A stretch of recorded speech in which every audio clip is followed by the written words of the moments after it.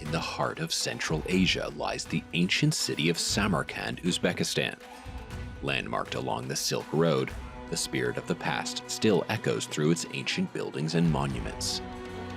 But today, modern-day warriors from all corners of the globe descend on this historical place, each vying for 4 of the most coveted titles in chess. And a handshake. Magnus Carlsen gets the double.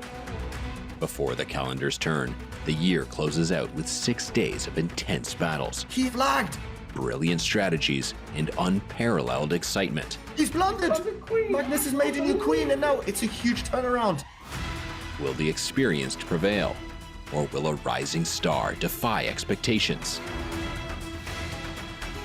Let the games begin. This is the 2023 FIDE World Rapid and Blitz Championship, and it starts now.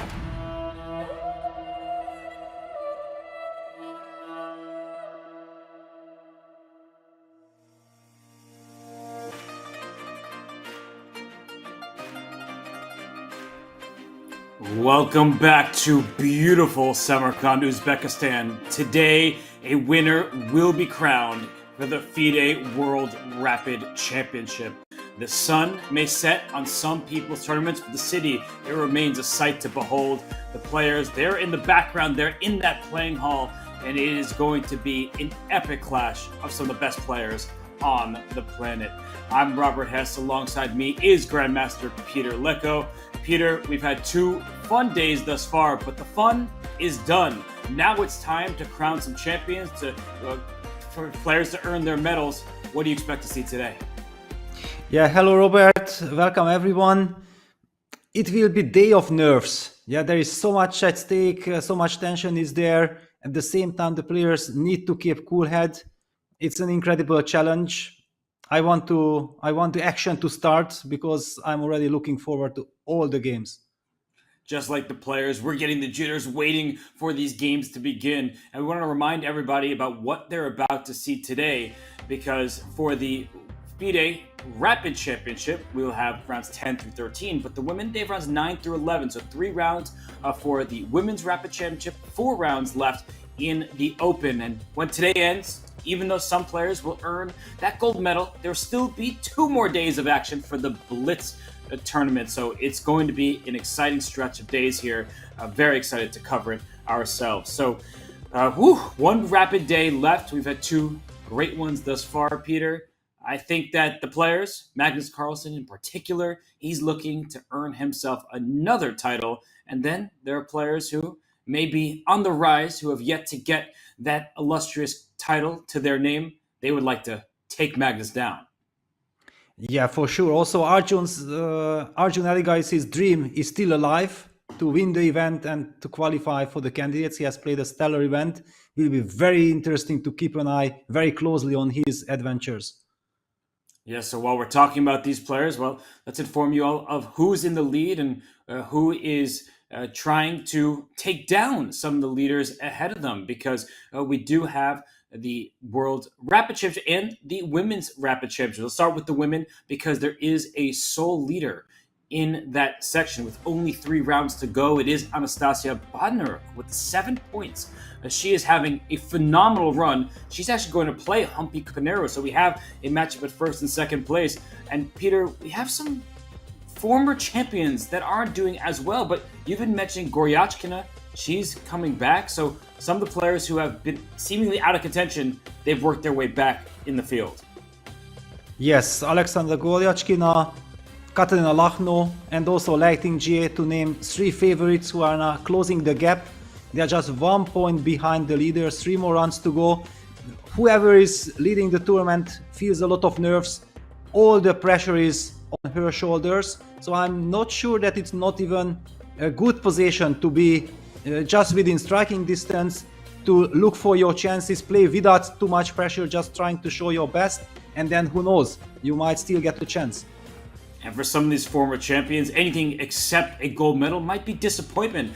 So let's look at some of our past champions, because we started this about a decade ago, and we began, as you see here, with Cheparinov. In 2014, she won the Women's World Rapid. In 2016, it was Anna Muzychuk representing Ukraine, had a great showing there. Zhu Wenjun took the crown in 2017. She is the classical Women's World Champion. Zhu Wenjun, no surprise, won a second time in 2018. Humpy Conero in second place in this year's event, won in 2019. And in 2021, the chess queen Alexandra Kostenyuk, she took the title.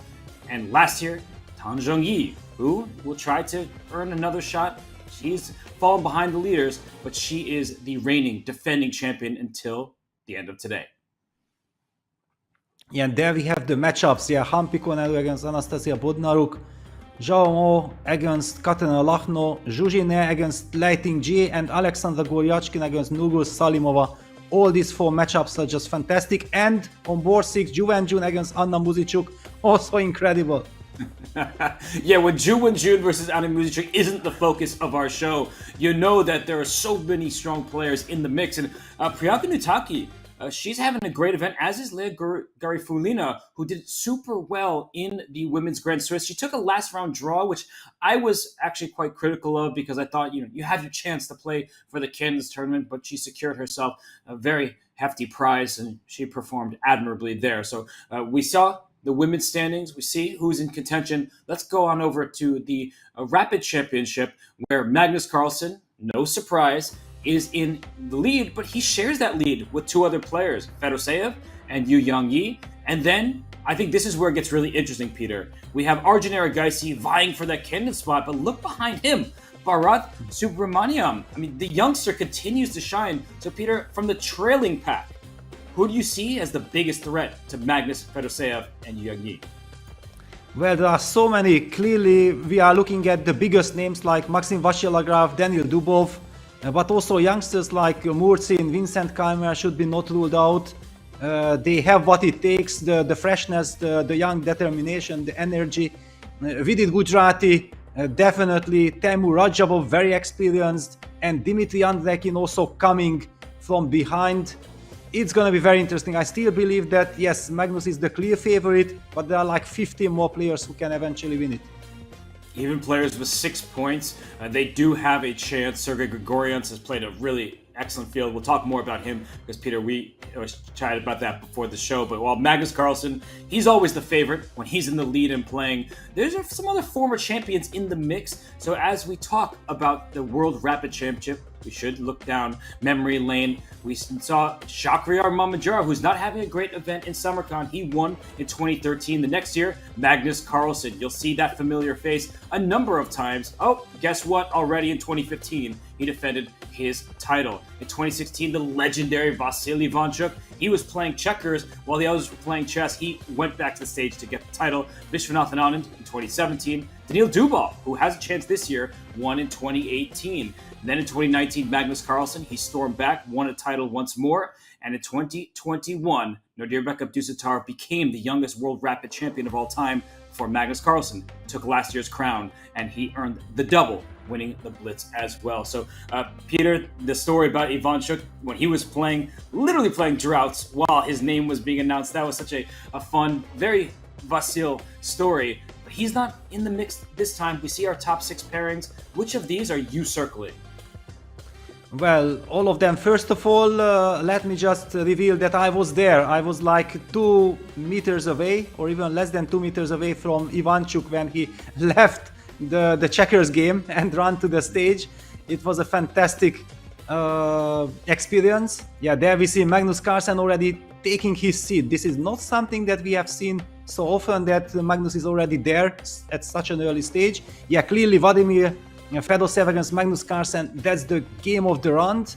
But Yu Yangyi against Maxim Vachier-Lagrave is also very interesting. Yeah, we're spoiled for choice. I mean, while there are arbiters and people in front of our cameras here, Kirill Shevchenko, Daniil Dubov on board 3, Apuya Idani board 4, all these great matchups, even down to board 12, where Nodirbek Abdusattorov, he's still in the hunt. If he can string together a series of wins, Fabiano Caruana on board 11, Levon Aroni on 10, Yana Nepomniachtchi, Dmitry Andreikin is playing Bharat Subramaniam. And Peter, you and I spoke a lot about this. Vincent Keimer against Volodar Murzin, the battle of the teenagers. That will be one for many people to keep their eyes on. But Dmitry Andreikin in particular, he's somebody that we know can win this title. I didn't speak about him a single time yesterday, and he's still in the hunt. Yes, exactly. Actually, all the players also with 6 points, yeah? 1 point behind the leaders are incredible names. And we can have this feeling that they might be able to start winning game after game. Yeah, for example, Jan Nepomniachtchi, if he starts Fabiano Caruana, Abdusatulov, Alexander Grishchuk, Levon Aronyan, they are all there to still get their chance to fight for, maybe not for the title, but definitely for the podium. And this is somebody who's had a podium finish before. Dubov and Arjun Erigaisi needs not just a podium finish, but a first place finish to make his way to the top of the FIDE circuit leaderboard and into the candidates. He's facing Ivan Cheparinov. We see Yu Young-yi with the white pieces taking on Maxime Vachier-Lagrave. There's a handshake between Magnus Carlsen and Vladimir Fedoseev. And Peter, I want to highlight something about this matchup, the board one matchup. Both of these players are actually disappointed. They're in a tie for first place, but they were both on the verge of winning their games in that latest round, and you saw it on their face. Magnus was really upset with Vincent not winning that game, and we saw Fedoseev have an actually winning position against Yu Young-yi. So as the ceremonial first move is being made, these players are going to have to forget about yesterday, because today's a new day, and it's the last day at the World Rapid Championship. Wow, and the handshake, will we see E4? That looked like a no, D4. Exactly. That's why I was so shocked. I was certainly expecting a Catalan, but it's not a Catalan, it's a Nimzo Indian. And with knight F3. We see a bishop on B4, and now it's up to Magnus, because it's early in this game. So many options. You can castle, you can push your queen's pawn up 2 squares, you can even fianchetto your light square bishop. I would be curious to see what kind of mood Magnus is in, because you don't want to go all in this early. 4 rounds in this day with the black pieces against someone as strong as Vladimir Fedoseev. Peter, what approach do you think Magnus is going to take? It's a very big question. I did check some of Fedoseev's games, and he has already played this line in the tournament. That game featured c5, and he answered it with e3. So it was also interesting. Magnus certainly have seen that game, but I'm pretty sure that he was primarily focused on the Catalan, because that's also what I was expecting most from Fedoseev. Now, of course, Black has the chance of going simply castles. That's my move. But those lines are very sharp, and I'm not sure if Magnus feels like going for some move theoretical battle. He can also transpose simply to Ragozin. It would also not surprise me. And of course, he also has the Queen's Indian spirit with b6. Many options at this early point of the game. And I was focusing, he just took the knight on c3. So unprovoked. Yes. Usually Black waits for a3 to take on c3. Fedoseev, of course, takes back on c3. I am surprised, but I think we understand Magnus's intention. He's playing for an imbalance, these double c-pawns. Those are potential targets. So yes, we agree, this is a huge game, and that was a pretty huge moment, an indication, Peter, that Magnus wants to fight. Yes, certainly. And while I was highlighting the moves, I was thinking like, oh my God, Magnus might take on c3 just to troll me. Yet, Peter, you definitely did not show that to the public. Well, trolling or not, no matter who he's trying to troll, he has to play well with the black pieces, because what he's just given in exchange for ruining White's queenside pawn structure is a pair of bishops and the center, as you are highlighting there. E4 is coming soon. The light square bishop hops out. The dark square bishop, only White has one of those, and it can go all the way up to the G5 square, creating pins and threats towards the black king side. So Magnus, he is the one who opted for this material imbalance, and now he is trying to go in the center himself. But this is one of those types of moves that you can't obviously take back. One side has the bishop pair, the other has the healthier pawn structure. Still healthy position for both, but Peter, I like the direction we're heading.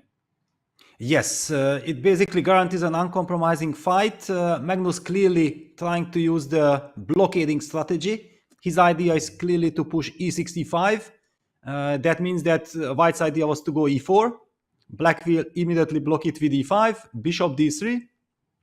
And then the point is that usually in this type of positions, White knight on f3 is slightly misplaced. One of the dream scenario is something like knight d2, knight f1, and get that knight to e3. However, it takes 3 moves. In the meantime, Magnus will probably push e5, follow it up with short castle, knight c6, so he might keep the king in the center for the moment. It's a lot of finesses, lot of strategies involved here. And I saw a chat that we featured, which is a very good point, that without the inclusion of a3, the chatter said this should be good for white. And it is good to not have to waste the tempo to force this trade on c3. That is true. But I wouldn't necessarily call this... It is good for white, but it doesn't mean that black has done anything wrong. That's how I'll phrase it, because this is Magnus's intention. The engine does prefer white. We're not going to deny that. I think that's clear to both the players. You didn't have to waste a turn to encourage this exchange. But what Magnus is really going for is this long-term imbalance with the double c-pawns, where what black often wants to do is maybe play c5 himself as well, bring his knight from c6 to a5, put his pawn on b6 and his bishop on a6. This is maybe a lot for some of our newer audience members to take in, but you pile up pressure on these double pawns on the c file, in particular the c4 pawn. That's one of the big plans that black has, so white has to be ready to meet it. And did you just see the move that Fedoseev played, Peter? a4. So he chooses to jump forward with the a pawn, maybe trying to make it more difficult for black to execute this plan of knight c6, knight a5, and so on. Yes, a very interesting move.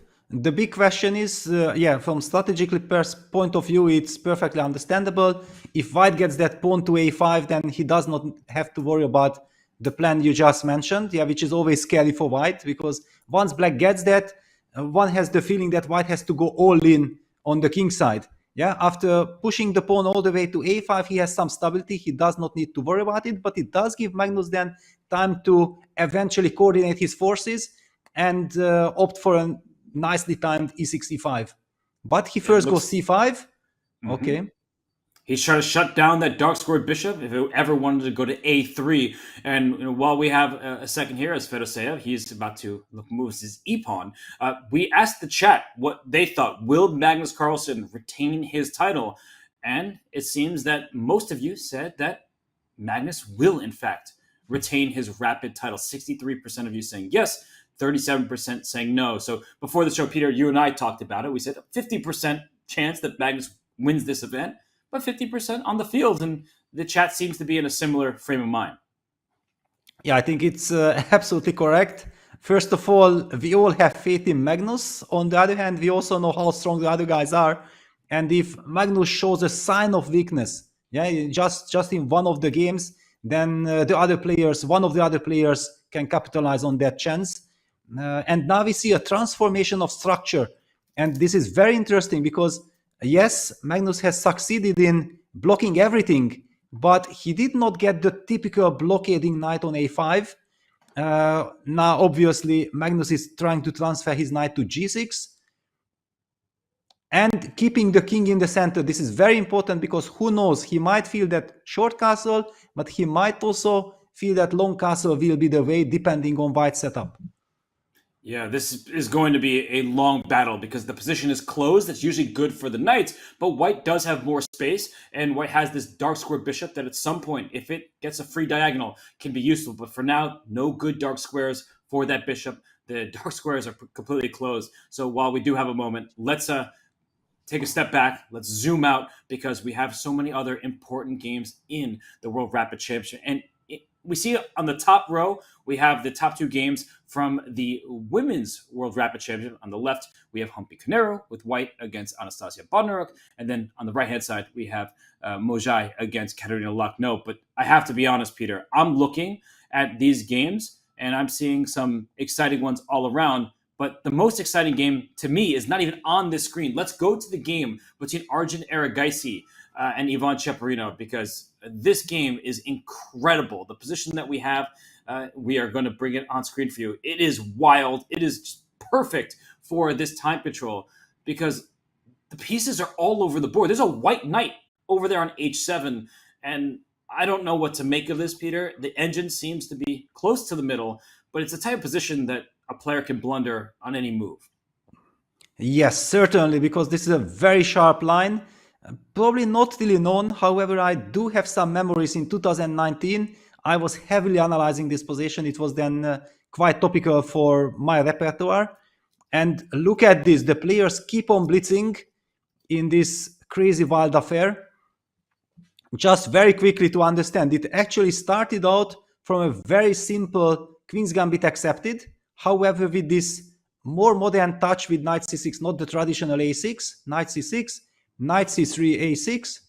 And now White has this energetic way of trying to punish Black's move order with d5, Knight a5, b3, b5 hitting the bishop retreats to d3, b4 hits the knight. So if White is not willing and ready to sacrifice the piece, then he should have not played like this. Then the pawn on d5 is just falling. So d takes e6 is the idea. B takes c3, e takes f7, king takes f7, and e3, e4. Yeah, that was the key move already that I started analyzing back in 2019. It was very tricky, but I felt like, yeah, if Black is perfectly prepared, he might be okay. But very interesting way to play with White. Let's see the game. Bishop e7, knight g5 check, king e8, e5, knight g4, knight takes h7. That's how the knight landed there. The bishop is going to g6. Cheparinov playing queen d4, h3, knight c6 check, king d8, hg4, and we have finally reached the current position. You know what's so funny about this line? It looks like Black did take on g4 and queen d3 was played. So Arjun Erigaisi, there's that famous interview or post-mortem with Viswanathan Anand where Arjun won a game. He played like 30 plus moves of preparation. And then Vishy asked him, okay, like when did your preparation end? And he just rattles off even more lines. Like his preparation seems endless. I mean, it just seems like he knows every position under the sun.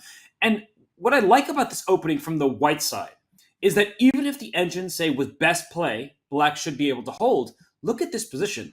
It's still really sharp. And there are some famous examples of this and some forcing lines where if you find every single best move and you remember it all, you make a draw by force. But I don't see the forced nature of this position, Peter. The attack can rage on even without queens. Like if you swap queens on d3, the open d file could be bad for the Black king. And let's talk about material for a second. White is currently up a pawn. And even if the e5 pawn drops, Black has these maybe overextended pawns on the queen side that White can go after. So this is a messy position, but Arjun seems to know it better. Yes, on the other hand, at some point, the preparation has to end. And I also believe that Cheparinov, knowing that he's a great theoretician, he more or less sensed that, yeah, this should be a dangerous direction. So he made sure to know it as long as he feels that, okay, at least there is stability. Of course, the lines are going forever. You can never remember them. Also, I believe that there is this kind of new trend in the chess world, yeah, that in order to succeed, you have to play a million different openings. And then if you have to play so many things, then it's so difficult to remember one specific line till the very, very end. Yeah. So chess is changing, and it's very interesting and practical to try to test your opponents like this. Didn't you have a situation like this where you played against Sergey and then Hikaru played against Sergey and some really deep preparation? And then, you know, it's like if you don't remember every single move, the game is a draw. But sorry, if you remember every single move, pardon me, the game is a draw. But if you forget one thing, the position just collapsed. Am I remembering that correctly? Or was that not you as one of the players in the earliest games?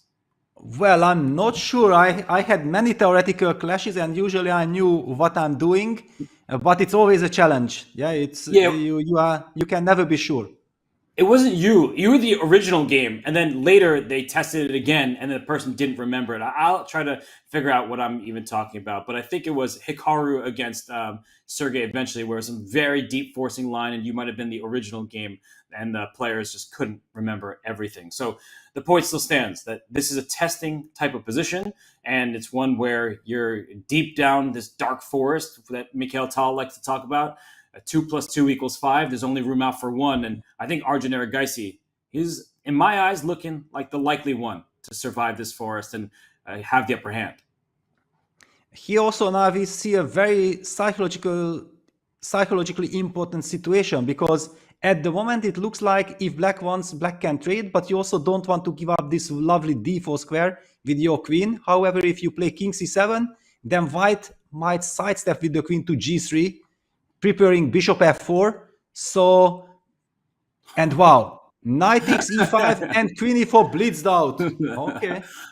I honestly am just afraid of Arjun Erigaisi's preparation. And we see that he's attacking this rook on a8, and he didn't want to fix black's pawn structure. If he traded queens, that c pawn becomes a d pawn. No longer does black have double pawns that are isolated. So queen e4, the rook on 8 is under attack. The bishop protects the queen. The bishop also protects the knight. And for good measure, the queen on e4 protects the bishop on g6, which is under attack from the knight on e5. So all of white's pieces are defended for the time being. If the bishop on c1 comes out to either e3 or f4, we are going to start seeing some issues being forced. And I like white's position still because of the healthier pawn structure. And the white king isn't perfectly safe, but it does feel safer than the black king. I know, Peter, that maybe I'm having that Arjun Erigaisi just trust in him, but also the way that Ivan Cheparinov is spending time, I fear for him. Yes, that's exactly the problem. Yeah, if we would be talking about this position and we know that both players are already long ago out of their preparation, I wouldn't be so skeptical about black's position, because those keeps on blitzing and white knows the compute evaluation, white knows the computer moves in this position, and we are talking about a rapid game. Look at this. Ivan Cheparinov is now down to 7.5 minutes. He is 7 minutes behind on the clock. This is quite scary. Let's even try to find moves for Cheparinov, because I think to our audience, the most obvious looking move is queen takes queen. I mean, there's a queen trade being offered. That queen is attacking the rook. But I just want to show that once these queens come off the board and black slides the rook on over to, I don't even know where, c8. That doesn't look great either. But just to put the next to a7. Yes. Yeah, bishop f4. The black king, it is in the center. It's going to be attacked. And that knight on h7, it can jump out to g5 at some moment, and it's hard to put more pressure on it anyway. So the c3 pawn with rook c1, rook takes c3 coming, it's just not a pleasant position to play from the black side, which is why Cheparinov, he moves his king, but it received a question mark, Peter. It's not the best move according to the engines, but will it take Arjun at long last out of his preparation? I think that's the even more important question, is like, can Arjun make a mistake here because he doesn't know this move? Well, honestly, it's the most natural human move. Yeah, you want to connect the rooks. Very importantly, you want to evacuate the king from the d file. Yeah, because okay, it just does not feel right. And the most important thing, that after bishop f4, humanly speaking, you have the move bishop d6, and it does feel that it's kind of stabilized the situation. Somewhere we might be hoping for some knight f3 check with the bishop on d6 against the bishop f4, because there is then potential pressure on the f4 bishop as well. So much to think about. I honestly say that I like the move king c7. Maybe it's a mistake, but it's just a natural move. And the feature chat is perfectly timed. Evaluation is a bit harsh sometimes.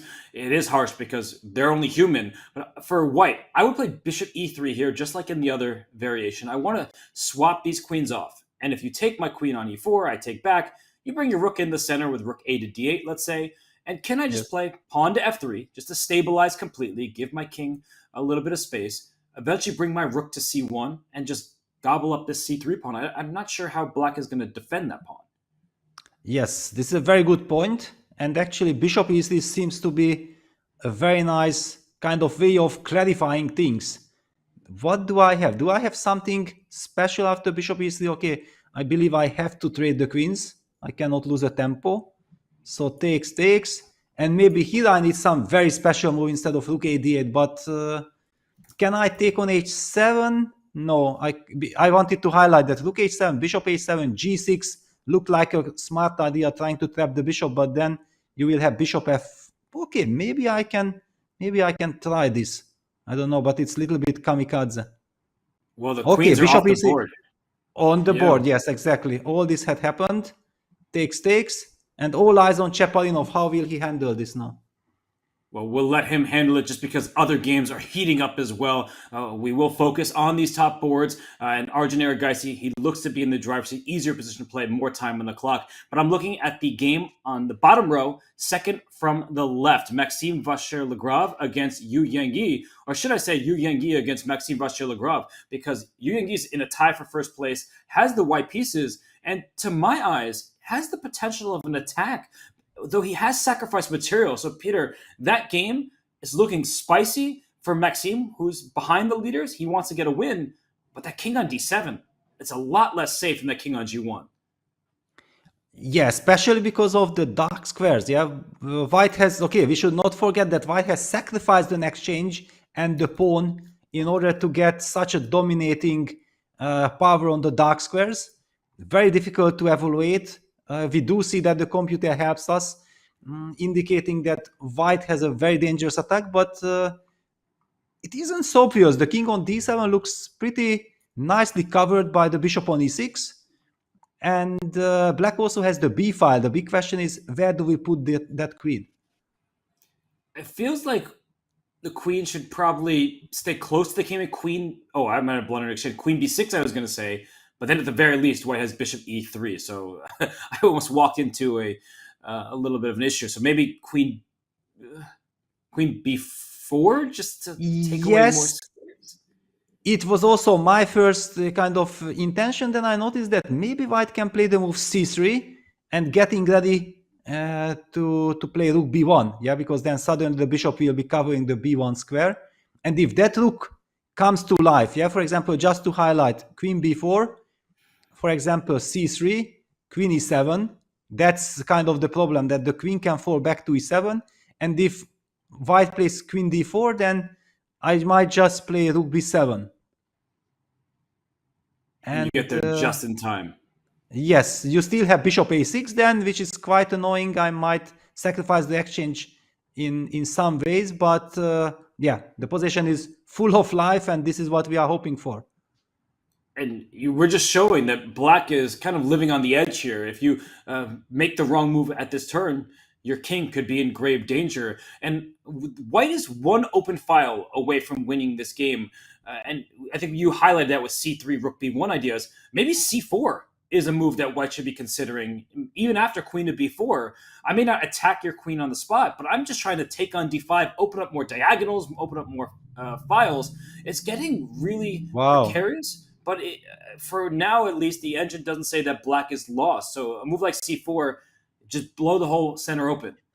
Yeah, wow. Actually, now that you mentioned this move, it looks really very interesting because rook b1 is coming. Now queen e7 is much less effective because then after queen d4, we are not only hitting the rook, but we are also already probably getting ready to open up the center. That's the reason then why Maxim is taking his time. We do know that Maxim likes to play quite quickly to try to put as much pressure on the opponent as possible. But he has slowed down. He feels the danger.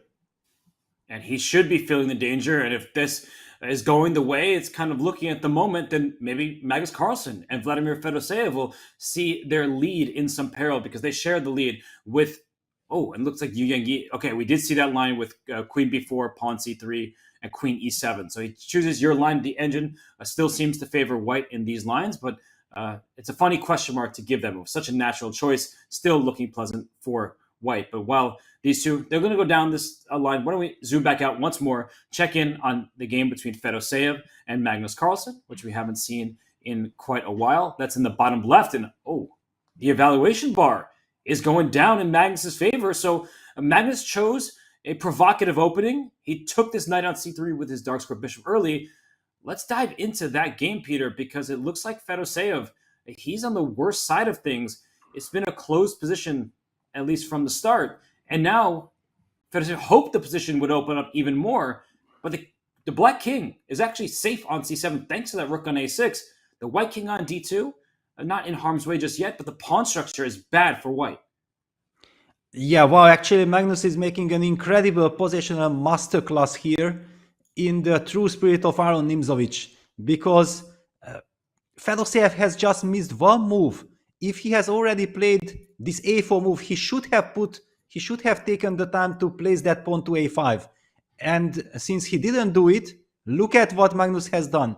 After h4, h6, bishop e2, he starts the journey with the king, king d8. King is going to c7. Again, white should have put that pawn on a5. Instead, what happened? Black gets everything in with a5, fixing, and then knight b6, rook a6. What an incredible idea. everything plays perfectly. We don't have time to be dealing with all the finesses, but let's just appreciate how beautifully Magnus coordinates the forces. We see some question marks coming in and there, but they are very deep moves. And look at this, everything works to perfection. Magnus gets exactly what you are dreaming of. Rook a6, the key idea of black's construction, making sure that the knight on b6 is beautifully protected. The pawn on a4 will be a forever weakness. And that's how we reach the current position. And we have a great question. Isn't he threatening to put another rook on b1? If white could put another rook on b1, that would be great. But there's that problem of the bishop on f5 that forced the rook off b1 to begin with. So that would be a dream come true for white. But now that the queen slid back to d1, probably to keep the light square bishops on the board and to reroute the pieces, well, now your rook on b2, it's kind of stranded. It's not really doing that much. And the resources they're wearing thin. The a4 pawn is threatened. The queen is defending it. You're defending a measly pawn with your best piece. The c4 pawn is going to be a long-term weakness thanks to that knight on b6. So Magnus is going to try at some point to trade light square bishops if he can, because then c4 will just drop. I played, Peter, the Gingy Indian from the black side growing up, so I'm very accustomed to having positions just like this one.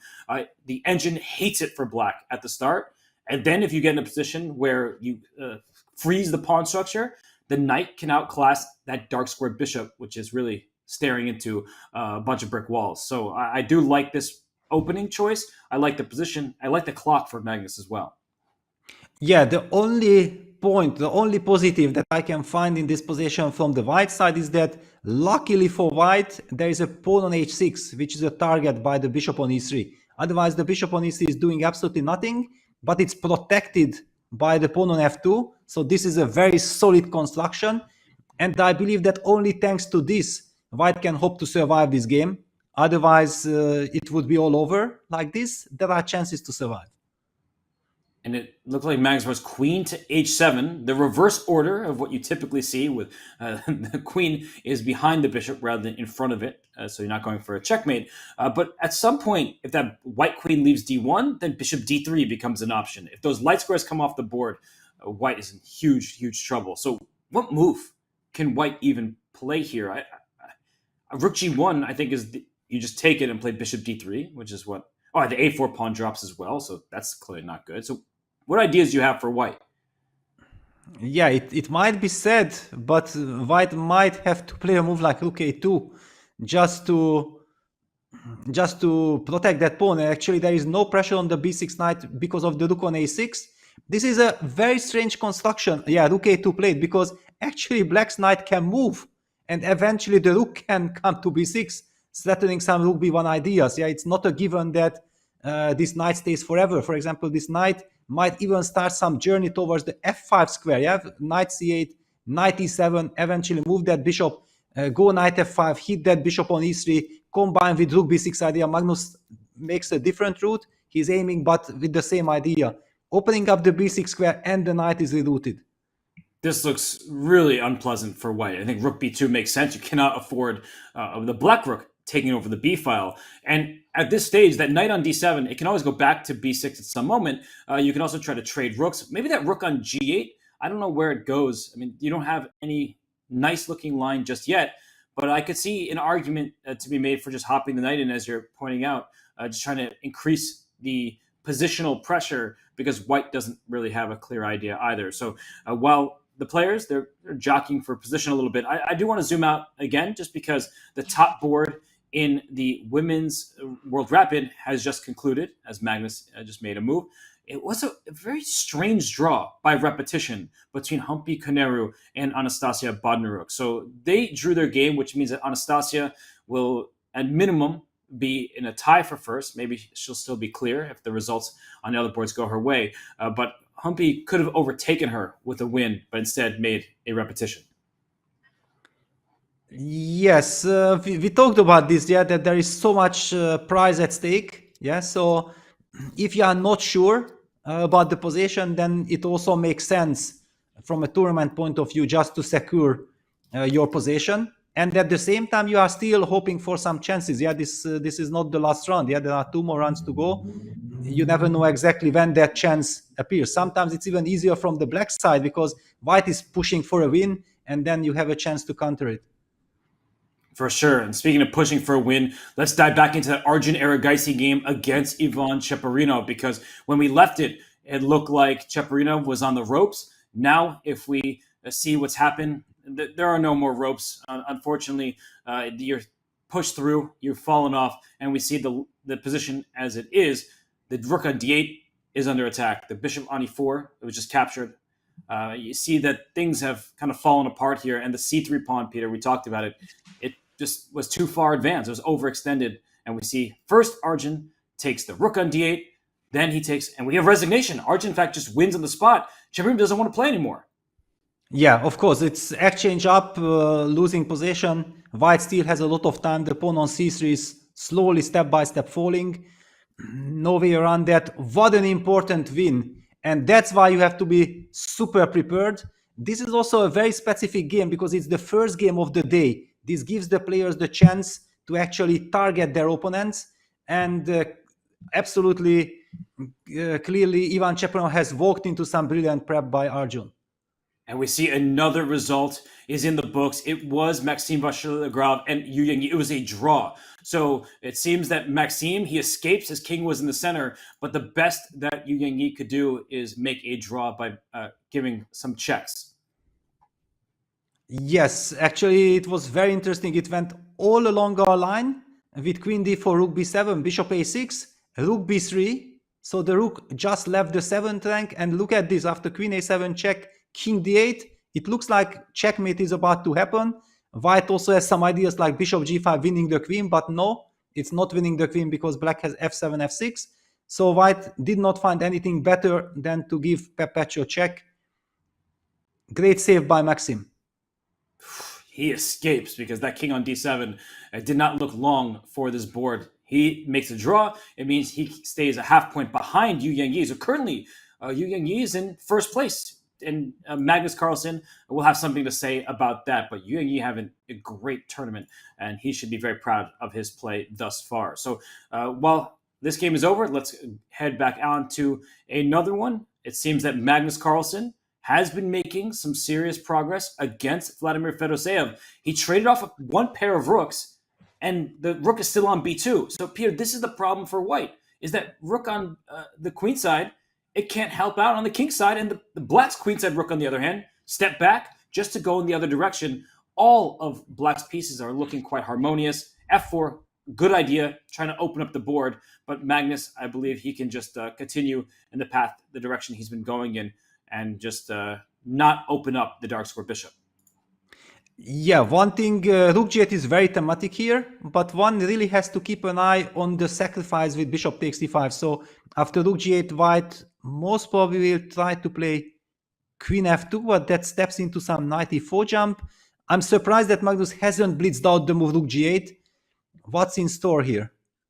I think queen f2 actually helps black, though, because you're keeping an eye on c5, but after rook g8, queen f2, and he just played rook g8, and I just saw his hand bring the rook over there. I think knight e4 with rook g3 to follow. Like, you just get one tempo after another, and it does feel like white's king is going to be too exposed, too much danger in front of it. The c3 pawn will also be targeted. And if you go in the other direction, instead of allowing that knight jump with a tempo, say queen h2, maybe it is time for black just to close down the center with pawn to e4, and that rook on b2, it's not in play. Black has a passed pawn. The dark square bishop can hardly be called a bishop. It's really not doing all that much. I think e4 at this moment is a good call for Magnus. Yes, absolutely. Just shut the game down. No more sacrifices possible. And eventually, white will just invade on the g file. Yeah, that's one idea. Black has also ideas of trading the light square bishop. Yeah, there we go. e5, e4 on the board. It's a strategically winning position for Magnus. And this rook on b2, it's out of play. So I think that a lot of people would be tempted to move the bishop, try to get that rook on over to the g file. But the pawn structure as it is it's too vulnerable for white, because if you played bishop f1, trying to get your rook to g2, well, even moves like knight g4 come in. Right? There are forks and issues there. If you go in the other direction with bishop to d1, this is like quintessential Magnus. If the bishop goes to d1, queen g7, you wanted to go rook g2, I'm taking away your only idea. I'm controlling the only fully open file. This looks painful for Vladimir Fedoseev. Yes, it's so difficult to find moves at all. Basically, the whole strategy started by bishop takes c3 on move 4 has worked to perfection. You couldn't have even imagined a better scenario than this. Now, this is just a beautiful game. Oh, and if rook b1 is your move, and look at this, you want to move your king, then get your rook onto g1, but it just feels like white is a couple moves too slow, and the a4 pawn remains a weakness. The h5 pawn remains a weakness. So can't Magnus start targeting some of these pawns? Queen d7 makes perfect sense to my eyes, and then bishop g4 to follow if you need, just to trade off the light square bishop. Can't imagine enjoying this from the white side. Yeah, not at all. Also, white's king still has to find the way. Where do we go? Yeah, that's why queen d7 looks very sympathetic, because we target that pawn before white really somehow coordinates his forces. And Magnus brings his queen to d7. It just no way to defend both sides of the board here for Fedoseev. He can't get active that I see. I mean, he can go queen h4 and attacks the knight. That at least forces black to make a decision. What would you actually do after queen h4? Would you move your knight, or? Well, first I would be thinking, yeah, because I have a very pleasant choice. Even ideas like rook g2 eventually are possible, but then I would like to highlight that some queen takes f6, rook takes e2, bishop takes e5, and all of a sudden white gets some chances. We don't want that. Yeah, okay, white goes bishop d1, protects the pawn, but then why did he play rook b1? Magnus immediately going for bishop g4 idea. I think that Fedoseev went rook to b1 just to make a move. I don't think he has a clear plan, and that's been the case for a while. His pawn structure is really poor, and bishop g4 is saying, I am going to take all the light squares. And look at white's pawns, a4, h5, c4, all on light squares. So trading the light square bishops is a great play from Magnus Carlsen. He is going to win at least one pawn and probably the house. Yes, before we talked about, or I mentioned that at least the dark square bishop from white was cemented with the pawn on f2. Once white pushed f4 and black pushed e4, all this angle has been lost. The bishop on e3 is a horrible piece. It does not target the h6 pawn anymore, and it's not defended, and that's the other key. The construction is just terrible. And we see the chat saying Magnus playing this perfectly. He is. He understands these positions very deeply. And, well, to be fair, I don't think you need to be Magnus Carlsen to win the current position just because of how nicely placed his pieces are. And I like what you're saying. I would think about taking the pawn on h5, but who needs that pawn? In fact, taking pawns only opens some lines for white's pieces. So as you're pointing out, bishop f3, rook g2, queen f5, just to keep everything defended. The h5 pawn's not going anywhere. Keep that bishop on e3 shut down. Oh, goodness. This is just... Yeah, queen f5. I'm loving it, because if black would have started with bishop f3, that's why I also immediately put the arrow queen f5 also, then white could have hoped to play f5, open up this diagonal, and then threaten some tricks with bishop takes e5. Magnus says, no, I just block all your ideas, and then please make a move. It's funny because, as you're saying, it was like a one-move idea that probably was still winning for black, but why give your opponent any hope? He is just stamping that out, and look at this. The queen on f5 attacks the h5 pawn as well, protects the knight on f6, bishop f3, rook g2, as you said. White is essentially playing like multiple pieces down, and king b2 is finally trying to get this rook in the game, but I think you can collect. Is it possible just to take this pawn on h5 and say, thank you for the nice battle here? And Magnus does it, but pieces are falling off. Yes, okay, but if it's a tactically winning position, then why not?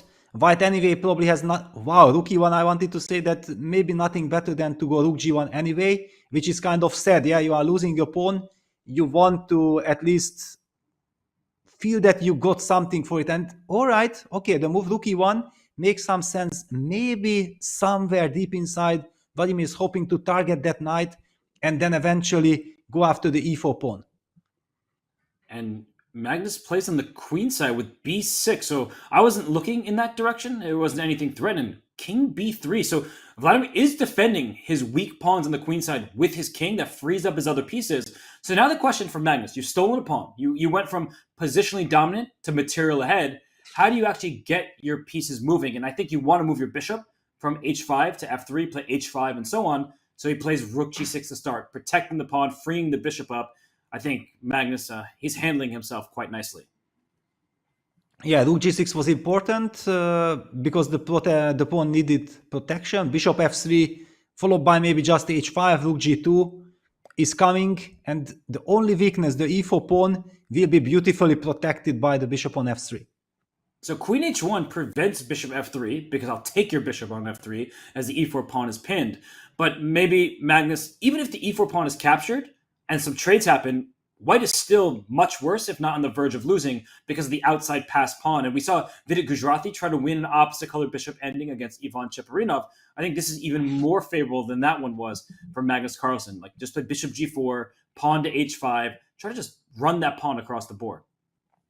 Yeah, but still, I would also say that we have to give credit to Fedoseev that in such a horrible position, which looked like it's about to collapse, he actually finds some harmony. Yeah, this king went to b3, rook e1, this queen h1 idea. Yes, the position is bad, but he's fighting, and Magnus will still show some accuracy here.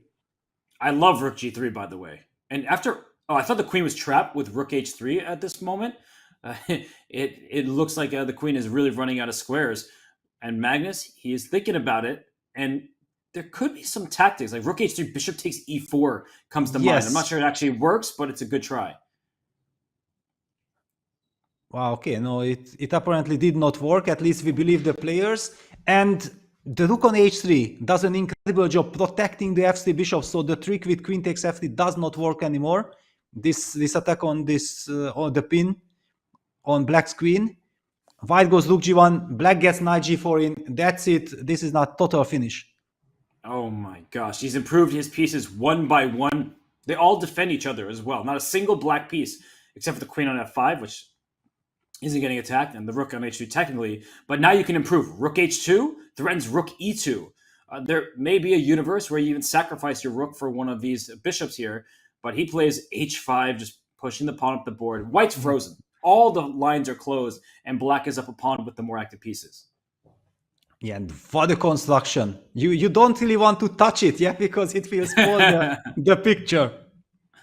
Yeah, if rook h2 now played, move later, but I don't know what Vladimir can do. Like, well, he will play queen g3. Yeah, rook h2 played queen g3, and we might be seeing the action sacrifice with rook takes c2 and then e3 check, and then just entering with all the pieces. But maybe there is also no need for this fancy business.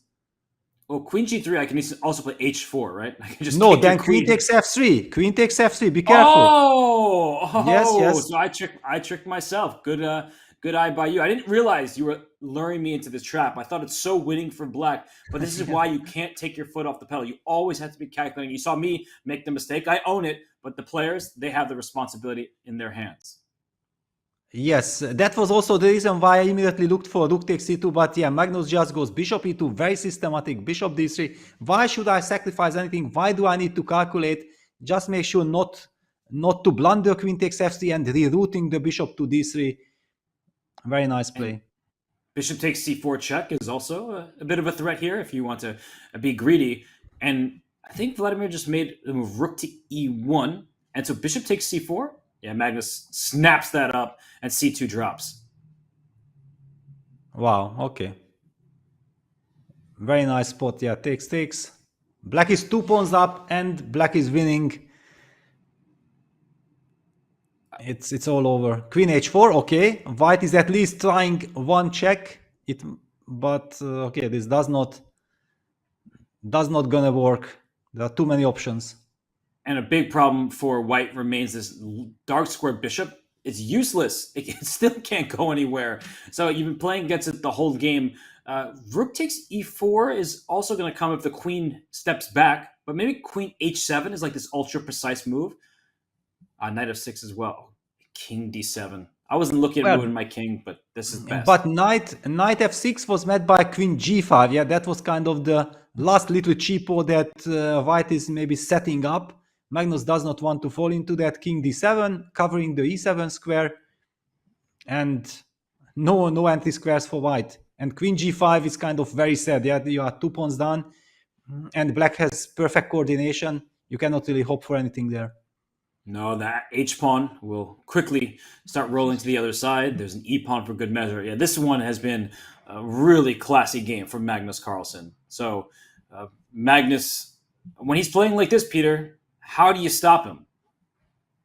Well, by playing equally good from the opposite side, but the players are apparently not able to do that. Magnus just outclasses them, and it's really fantastic to see. It's a dream come true for any Nimzo Indian players. And this looks like a checkmating net. Rook b2 takes away the king's last escape squares, but how do I deliver the last check? That's what I'm trying to figure out. So I have you in the mating net that I want, but how do I actually checkmate you? Well, with some queen sacrifice and knight e5 checkmate, but you are not obliged to take my queen, yeah? That's a problem. I'm just glad that I'm getting you to help, do the puzzle rush tactics here. We're going to find the checkmate somehow. Yes. But I think that Magnus might even not get distracted by any checkmate. He just wants to win the game. That's what really matters for him. He still has 1.5 minutes. So what you're telling me, Peter, is he might play a move like Rook h2, which invites Queen g5, trade the queens, and go into some kind of winning endgame? Oh, Rook g2. Could be on that. Yeah, but on the other hand, the position looks so winning. Yeah, Rook g2, he makes sure no Queen g5 is possible at all. And then please make a move with white. Nothing really moves. What a demonstration. I really do feel like I'm witnessing art. And he's just shut down any hopes that Vladimir has had this entire game. The queen just slid back to h1, so the rook on g2 is under attack. You can bring your knight back to f6 perhaps. I don't know if you want to calculate all this because the white king may be able to escape. So if you're Magnus, why even calculate that? Just move your rook to safety. Either rook g3, attacking the bishop, which is what he just chose. Oh, what a game. Yeah, well, what a game from Magnus's side, and Fedoseev probably is thinking about, okay, let me get over this, yeah, because this is a total torture.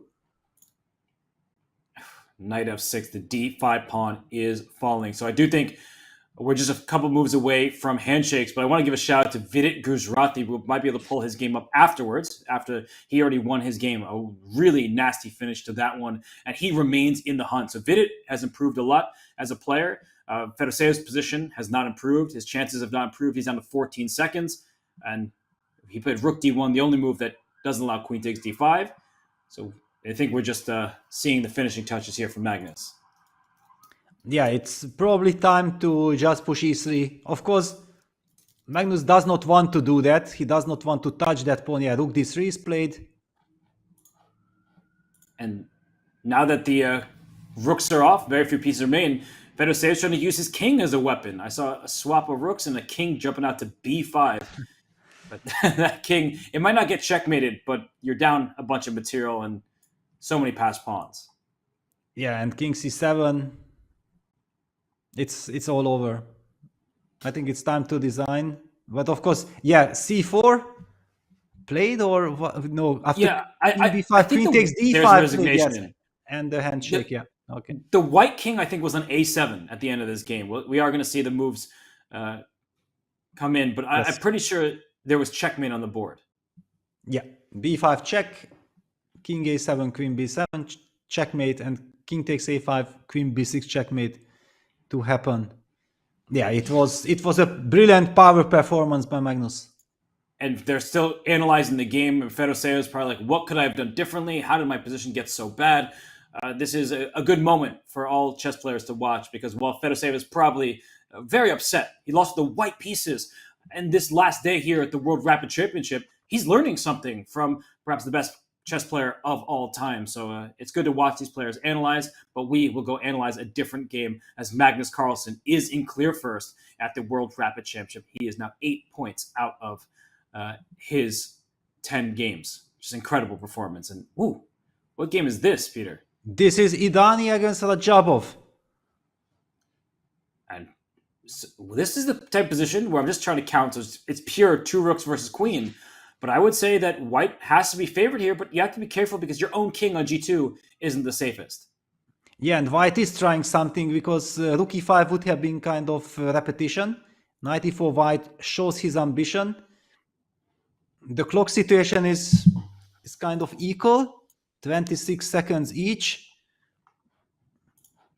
Okay, What do you think? I think that white has to be in the driver's seat. That knight gets to g5 and a rook slams on e5. You're just forcing black backwards, and that c-pawn, while it's a passer, it's great. It's not moving anywhere anytime soon. Well, Teemu went for queen h3 check. King g1. Bishop d5, yeah, putting some pressure. That was my kind of question, that is white able to stabilize, or is black too active? Can knight g5 be played? That was my question. He went knight c3. The g3 pawn is untouchable. So the bishop moved back to e6. That's keeping on a safe square. A pawn f7 is critical here. How do you make progress at this stage?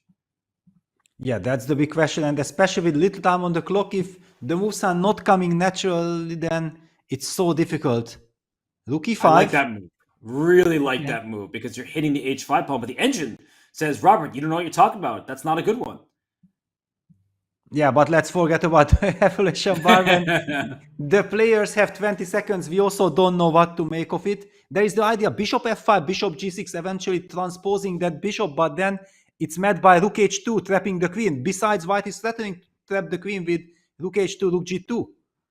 And he went king f8 for that reason. So he avoids this potential pin along the g5. But knight e4, wait a second, where is that queen going? Yeah, he needs to move the bishop, but then rook e8 check might appear also, some tactics like this. I think he went f5. But after f5, rook h2 traps the queen. Played. It's over. Finish. Oh, and there's the handshake. Rajabov is very upset. Idani talks about the game. I don't think Rajabov wants to speak about chess anymore, but Puya Idani, one of these unheralded players, someone that the public doesn't know much about, the Iranian Grandmaster, is in striking distance of the leaders despite not having a rating that starts with 2-7. So, Peter, we know about Puya Idani, of course, as being insiders, but I think the public should go quickly Google his name, see some of his best games, because Puya Idani just beat Timur Rajabov and goes up in the leaderboard. He's near the top of the standings. Yeah, absolutely. But we have non-stop action. I'm already jumping to the Jan Nepomniachtchi David Anton Giharo game. What are we seeing here? It does look like a draw. Yes. It looks like these drew. I think, yeah, it was even a repetition of moves. Okay. Then we continue our journey. We might be catching some more action. Fabiano. What is Fabiano doing? The game is still in progress. And what is going... Oh, this is a rook pawn, so it should be quite a straightforward draw at this stage. Are there any tricks here? Because the white king is actually in front of the pawn, and the black king is almost cut off, but I think you can keep checking this king forever at this stage. Exactly, yeah. It wasn't exactly clear from which angle are we looking at that position. But yes, no matter how we look, it's a dead draw. Wow. And I'm seeing some results. Abdusatulov has won. Andreikin has won. Yes, so many players that we talked about. Yeah, and that's it. Handshake there between these two extraordinary fighters, though agreed. Draw agreed here. Peter, let's go to the game between Rapport and Pichot, because it's the type of position that people do not get to see very often. I know they're quite far down in the pairings, but look at this. Oh, bishops. Wow. Look at this. 3 minor pieces against just a lone bishop. Yeah, okay. This is over. This is completely over. It's so over that white can even trade light square bishops and then go and win with the bishop and knight checkmate. Yeah, but he will not do that. He will just checkmate with the 2 bishops. Yeah, it's just no power to stop that.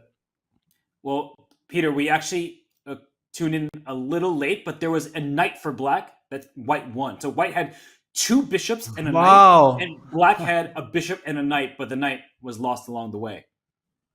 Okay, so okay, so this was the position. Yes, but even this is lost, yeah, because exactly it's 3 versus 2. If it would be 2 versus 1, the drawing chances would have been much more higher, but the two bishops are just doing the damage. And yes, we can come back to the current position, but this is just matter of time, and it will not even take too long. Black will get checkmated. But how often have you seen that, where one side has 3 Never. minor pieces and the other has 2 no pawns on the board? Yeah, never. And I don't really believe that I'm gonna see it ever again. That's why we were so fascinated by it. Isn't there a John Nunn book that has positions just like that? There's like the pawnless endings or something like that, where he goes through different types of final positions where there's minor pieces or rooks. But yeah, I've never really seen this myself, at least not in a live game. Yes, not at all. Usually, sometimes it happens with the exchange done. I do remember I had it against Vichy in St. Louis 2005 in the World Championship. There that I had 2 pair of minor pieces against Rook and the minor piece, yeah, and I had to defend. And to my surprise, Vichy actually, quite like a gentleman, like he's offered a draw.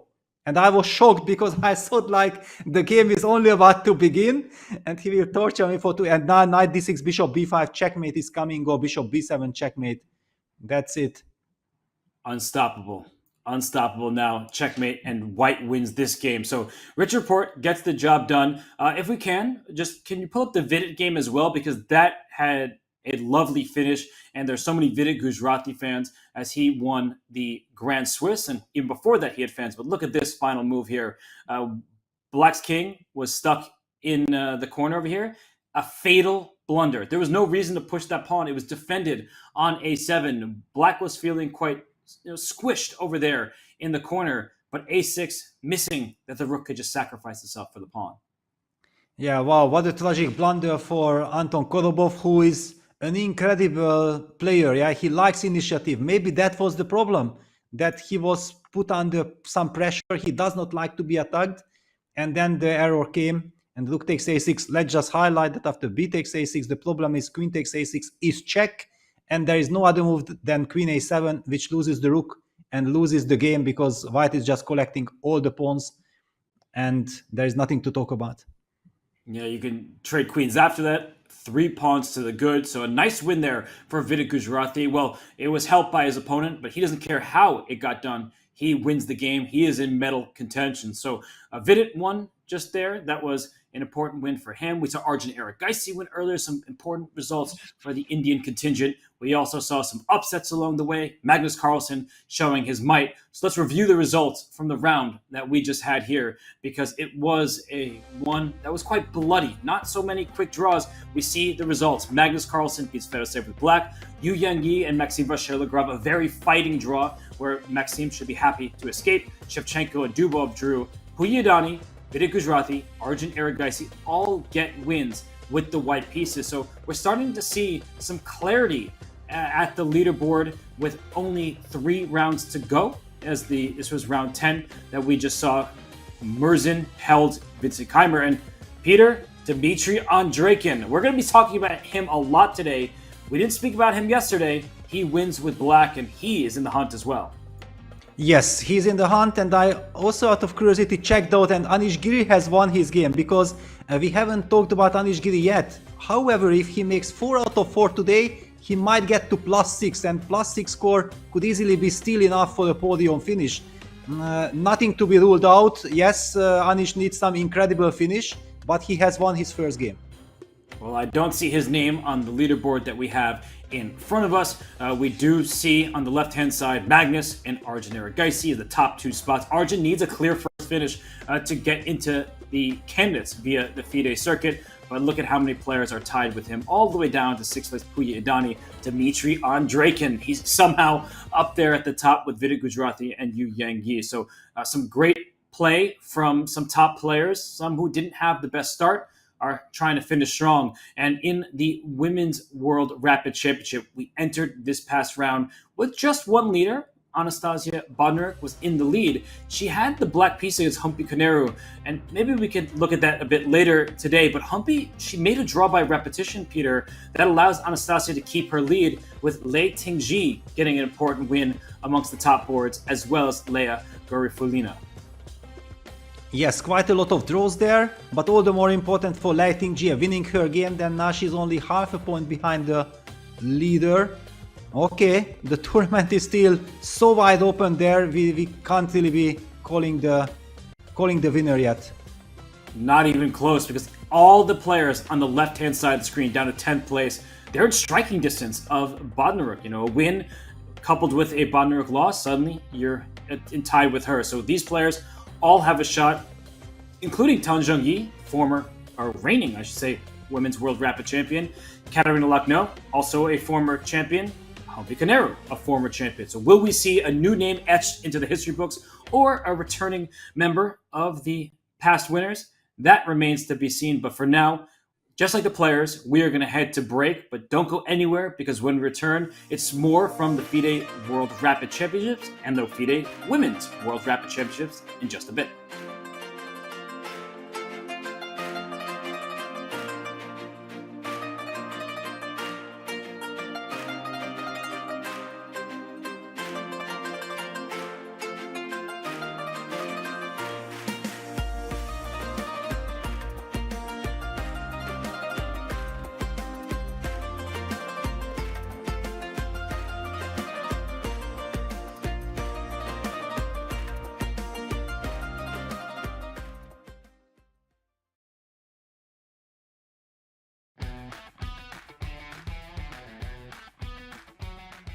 Welcome to How to Reassess Your Chess, the fantastic book that was written by the late Jeremy Silman. Recently passed away, but he has left a legacy of the concept of the imbalances that he elucidates so very well. This concept is really a game changer. Once you hear it, you can't really ever get it out of your head. A 1500 player didn't like to just attack, but Silman beat it into his head. Listen, you've got to attack when the king is stuck in the middle of the board. Looks like he might be able to take it back, but he said, no can do. Black decided to play bishop to c3, dropping a queen sack on the board. What kind of move is that? We see a mate threat that cannot be stopped, and of course, if you take the queen, rook takes, and mate on a stick. This is how Jeremy Silman's students play? Man, that's the kind of teacher you want to have.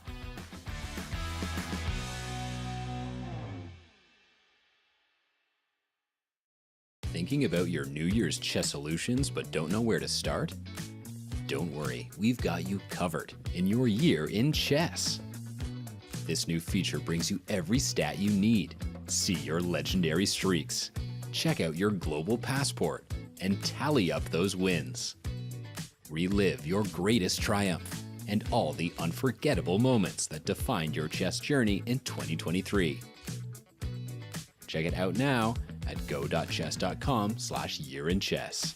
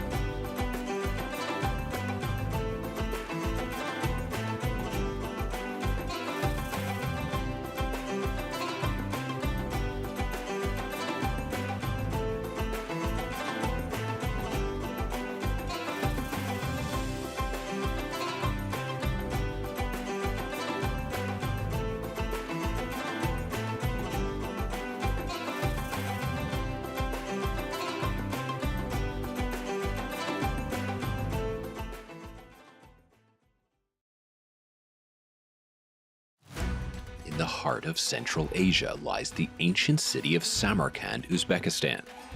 Landmarked along the Silk Road, the spirit of the past still echoes through its ancient buildings and monuments.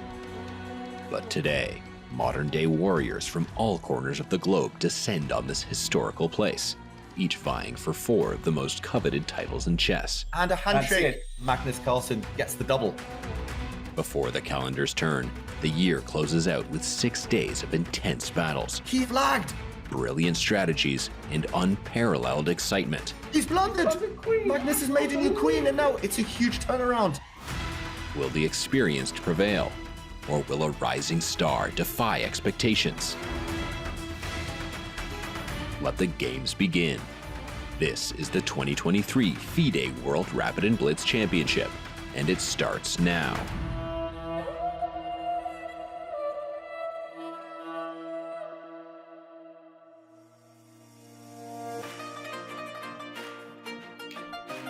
Welcome back to the action from Samarkand, Uzbekistan. It remains such a beautiful, historic city, so much history from the Silk Road, and Uzbekistan is home to the reigning Olympiad champions, spearheaded by Nodirbek Abdusattorov. In the background of that scenic, the players are taking their seats. I'm Robert Hess. Alongside me is Grandmaster Peter Leko. Peter, just few rounds remaining, 2 in the Women's World Rapid Championship, 3 in the Open Championship. So much excitement left, but the competition, it's whittling down. Few people have a chance to win the gold. Well, yeah, Magnus had a very important win, but we have seen all the other players also catching up wins. I wouldn't be daring to call it yet a one-man show. No, it's still too early to call that. But let's take a look at all the action what awaits us. Yes, well, Magnus Carlsen leads the World Rapid Championship. In the women's, we still have Anastasia Bodnarik as the sole leader. She entered today ahead of some players. Now, more are joining the pack because Lei Ting-jae, Jaimo, Lea Garifalina joined Humpy Koneru, who already played Bodnarik in that previous round. And I would say anyone with 6.5 points or more, including in 9th place, 13-year-old Miaoyi Liu, have a chance to win the gold medal. But I have to give her a shout out because we know about Katerina Lakhno, Goryachkina, Salimova, Tang Zhangyi, but Miaoyi Liu, Peter, she's 13 and she's 6.5 points after 10 games. Yeah, that's a brilliant result, and she's facing incredible opposition in every single round, showing her fantastic potential. We will be hearing from her a lot. But to me, what I'm very happy about seeing Lei Ting-jae after a slow start, bouncing back with tremendous victories. She has just taken down Churine, and she's already up there as well. Look at these matchups for the 10th round. I did misspeak. She's 6 after 9. Even more impressive does Miaoyi Liu. You see Bodnarik against Jaimo, Garifalina against Humpy Koneru, Tang Zhangyi takes on her compatriot Lei Ting-jae, and then Lakhno, Goryachkina, more compatriots, Salimova, the 13-year-old Miaoyi Liu, and we have Munguntul taking on Ju Wenjun on the 6th board. But I have to say, I think the top 5 boards really are where our focus should be because they have 6.5 or more points. Bodnarik with 7.5. Peter, it's wide open with 10 players vying for gold. Yeah, it's now also a very good opportunity for Anastasia Bodnarik with the white pieces, playing against the unknown Zhao Mu. We don't know clearly if Zhao Mu is there. On the first board, she has done some fantastic stuff, but it's not a household name yet. Yeah, so I can understand the excitement of Anastasia. If she wins this game, she makes a giant step forward. But the nerves, that's what it's all about. Yeah, typically in classical chess, we say how the first move is this big advantage. In rapid chess, that may still be the case, but with nerves, with such limited time on the clock, anything can happen. And we just saw Magnus Carlsen win with the black pieces. We've seen Lei Ting-jae and others win with the black pieces, gaining in the standing. So the leaderboard may have 10 players with 6.5 or more points, but I think it's going to be anyone's contest amongst them. And Bodnarik has the inside track. She has the white pieces. But as we keep discussing, Peter, you never know until the final round concludes. Exactly. I mentioned Lei Ting-jae. I was very excited. She has won with the black pieces, and then she gets a terrible pairing. She gets another black against the ultra solid compatriot Tan Zongji, that's that's kind of a heartbreak, because how do you continue fighting against your very good friend? But yeah, it's all also about Hampi Koneru getting her chance against the very young and very dangerous Lea Gadifulina. So much at stake. And then Katerina Lachno against Alexander Goryachkina, the two superstars facing each other. Well, you asked this question, how do you face someone that you're good friends with, that you're compatriots with? I mean, you have such a wealth of experience playing, Peter. Were there any people that you just hated playing against? Like you just say, I can't even face them because they're a good friend of mine or something like that? Yes, definitely. That's why I immediately felt for the Chinese players, because in a critical game, when you know exactly that you need to win in order to get a chance to fight for the title in the last round, playing against each other is just so uncomfortable. You know exactly, also hoping for your opponent. It's just a very awkward spot to be in, but the game has to be played.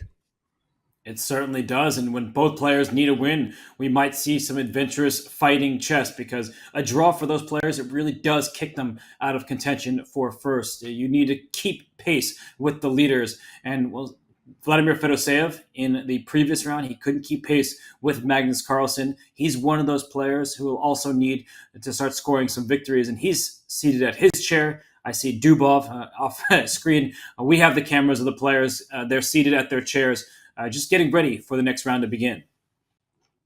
Yeah, we actually haven't really seen the pairings in the open section. Do we get that? I think Magnus Carlsen is up against Idani.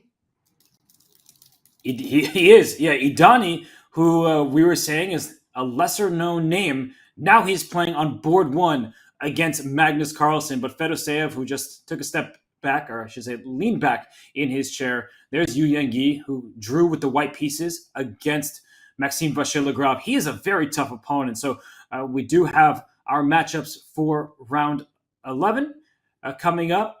And Yu Yangyi gets the black pieces against Dmitry Andreikin. So Andreikin has worked his way from not even in my mind to on board two in the penultimate round here of the Rapid Championship. Yes. Oh, not the penultimate round. Sorry, it's there are 3 rounds to go. Yes, this is the 11th round. Yeah, let's not get fooled. Yeah, there is still 3 more rounds to go in the open section.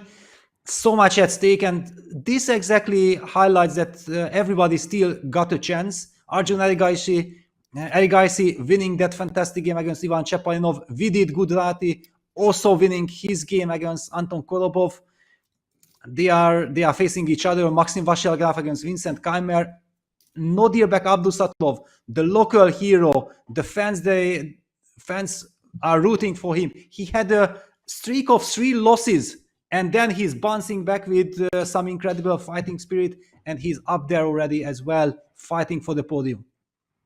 And I can see behind the matchups is somebody who is on board 4, Vincent Keimer with the black pieces against Maxime Vachier-Lagrave. And we're going to go all the way down the list up to board 12, because Peter Svidler, he's joining the ranks. He gets white against Maxim Matlikov. Fabiano Caruana is playing against Tigran Petrosian. And we see that Alexander Grishuk, a name that you've been highlighting, he is on board 8 against Volodar Murzin, Dubov against Kuparadze, Nepo against Vakhidov, Cheparinov, Aronian. So many great matchups, no matter where you look. Well, actually, if you look at the pairings, then Dubov has an incredible chance. Kuparadze is famous for his speed chess qualities, but chess-wise, clearly he is not close to 2700 level, and Dubov gets the white pieces. That's a golden opportunity to get a win. And we see that Dmitry Andreikin sits in his chair. He is playing against Yu Yangyi, who's been stable throughout this event. A fierce competitor, somebody who doesn't mind a sharp Sicilian clash or a quiet positional battle. But Andreikin, we know his style. He typically prefers that precision chess, where he can outplay his opponent, doesn't mind a long endgame. He's got the white pieces, and in a way, he's got fate in his own hands, because he is yet to play Magnus Carlsen. Exactly. He was also carrying all this extra energy that he's coming from behind, and he feels that, wow, okay, I'm there. I can fight for something very big. I think that should not be underestimated, this feeling, this extra energy in such a long tournament. We talked about the stamina is very important, but getting that extra impulse, that how do you get all this determination to fight and the energy, that's what you need. You are coming from behind and you know that you can fight for something very special. Well, a special opportunity for Puya Idani here. On board one, just 3 rounds remain in the World Rapid Championship, and he's all smiles for now. I saw some people talking to him. When Magnus Carlsen sits down, we'll see if he still has a smile on his face, because that's when the nerves really kick in. You know, you sitting across from the highest rated player in history. And here we see in the Women's World Rapid Championship, the players, some taking their jackets off, some getting focused, getting ready. But all of these games are super important right now. Hompi Koneru, she drew in the latest round. Now she gets the black pieces. And Peter, I don't know where to focus because there's so many champions of the game and there are players who want to become a champion, just like Leah Garifulina. Yes, lot at stake, penultimate round. You already can't hold back. You can't do any tricks like, okay, let me try to be solid, let me draw a game, because, yeah, there we see the handshake between Magnus Carlsen and Idani. And Magnus drinking some water, it looks like, before settling down. But I think that it's Idani who really needs to settle down. And Peter, you up the upper echelons of chess for so long, but when you're on the rise, did you ever feel that nerves, like on the big stage? Do you remember a game or an opponent that caused you to just shake in your chair? Well, okay, Garry Kasparov was the name that was causing all the trouble, because you knew exactly that it's not only Garry Kasparov, brilliant chess player, the strongest in the world, but also he has this tremendous opening repertoire. How do you survive the opening phase of the game? That was already kind of the big challenge. Yeah, facing Garry was always something special. Yes, and I didn't have the pleasure, but I've heard many stories, and Peter, you're adding to the many, and it's just one of those situations where you have to get over whoever your opponent is. You play the board in front of you, and these two players right here are locked in. Anastasia Bodnarik, she's locked in first place. She is a half point ahead of her closest chasers, and she gets the white pieces, and you can see just staring at the board, trying to figure out, what am I going to play in this game and what might my opponent do? How should I respond? Should I take risks now that I'm ahead? Because a win inches her ever closer to a World Rapid title. And I feel like there's so much at stake that it's hard to shake off all the nerves. But sometimes nerves are a good thing. Yeah, well, and yeah, there is the handshake. The game is about to begin. One thing that always you have to pay attention to, that it's terrible to play a game when you have two results in mind. Yeah, that do I play for a win or should I play solid? That's exactly how things are going bad. You have to have a clear vision that, yes, I'm going to play the game. I want to forget about the result. Yeah, let me just get into a bubble and focus. But it's so easy to say and it's so difficult to do over the board. And we see that Jaimo thinking, despite the fact that this is the Spanish, she hasn't chosen, she's playing the Berlin variation from the black side. Will we see an anti-Berlin from Bodnarik? That's an important question because sometimes players, when they're in the lead, they might want to force a draw, and there's some lines in the Berlin where you just make a draw immediately and then go on to the next game. But Peter, I have to say, if I were Bodnarik, I'm not making a quick draw here. Why would you do that? There are so many tough opponents that she could face in the final round. So she plays the anti-Berlin. I think that was a good choice. Yes, and also she might be black in the last round. Yeah, so just thinking that I can draw my way to the title, that would be just way too premature. And we see the fighting spirit. Fourth move d3, bishop c5, bishop takes c6, d6, short castle. One of the most complicated positions in the anti-Berlin. With castles, black is faced with a question: how do you protect the pawn on e5? Because now white is already threatening to take knight e5. Black has different options: queen e7, knight d7, bishop d6, bishop g4 as well, and even queen d6. You have to make a decision, and all of these options, actually all these moves, are leading to very double-edged, interesting play.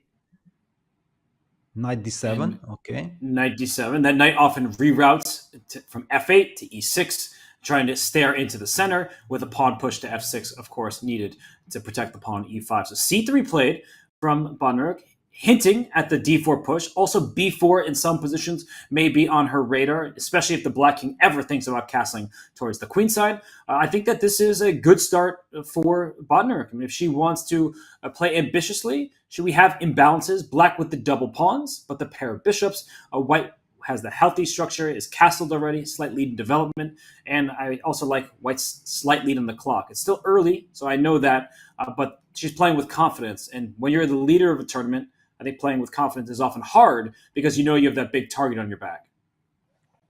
Yes, and okay, this is still theory, and the whole point of the short castle move order that you haven't decided the fate of the b1 knight yet. This gave the chance to quickly go c3, d4, and after the thematic bishop d6, White gets the opportunity to develop the bishop to g5, and only after that play the move knight bd2, and eventually that bishop goes to g5, h4, and g3, putting pressure on the e5 pawn. That's kind of the standard idea in this variation. A common rerouting tactic. You see it in a number of different openings, but that bishop on c1 doesn't have just the nicest place to go. And we see Anastasia following your advice, bishop g5. It's a really good idea to get the bishop on the g3 square, challenging the center. So while Jaimo is on the clock, let's take a step back for a moment just to look at our bird's eye view, see what's happening around the boards here, because so many important games. On the top row, we have the women's clashes. We have on the right-hand side of our screen, Garifullina against Hombi Koneru. On the bottom row, we have the open clashes, and we see that Magnus Carlsen in the bottom left against Puya Idani. It's a closed position stemming from a Sicilian. Second from the left, that one looks like a lot of fun, and it's Dmitry Andreikin. He's bringing the heat in this game against Yu Yang-yi. So that one, Peter, to my eyes, second from the left down there, is looking like a really fun one. Yeah, that's very sharp. Let me get the game immediately, because I haven't really seen that. The knight is still on b1. Yeah, normally the knight is automatically developed on c3. Yeah, finally the knight gets to c3. I'm surprised. You mentioned that Andreikin is famous for very precise chess, making sure that he has the control and then takes it step by step. But here it feels like he's very aggressive. Is this the correct strategy, or is this exactly what Yuanji is also hoping for? Because thanks to the dark square bishop, he will have a lot of counter chances here.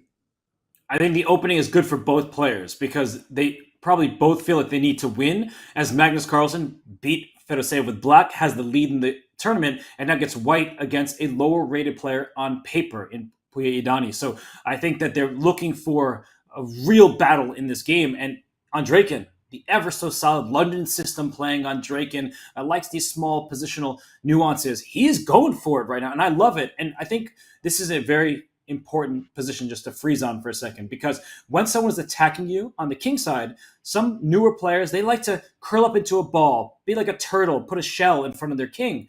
The bishop on g7 does important work, so a queen will never be able to land on h8, and you strike back in the center. So while there's an attack on the king side, black is trying to distract some of white's forces in the center, and Andreikin, with his latest move, knight c3, he's getting ready to castle queenside. And then that rook on a1 will eventually like to head on over to the king side and help in the attack. But this is going to be a really spicy battle. And the last thing I'll say, Peter, before throwing it over to you, is I'm looking at Andreikin's clock, and I think that's the best part of this position, is that Andreikin is in his preparation. Yes, I also had the same feelings that this is the most important. If you would be looking at this position and it was not a preparation, I would say that I very much prefer black. I'm anyway a type of player who likes to counterattack. I like when my opponent is attacking me, and but I don't like it when he's blitzing out his moves, and I know that this is still exactly backed by computer preparation.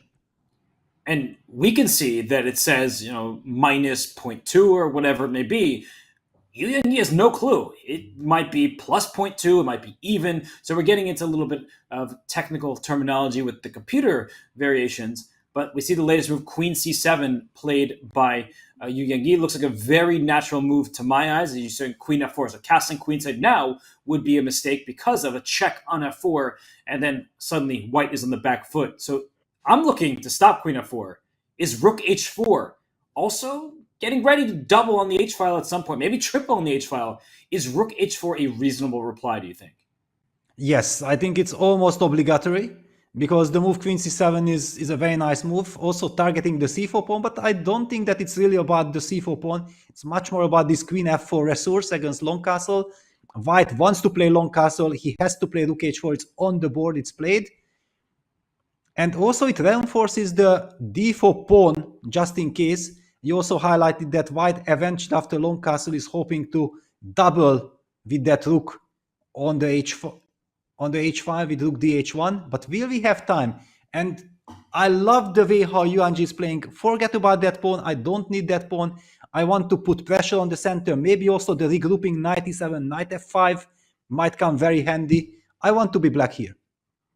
That pawn on d5 is doing an important job of keeping the knight away from e4, because what white would really like to do is put a knight on f6 check. Even if it hurts the white pawn structure of the process, getting rid of that bishop on g7 could lead to a checkmate. So knight c6, a very good move, continuing the development. And we see castles queenside. We are seeing a fight because the white king isn't perfectly safe either. You're in line with some of black's pieces. I think Yu quickly brought his rook to d8 there. And now I think the onus is on Andreikin. Because if there's no attack, if black gets a few moves, you have the bishop pair in an open position.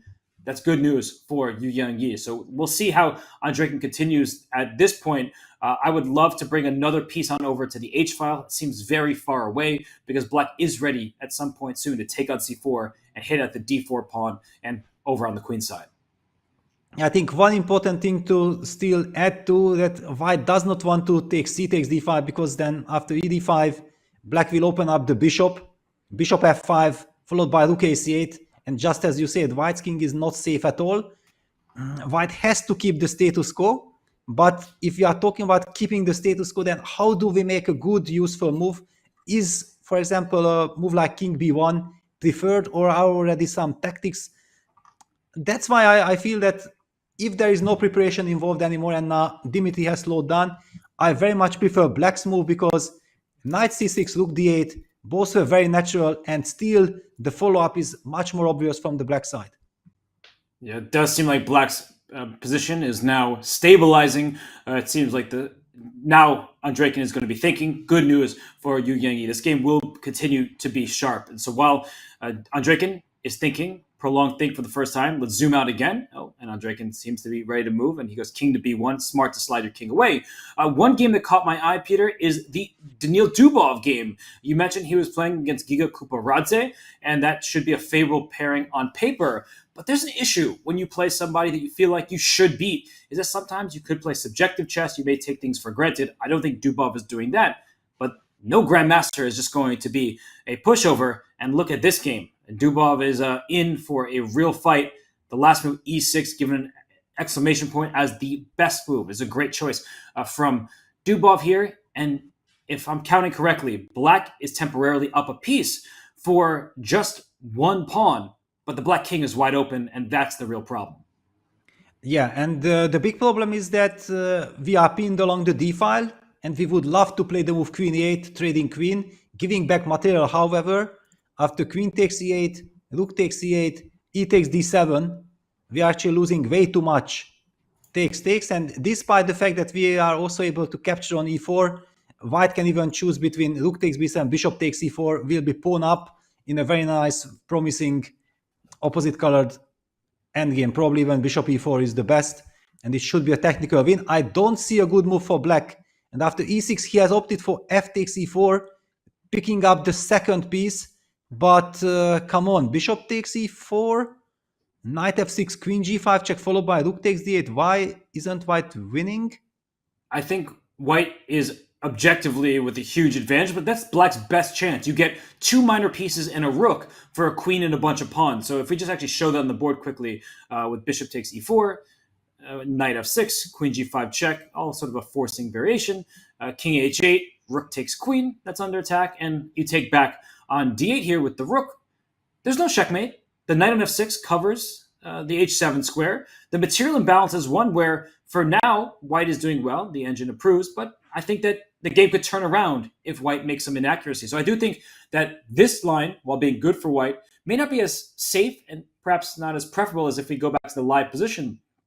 Maybe instead of going for the queen, can you slide back queen g4 check, forcing the king to the corner, and just play e takes d7? Like, to say no risk whatsoever. We're not even having a material imbalance. In fact, white is going to win a pawn, the e4 pawn, and have attacking chances on top of that.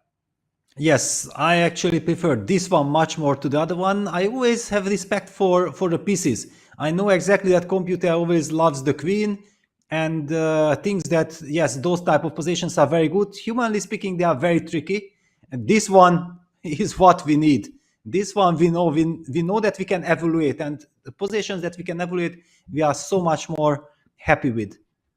Yeah, there's not like, oh, am I really better? How much better am I? What plan do I need to execute? This is actually a very clear board state. And I actually, if we can go back a second, before the move f5 was played, because we've been talking about this with other games, Peter, that Dubov took Kuparadze into a position where the engines say that it's equal, but to find all the best moves, if we keep looking through here with the piece sacrifice that happens, that g5 is played, so the engine approves of this, says, okay, we're in zeros, but in just 2 turns, after the queen gets out, and we saw the rook join the party after the bishop retreated, that at this stage, the best move is queen to e8.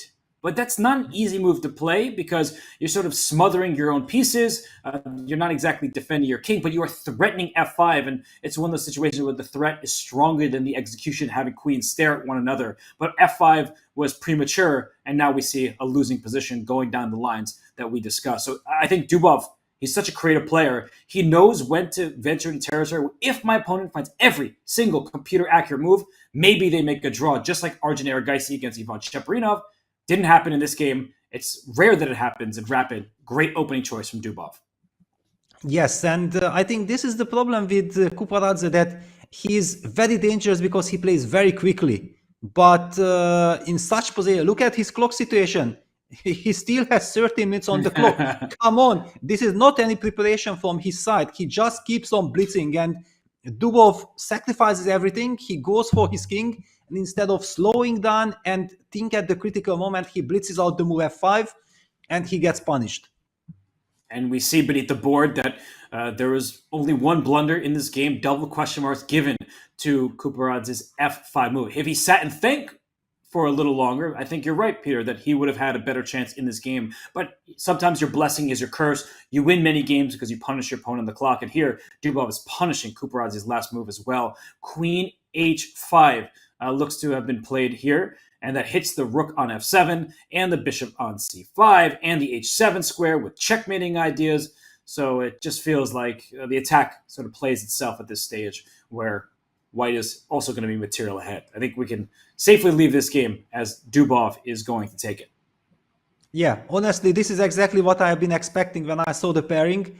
And yeah, it's a golden opportunity. Seems like Dubov is using it and will make giant step forward in fight for the medal.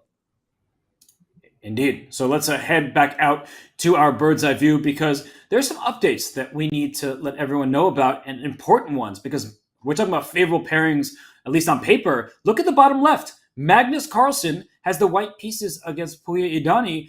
Some say, okay, Magnus, he's going to win that one. Who will he play next? You can't look past any opponent, not on this stage, not in Samarkand, Uzbekistan, with the World Rapid Championship title up for grabs. And if Puya Idani can keep playing the way he has thus far, there is no reason why he should lose this game to Magnus. In fact, his position is preferable. So if we tune into that board, Magnus needs to prove that he can actually outplay his opponent. He is up on time. That's the bit of good news. But look at Black's position here. Completely healthy. Great dark square bishop. Great light square bishop. Fianchettoed on both sides. So far, Puya Idani has played a very nice game. Yeah, fantastic game. Basically, it's such a position. Yeah, knight f4 played. It's a very tempting option. Hitting white's queen. Putting pressure. Opening up the diagonal as well. if it would be Magnus Carlsen from the black side, we would be saying that, okay, for Magnus, this is kind of a matter of technique. Now, it's very interesting to see when Magnus plays from the white side, how he will somehow control this, yeah, because it's obvious that he's not enjoying himself, but I have noticed that many times bad positions are also beautifully saved or defended by Magnus, and after he also still gets a chance. I think that Magnus, with this move knight e5, it was needed, but I think if black takes this knight on e5, because the black king doesn't need the dark square bishop anymore, it's perfectly safe, that we could see some queen takes e5, some trades. And if you're Magnus, you can always play and think you can win, but at that endgame there, I think that black is the only side who could possibly be better after a queen trade. So I do think that Idani, he's got good chances here, but I'm looking at the clock as well. That could make him nervous when you're facing off the best endgame player in history in Magnus Carlsen. Yeah, and also giving up the dark square bishop, it's not easy. Yeah, this bishop on g7 looks so nice. Yes, the knight on e5 is strong, and the problem black is faced with that white might start to kick that queen from f4, and I'm a little bit worried. It's not getting trapped because black still has kind of some squares, but it feels a bit shaky. Yeah, you with little time on the clock, you definitely don't want to blunder something like this. Or a knight takes f7, right? That could hit you when you're not looking out for it. Idani plays knight f5, so he is not afraid right now. I'm already looking at knight takes f7, things of that nature.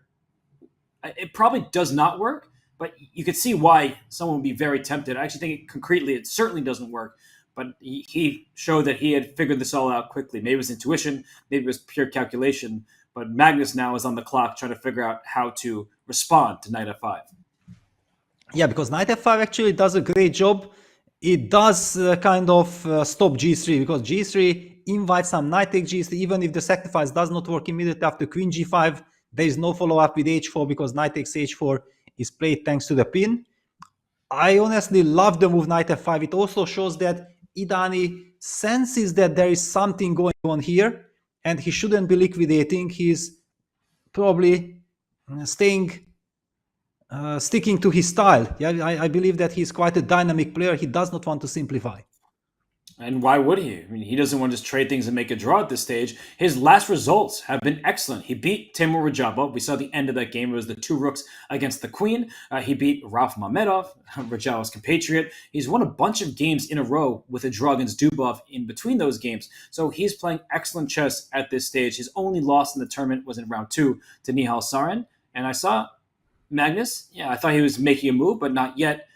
I would probably try to trade the queens. I am worried about some kind of knight h4 jumps coming at the white king. So a move like queen g4 comes to mind. And yes, Magnus does in fact play it. He's going to take back with the pawn on g4.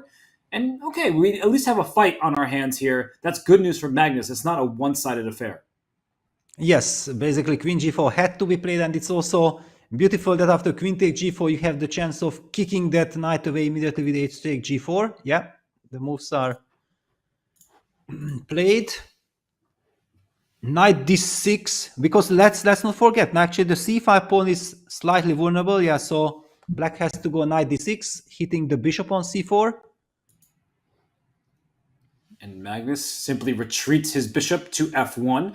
And we do have an imbalance. White has an extra pawn from the queen side, right, from the a through d file. The d4 pawn is extra on that flank. White has this, black, excuse me, has this extra e pawn. So when c and d pawns get traded, white has an extra pawn on the queen side, black in the center on the king side.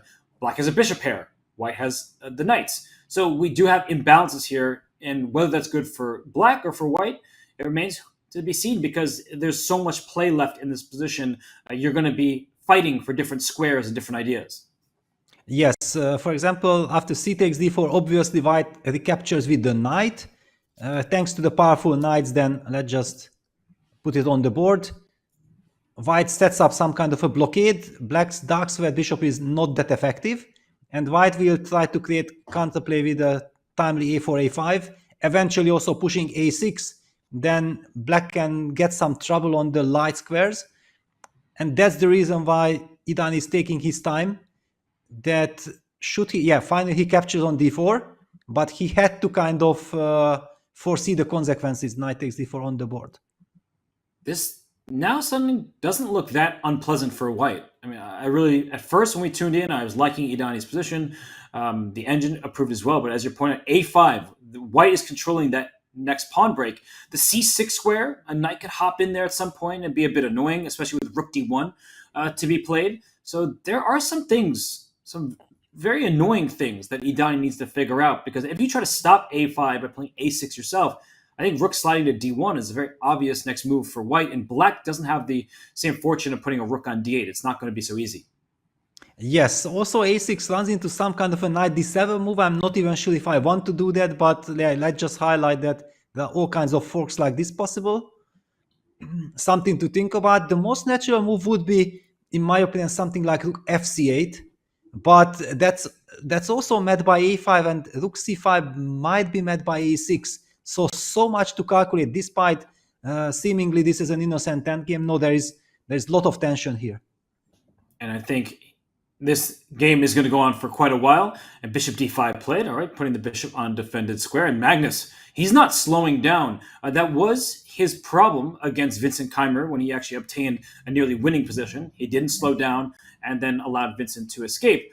Here he's still doing just fine, but at some point maybe he will need to spend a little bit more time. But up 5 minutes on the clock is Magnus Carlsen. Let's zoom out of this one for a moment, just because there's some other games that are nearing their conclusion, at least closer than this one. So as we head on out to the bird's eye view, we see that on board 1 in the top left in the Women's World Rapid, still a closed position. They're just rerouting pieces. In the top right, we have Garifulina and Koneru, Humpy Koneru. Queen's trade is offered, but I want to focus on board 3 if we can. The game between Lei Tingzhe and Tan Zhangyi, because that game is actually heading in the wrong direction for the player with the white pieces. Here you talked about it's uncomfortable to play your compatriots and your friends, but for Lei Tingzhe, she seems perfectly comfortable here. If she has the black pieces, she's up in exchange. Her king doesn't look that unsafe to me. It looks like it's all gone wrong for Tan Zhangyi. Yes, she's exchanged down for nothing. Black's queen is also ready to enter the game with queen c2. Don't see any compensation. The position is falling apart, and Lei Tingzhe's journey continues. Because if she wins this game, then she has all the chances to fight for the title. By the way, she will also be paired with the leader. Very interesting, dramatic. All the action is just awaiting us here in the women's section as well. We love the drama. This is a rematch of the 2023 Women's Candidates Final. Lei Tingzhe won this clash, then played Zhu Wenjun for the Women's World Championship, which Zhu Wenjun, in fact, won. But this is an extra exchange for black. The time is something to worry about, but the position is actually quite simple. So barring some kind of really bad blunder from black, she should be able to keep this initiative at bay and should be able to probably win this game. And King H8, I think, is a smart move, avoiding any pins on the G file. So let's head on around, because, well, we're getting to that stage of the round later in the games. Players getting in time trouble, positions being quite clearly one-sided. This one between Lucknow and Goryachkina, it looks like the last move wasn't the best move. But no, but look at this. Forget about every finesse. The pawn on H2 is missing. Black is just pawn up and has the upper hand, has the initiative. This had to be some kind of a terrible blunder by Katarina. You otherwise never lose that H pawn like this. Where did it go? In fact, you can actually scroll back just to move 18, where white went H4 and black took the pawn. Wow, this was just a total hallucination. Just completely unheard of. The white could have just played knight g3 and it's complete equality, or maybe even white is slightly better. But after h4, black just takes the pawn and black is winning. It's all over. Pawn up and the initiative. Wow, what a crazy moment. I have never seen something like this. We've seen plenty of blunders, but we saw a checkmate in like 8 moves or 6 moves yesterday with Ganguly, but H4 in this way, there are 2 black pieces covering the square. So I'm not sure what went wrong here for Katarina, but she plays H4, drops the pawn immediately, and now she will be fortunate to hold a draw, because it's all the same style of position without an H pawn. Not good. Yeah, not good at all. there is also nothing to talk about. We have to move on immediately. What about the second board, Lea Garifuna against Hampi Konero? Okay, it's an endgame, but it's not the dry endgame. There is certain imbalance here in the position. Definitely. White is up on the clock, but whom do you prefer here? I would prefer to have the black side. I knew you were going to ask me that question, so I was ready to answer it. I like the knight on the center and those pawns that are very pushable. I like to be able to push pawns, create pawn breaks. I think black has that easier opportunity. Also, the knight on c2 and bishop on b3 awkwardly placed at the moment. If the black knight gets into c4, I'm starting to like that. I can always play bishop e6 as black just to trade off those bishops on the light squares if I feel the least bit fearful. So I do prefer black's position.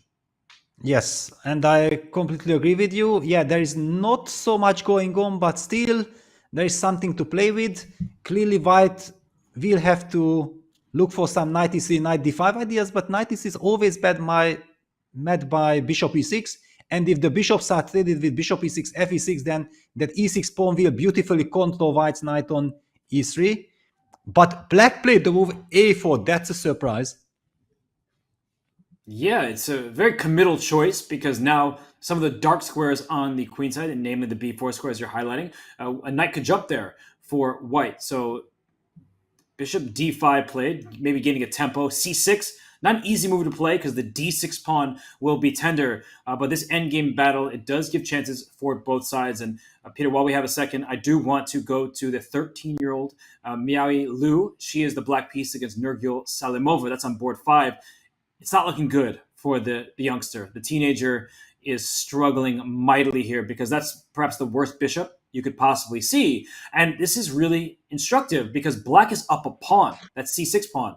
But black's best move will be to pick that c6 pawn up and throw it out the window because that would actually make the position more likely to be equal because then the black bishop could do something. So you're essentially playing a piece down even though you're a pawn up. Unfortunately, the youngster here is in big trouble.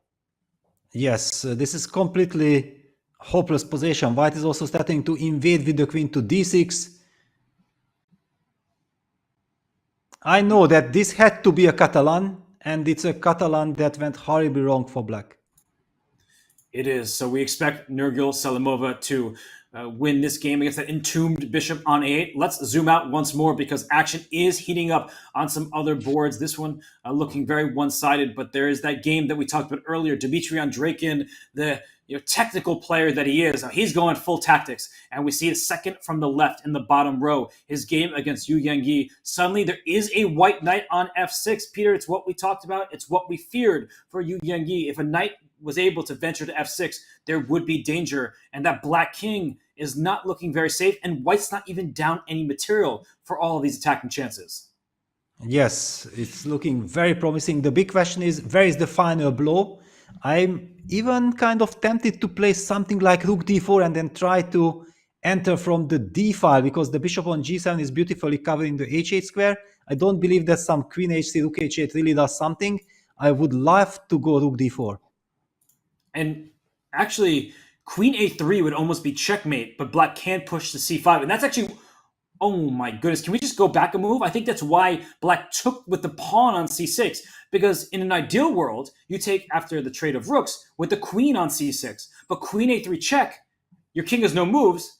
So if we just put this on the board here, black has to play queen c5, and this rook c4 or knight d7, doesn't matter which one, you're going to win the house. Knight d7 is a simple fork, rook c4 exploits a pin, but the point is that black would be losing everything. Yes, yeah, and b takes c6, clearly a very sad move, because now there is no counterplay along the c file, yeah, which black was counting on. That's the reason why we feel so happy for white, because white's king on b1 is perfectly safe, while black's king on f8 is in a lot of trouble. But Andreikin spending a little bit too much time. He's down to 2 minutes. Do you think he's considering being greedy? The a6 pawn can be captured. Do you think he just wants to take that pawn, say, I'm up material, I still have an attack going for me, or he's probably trying to find the direct knockout? I don't see one at the moment, so I'd probably just take the pawn. I would not dare to take the pawn, honestly, because I would feel like I'm losing coordination. I give time for black, yeah, then some rook d8, and eventually if rook d8, queen d6 happens, yeah, after some queen a6, things are heating up. But rook h7, wow, that's a surprise. Rook h7 and a terrible mistake, because what are you, I told you I don't believe that there is something going on the h file. What is he even threatening? Because I don't see a follow. Like, if you give white a free turn, that's my question. What's white's next move? Okay, then probably queen h3 followed by rook takes g7, queen h6, checkmate. That's the idea. But I believe that with rook d8 followed by queen d6, I might be able to hit you on d1 first. Rook d8 on the board. Black could be better now. Like, this is a Yes. position where white has all these pieces on optimal looking squares, and now it's black who's improved. Rook d8, that black queen, it can come out to d6 or e5 or even to f4, depending on what white's move is going to be. And the white king is by itself on b1, as you're highlighting. So, Peter, I think rook h7, yes, you wanted a queen h3 and all that stuff, but it took too long. Yes, no, this is kind of shocking. I would have never ever expected Dimitri, but he goes for queen c3. That's the idea. He's trying to set up something along the long diagonal, knight d7 check, followed by queen takes g7 is a threat. But the big question is, can black play the move queen d6 here? That's my worry. And knight d7 check can be simply met maybe even by king e7, and I'm counting on this queen d1 counter idea. Brilliant, because knight d7 is a huge threat, a winning threat. So queen d6 is a lovely move, and knight d7 check is the only idea. I think it might be played, and after king e7, rook takes g7, there's queen d1 check, as you pointed out, forcing the queens off the board. And if that's the case, there's no universe where white is better with this misplaced rook and some weak pawns on g5, overextended, and it's going to be attacked. Exactly. So I'm really worried for Dimitri. And queen d6 on the board, Yuanji is not missing such a chance. And just 1 minute for Dimitri now. He has to suddenly face the consequences of his decision and has no time. This is terrible. He made a pawn push, so still the position is one where if the queens come off, black is better, but white may be able to hold. Let's zoom out of this one because so many games are nearing their conclusion or in the midst of a time scramble. So let's zoom out of this one. We see in the bottom left, Magnus Carlsen against Puyi Idani. Still a fight on our hands on that board. Even material, but there are some imbalances here. And so let's dive right in to that game as Magnus Carlsen, he's trying to create a passed pawn against Idani. If the rook takes on c5, well, he's got a choice of how to take back, but he's an outside passed pawn. The engine says even, but Peter, Magnus has won more even positions than this. Yes, but here actually the next couple of moves will be critical. Yeah, bishop d5, b5. Is black able to kick that knight away, for example, with rook b6? Will black's king be in time to join the party, join the action on the queen side with a very quick king f8, king e7? Or will Magnus be able to land his rook on c7, hitting the pawn on f7? It's all about the next couple of moves. And white's king would love to just sprint to d4, king f2, king e3, king d4. If you get that king even up to c5, well, now we're talking about easy play for white. But I like your plan of king f8 to quickly get to that knight on d6, because that knight doesn't really have many moves. It can go to c8, but then it goes nowhere. To a7, that's not legitimate. So I think that, yeah, king f8, rook c7, it looks scary. Maybe black has to make a move like e5 to protect this pawn on f7. e5 will be loose after rook coming back to c5, but I do think that black's king being active is important. Oh, rook b6 in the engine says that white is now quite a bit better. I think knight c8 is quite natural. Where do you move that rook afterwards?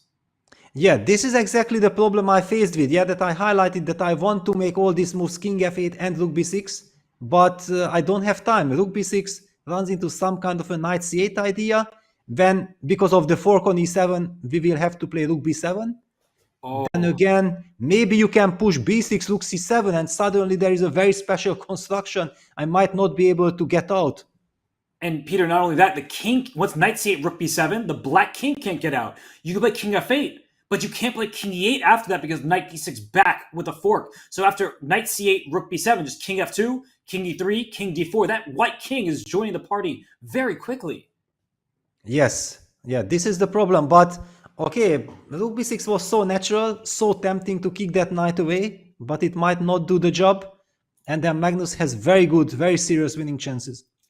And somebody who's already won their game is Vidit Guzrati. Unfortunately, for Arjun Erigaisi fans, he no longer has a shot at making the candidates because Vidit beat him with the black pieces. We can look more into that later. But right now, another question mark. And Peter, my coach, Miron Sher, he always said mistakes usually come in pairs. Rook b6, rook back to b8. It looks like Magnus can just scoop up the d5 pawn. He's up material. He's got an outside pass pawn. I do believe his king is coming to the center, and this might already be technically winning. I need to brush up on my Dvoretsky. Yes, I also have the feeling that this should be a win because the b pawn is also very strong. And as you highlight, we might even not be taking the d5 pawn immediately. Once we give the check, 97, yeah, all this is happening. Takes, and yes, we can take, but even maybe king f2. Yeah, there you go. You are perfectly right. And I think it should be lost. The black king is boxed out. If that king could go on b6, even if it cost you the d5 pawn, maybe you would have some chances. But we see the king sprinting to d4, exclamation point, giving the king to f2. And many people would take a free pawn when it was offered. Magnus, he sees more. King e3, king d4. The centralization of the king is more important than taking this d5 pawn, which is not going anywhere. You could push it to d4, but that doesn't actually help you. White just plays king e2, king d3, and that would have won the pawn anyway. So rook a8 played by Idani here, and king e3. Just keep on going. You keep on going, or is there also an argument to try to get the rook behind the pawn, but then black's king is too active? Yes, just going with king to east is the most natural way. And I want to give a shout out to Nodirbek Abdusatorov. It looks like he defeated Kirill Shevchenko, so the hometown hero from Uzbekistan, the Olympiad gold medalist, both for his country and he is a medalist himself. And by the way, Vincent Keimer against Maxime Vachier-Lagrave, they made a draw. So Vincent, he's happy. Draws with the black pieces against Maxime, a good result there. Peter, as a coach, you're probably not too displeased from that kind of result, though you haven't seen the game. But good result again for Vincent Keimer. He is still in the running for another medal. Yes, it's a good result, draw against Maxime, but on the other hand, we are seeing that the concurrents are winning their games, so this is not ideal, but clearly the regret is the previous round against Mortzin. He had great chance to win. That game ended draw, but now all eyes on Magnus Carlsen, because he has a golden opportunity. If he wins this game, then he makes a giant step forward.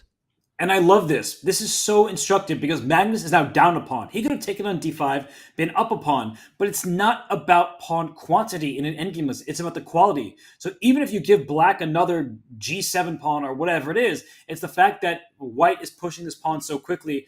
King comes into c6. The black king is cut off. The b pawn is being pushed. Now it's material balance, but not a balanced position. Easy win at this stage for Magnus.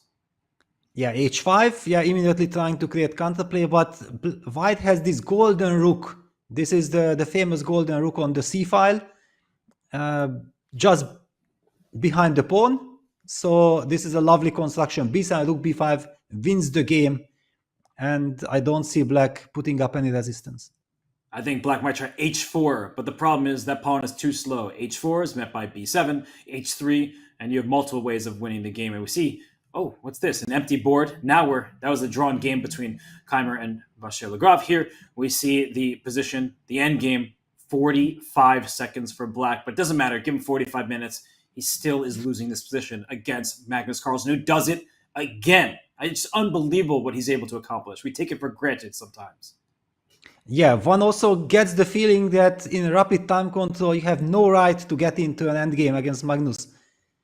Because it started out as a normal endgame for black, but now it's all over. Takes, and the pawn is pushed to b7, rook b5 to follow. And if king d8, then first, of course, you give a check. Yeah, king d8, we kick the king away. Yeah, okay, takes, but this is hopeless. It's hopeless before it even begins because white plays g5. And resignation, Magnus Carlsen, he wins the game. Instant replay on the handshake there. And Magnus takes it after g5. And you can't push the f-pawn. And the rook cuts off the black king. Well done from Magnus. Yeah, well, after a terrible opening, because black had the dream scenario after move 15, yeah, it looked like, okay, give that position to Magnus with black, and he will be super happy. But this is Magnus, yeah, he managed to trade queens, he got his counterplay, players are discussing the game, and we missed the action where it really turned. But when we already saw that Magnus had the chance of pushing a5, it was clear that practically this is tricky.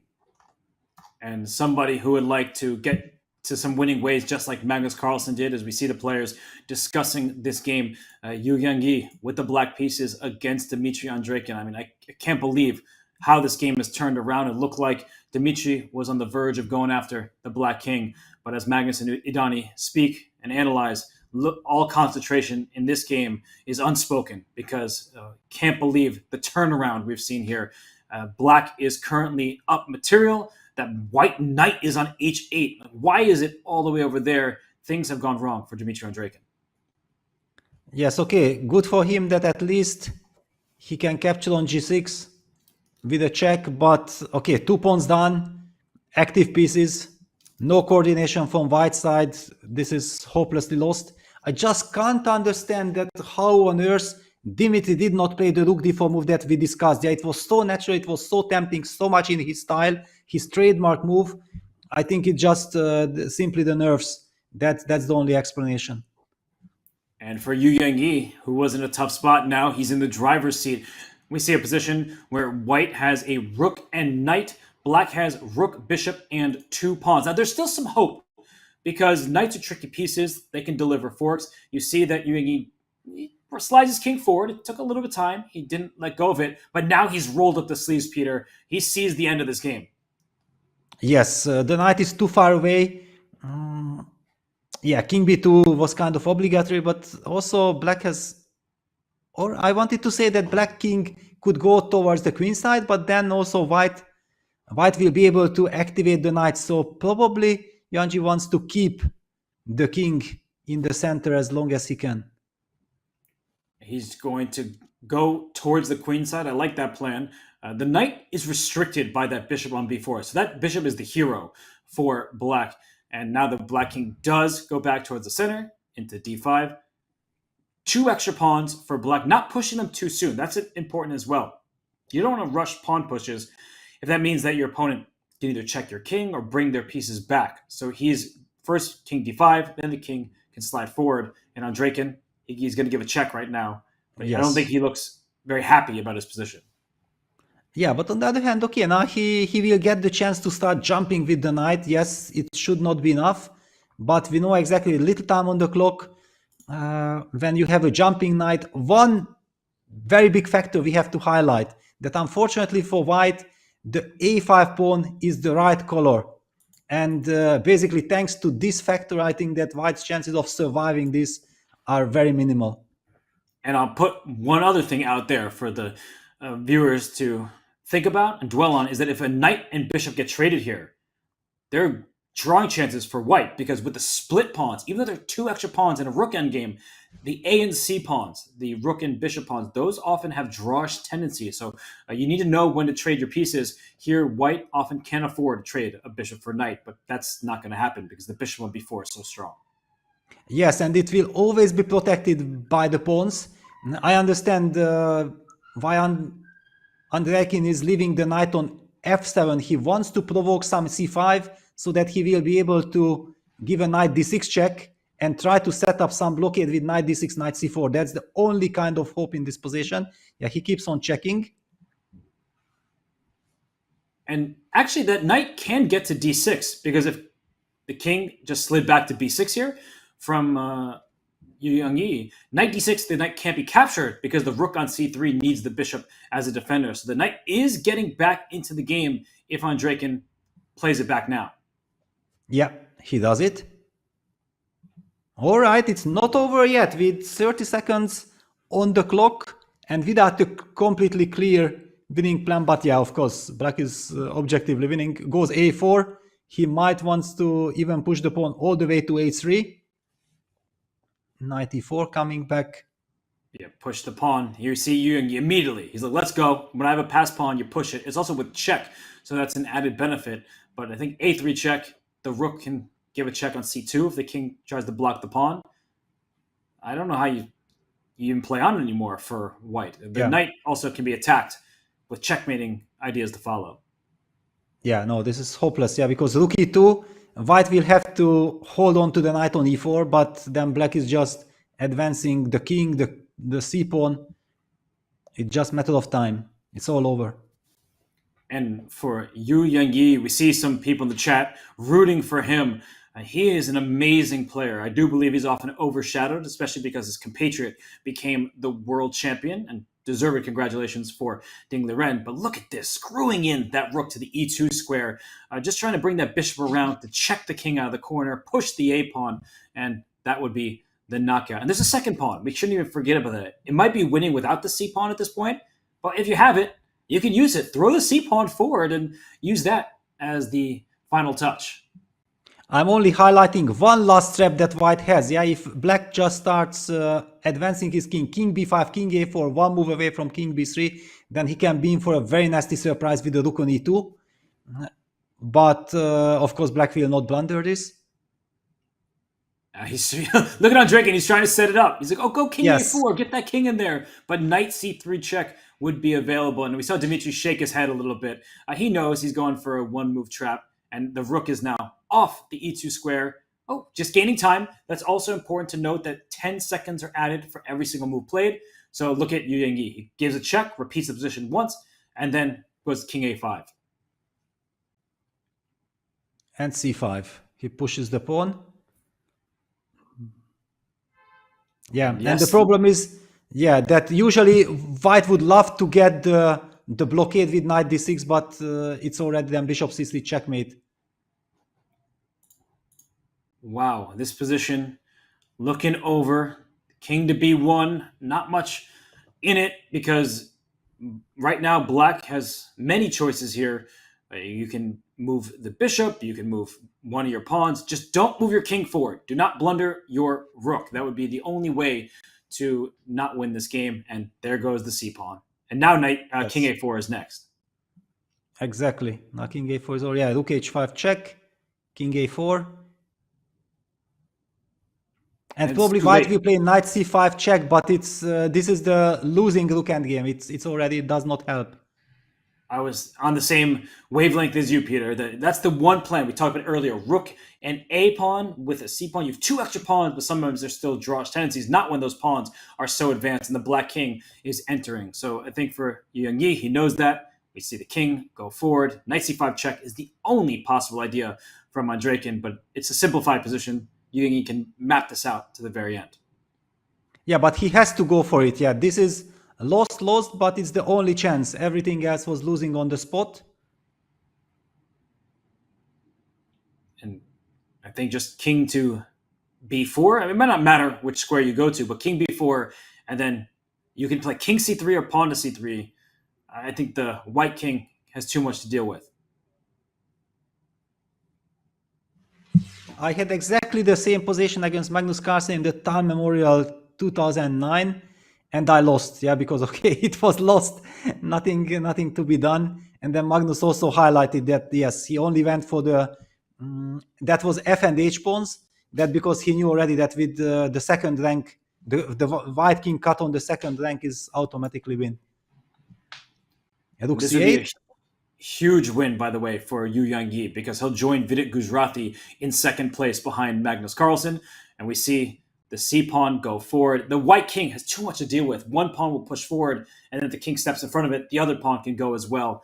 And so Yu Yangyi just getting his king out of check's way. Even a rook trade would just be simple winning for black. So Yu Yangyi going to 8.5 points with this victory. And he's already played Magnus. Vidit Gujrathi was already played Magnus. The players are going to start dropping into lower score groups. That gives other players a chance as well. Yes, he will hide his king on e1. This is the point. And after he will push a2 check, force, that's it. The line that I have been highlighting. Black can hide that king on e1 and then sacrifice one of the pawns and the c-pawn will decide. A few checks. The king will continue its journey. Confidently going to d2. You highlighted this exact plan, Peter. And now there are no more checks. well, there are checks for black to give against the white king. An a2 pawn push, for example, followed by a c pawn push. And the black king is also perfect to help the pawn promote. Did we just see Yu Yangyi? He just, I think, breathed for the first time in a while. Yeah, he knows that it's all over. Yeah, he has it in the bag. He has the winning idea. A2 check, and then simply the c pawn queens.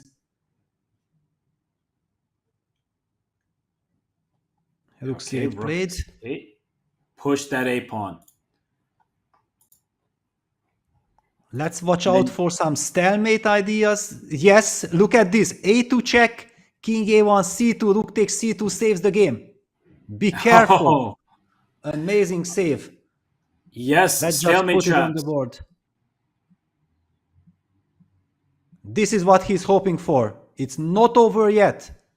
Very good eye there, Peter, because when the king is in the corner and there are no legal moves, you're close to getting checkmated, but you can also stalemate yourself with limited material. And so at this point, a2 check that and by the way, there is another one. A2 check, king a1, king d2, rook takes c3. Draws as well. King takes c3, another stalemate.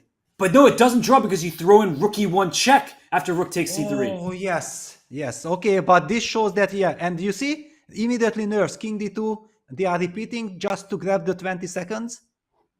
An essential bit of time for Yu Yangyi. And he repeated because he's now seeing those stalemates, but he actually has a win with a2 check. It may look like suddenly Dmitry has the stalemate in his back pocket, but it's not going to happen. You just cut out all hopes and dreams there by bringing your king back to d2. Not easy to play, though, without time on the clock. Yeah, and did Yangyi saw... Wow, what is it? Now he can't play the king... All right. This case, he can never play king e1 anymore. He cannot hide. Wait a second. If he can't play king e1 anymore, can he win by bringing his king back? Or he might not be winning anymore. How is he winning? I don't think he is anymore. Yes, now, okay, he will have to go far away with his king, get the rook somewhere to f2 so that he can hide with his king on f1. He did not find, he panicked because of the stalemate trick. But now, Peter, with the king on f1 instead of on e1, for example, the king might be too far away. So there might be an opportunity for white to just go after those pawns. Yeah, with rook c8. Yeah, the eval bar is in the middle. Yes, no, okay. Look at this. Also, Dmitry is not believing, but he can also keep on checking because the black king cannot go to e1. Oh my goodness. You repeat a position to gain some time, but the problem is for everyone watching that in chess, if the same position happens 3 times, the game concludes as a draw. And that's what Peter and I are talking about. If the black king goes to e1 again, we will have seen this position a 3rd time. The game is over. So it's in a winning position if it was the first time, but it's not winning with a 3-time repetition. If the king goes to g2, it will slide to f1. But Dmitry, if he remembers, because it's coming from a different direction now, if he remembers that the king on e1 is a 3-time repetition, he is going to make a draw. No, but be careful because black is trying to hope for king f1, rook f8 check, rook f2. And then finally he gets that rook away from f2, then he might not run into 3-4 repetition anymore. But it won't be 3-move repetition, but then rook c8 ideas. I feel like those pawns can be picked on. And he goes after them. Rook a8 played. Is and that you can the see right it in choice? Dmitry's body language, right? He's like, I got this. And I believe rook a8, yeah, the engine still in the middle. He does have a draw at this stage. Well, yeah. And rook b2 check, exactly. King should Where slide do we to the go? corner. Stalemate yourself. Yes, king a1. And c2 would be winning if not for stalemate tricks. Black is not able to checkmate the white king or get a queen in time. White will sacrifice the rook. Just keep checking the black king. And if you ever take it, it will be a draw by stalemate. No legal moves for the white king at this stage. Unbelievable. This is one. Yeah, c2 and now the stalemate idea is coming. And you see it on Yu Yangyi's face. I mean, he looked to the side. He is not happy that he's let this one slip, shaking his head a little bit. But for Dmitry, go rook g8, give away your rook. But sometimes, Peter, people give away the rook on the wrong square where the black king can weasel its way out. But I don't think in this position that's possible. Well, knowing what happened in this game, I don't know what to say. Definitely, it looks like also white can just keep on checking. And even if you go to with the king to c1, then rook d8 to d1 check would force a stalemate. What rook if f8 check played. So you're checking from, I see your point, that if you checked from the side rather than from the 8th rank, then that black king could maybe escape on over to a4. But now the king can't possibly be shielded by the rook. You see the body language. Oh, Yu Yangyi is just, he is going to be kicking himself because he had a winning position that he knew was winning, and yet Andreikin is going to survive with the stalemate trick. And you remember that he simply felt one move before that things escalated, that that's it, it's done. Yeah, he was confident, and this is exactly when things are going wrong if suddenly the opponent gets a chance to fight back. And he was correct in that there were stalemate tricks, but where he faltered, it was that he could have avoided it by throwing in an in-between check. So we'll definitely show that when this game concludes, as Dmitry Andreikin keeps giving the checks. I think we will see rook d1 check, pawn takes d1 equals queen stalemate. Yes, this is what I'm also expecting. Rook d8 check. And the look away from Dmitry Andreikin, who probably can't believe it himself that he is to survive this game. But he knows it's a draw. He's kind of bobbing his head a little bit. He is saving a very important half point with just a couple rounds to go in this World Rapid Championship. But here comes king c1, and here comes rook d1 check, forcing black to take the rook. And even though black gets a new queen, the game is a draw by stalemate. What a save from Dmitry Andreikin. Yeah, and look at this. Yeah, Dmitry cannot believe himself. He will still be in the race after surviving this. They say better lucky than good. I always say best lucky and good. And that's what Dmitry Andreikin is. He does receive a bit of fortune, but he is such a strong player that sometimes you do make your own luck. And Dmitry Andreikin, look at him. He's relaxed now. The game is going to conclude very shortly, and he is surviving. Just, yes, it needs to be in one of the chess books. I saw that featured comment there. I do think king c1. Oh, he's going back. He doesn't want to allow rook d1 yet. Yeah, he doesn't want to give in. Yeah, because he knows that after rook d1 game is over immediately, out of frustration, he still wants to make some more moves. But it does not matter. Okay, where's his king going? You just keep checking from behind the king. And that's why Dmitry stayed on the 8th rank to begin with. Yes. You just sacrifice the rook, because black can never take it due to the stalemate, and you just keep on harassing the king. The black king can only hide on c1, and then finally rook d1 check forces black to take that rook. Maybe like the knight's tour, he's doing the king's tour. He's going to try to hit on every square before agreeing to the draw. There it is. Draw agreed. Taking the rook is stalemate. And you could see the frustration on Yu Yangyi's face. Peter, we have to show that moment where he let it slip.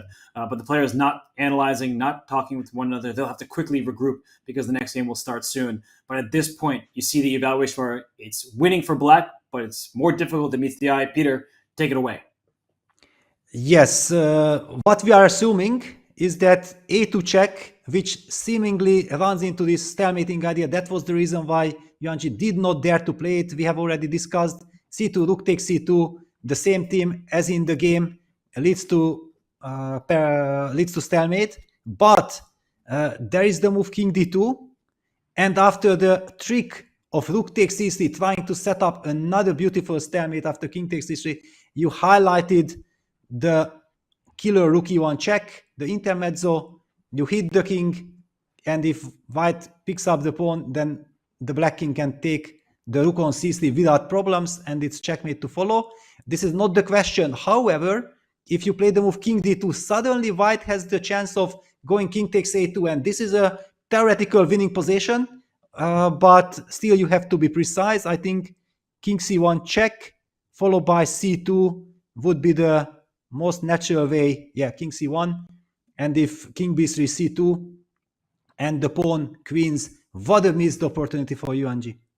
and he knew it was winning. We saw him breathe and say, okay, I got this. And then immediately, unfortunately for him, he went wrong. We do have one game left, the one between Nihal Sarin and Vladimir Fedoseev. So we had to show you that really instructive rook endgame, because here we are in a locked up position in terms of the pawns, but that black king could be in some danger if that white queen can somehow get to h8. But that's why the rook trade keeps being offered from Vladimir Fedoseev. He is following the rook, just chasing it wherever it goes. But hang on, yeah, he played queen c7, not rook d7. That's surprising. So is actually Fedoseev trying to play for a win? No, I cannot believe. If the rooks come off the board, they can just shake hands. But if the queens come off the board, then black is the side with better chances because of the healthier pawn structure. And you're indicating queen h5 is a deadly threat. It's not a little threat. That's going right for a checkmate. So for Fedoseev, he's thinking, do I play rook e8 now to flush that rook off the 8th rank? Do I just keep following the rook? No, he goes rook e8. And I think Nihal, if he wants to draw, takes an e8. But if he wants to keep playing some hopes alive, there it is, rook to d5. Yeah, but basically I feel like, Fedoseev refused just to chase the rook, yeah, and Nihal was ready to repeat, but now the action continues. No draw in this game, not yet at least. And this is the board 6 matchup. We're already on move 104 after queen to d1. And there's still chances for white because the black king doesn't have a safety net, no pawns to form a wall around it, but the queen and the rook for black. They're doing a great job with their coordination of shutting down the last rank so that the queen and the rook can't join up, team up, and go after the black king. Yeah, honestly, I'm really surprised that Fedoseev felt that he wants to continue this game because white has the more active pieces. Yes, white has the damaged pawn structure, but black's king is also not so safe. How does he even believe that he has... Okay, rook e7, queen f7, he just wants to stay solid, but staying solid will not give you winning chances. No, I think we've seen this show before. Rook back to e8, rook d7, rook e7. We might actually see a repetition here because if Fedoseev doesn't make that draw, if he continues playing for some hopes, he could find himself in trouble. So I do think he'd be well advised to just go rook e8 and back. But no, he goes, it looked like he slid his rook to the side, rook b7. Peter, is he really playing for some kind of winning chances? With 10-second increment, it seems impossible for white to go wrong. Yeah, especially Nihal Sarin. Yeah, he's a blitz wizard. He's incredibly fast. He sees everything. I cannot really imagine. By the way, I'm checking some results, and the big boys that we talked about, like Fabiano Caruana, has won their game. Some people are coming from behind. Yeah, Abdusatov, you already mentioned, a huge win for him. Anish Giri winning another game. He still needs to win his last 2 games to hope for a miracle. Clearly his tiebreaks are very bad, but he's trying everything to have a good finish. Yeah, Anish Giri, he is tied in that from 7th all the way down to 21st place at this point. And by the way, I just want to shout out a name that I just saw because I looked at the standings after you mentioned Anish. Alisher Suleimanov, who beat Magnus Carlsen in that game in the Qatar Masters, is also with 7.5 points after winning 7 out of his last 8 games. Bad start for him, but he's won 7 out of his last 8. Really impressive to do that in this competition. And oh, there's a king on g6. I looked away from the board, and Fedoseev still trying here. I mean, is he really playing for a win? Like, what is going on? Well, I think by playing for a win, you can very easily lose this game. Yeah, if he wants nothing, then draw is kind of guaranteed. But I wouldn't be ruling out. He's also very low on the clock. Okay, rook a7. Yeah, keep chasing that rook because I don't think that our nerves can take it. We are just waiting for this to finish, but we're already nearly 110 moves in. What's the record? Does anyone know what the record for longest game is in the World Rapid Championship? Because maybe that's what he's going for. No, that should be still far away. That should be far away. I do remember that I had a blitz game against Vasily Ivanchuk, this legendary blitz game that lasted more than 200 moves in a single blitz game. Yeah, that was a marathon. And oh, here comes the white queen into c8. And if that queen gets to h8, we're starting to weave a mating net around the black. What? Wait, what is Fedoseev doing? He still has rook g7, luckily, but that's what I'm saying. That why are you doing this to yourself? Does he also have rook h7? Because of rook g8 check, king h6, and white traps his own queen. Wow, that's typical Fedoseev. He goes rook rook g7. g7. Okay. Wait, can black go g4? If the white queen goes to the wrong square, is there g4 for black? And is this really something to aim for? Yes, absolutely. That's what he's hoping for. Okay, and Nihal Sarin, if these clocks are right, he's down to 5 seconds, it looks like. And he plays king g1. And look at the queen. It's moving probably to c6. Yeah, he needs to cover the e8 square. But he also needs to cover g8, because if his queen moves away, then rook g8 would force a draw. Yes, but actually, does Nihal want to force a draw? Is he also hoping for a miracle? King f2. Why would you bring your king out in the open? Oh, did you see that? Fedoseev was going to queen d2 check, and then he brought his queen back to e6, it looked like. Something like that. Or queen... I don't know where the queen was beforehand, but it looked like he dragged his queen and took it back to a more passive square. Yeah, okay. Now the adventure is almost over, but knowing that Fedoseev has been playing so far, I'm assuming that he will still be trying something in this dead drawn rook endgame as well. Well, if that white king makes the mistake of going to away from the g2 pawn, then you will be in trouble. But the king just sits on the f2 and f3. There's nothing that can be done.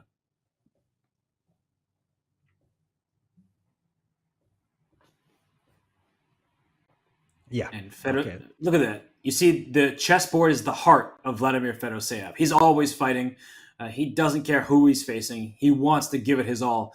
But Nihal Sarin is right now playing too solidly, too well to make any mistakes. There's just nothing here. It's the pawns on the same side of the board. Yeah. Now with the rook on e7, making sure that black will never have the f5 break, because white is eyeing the e5 pawn. White can just keep on moving back and forth. He will always get the 10 seconds. There is no time pressure. It's a very comfortable situation to be in. And now the problem is they have more time on their clock, so they can sit and pretend like there's a winning opportunity here. And jokes aside, for Fedoseev, I think he's doing the right thing. He has no risk in his position, even though the game will be drawn 999 times out of 1,000. You can't win a game that you've already ended in a draw, so why not just move around a bunch? But I think it's also connected with frustration. Yeah, that he was leading coming into the final day. He has lost to Magnus. He was hoping to bounce back in order to still get some chance to win the event. And with the draw, it's not only getting more unlikely that he wins, but also the medals. Yeah, because the other players are winning. It might get far away. So draw is not a good result, but what to do? If it's draw, it's draw. And you're playing against Nihal Sarin. I mean, you just can't bully the kid and win the game. He's so strong in his own right. Second place at the Chess.com Global Championship in 2022 in a rapid format and long matches. So we see back and forth happening. The shuffle will stop in the very near future. Oh, he's moving the king instead of the rook at this point, but there's nothing to be done. Yeah, this is second time we have this position. So let's hope for a third time, and then Nihal will stop the clock and claim the draw. What move number are we on at this point? 130. But look at this. Vladimir immediately removes the rook from a6. So that no way this game gonna end in a threefold repetition. And now a rook trade is offered. So for Nihal, with his bad pawn structure, you may think, I shouldn't really trade rooks. It probably still is just a draw, but Nihal might be calculating, because you don't want to assume the game will be a split point. You need to make sure that there are no problems with your double isolated e-pawns. Yeah. Basically, I don't think that on move 132 in a dead drawn rook endgame, you should even be thinking about trading the rooks, because what is black trying to achieve? To kick the rook from the 7th. Thanks to that, he goes rook b7, eventually goes king f7. But that is not really a problem. Especially because the white king is on e2, because black has this idea of pushing g4 and then king g5 and trying to open up the side of the board, but the white king is too close to the action on that flank. And Nihal, he's really calculating. This is good stuff from him. Rook takes f7, might just force the draw. Great. That means the players can get a little rest, move on to the next game, and there we see rook takes f7. Needed to be extra sure. Wow, okay. But I'm not liking this decision. On the other hand, he had time, so it was not out of panic. It was a conscious decision. He believes that he has calculated everything. King g7, king g4, king g6. That is winning the battle. Did you see Fedoseev look at him?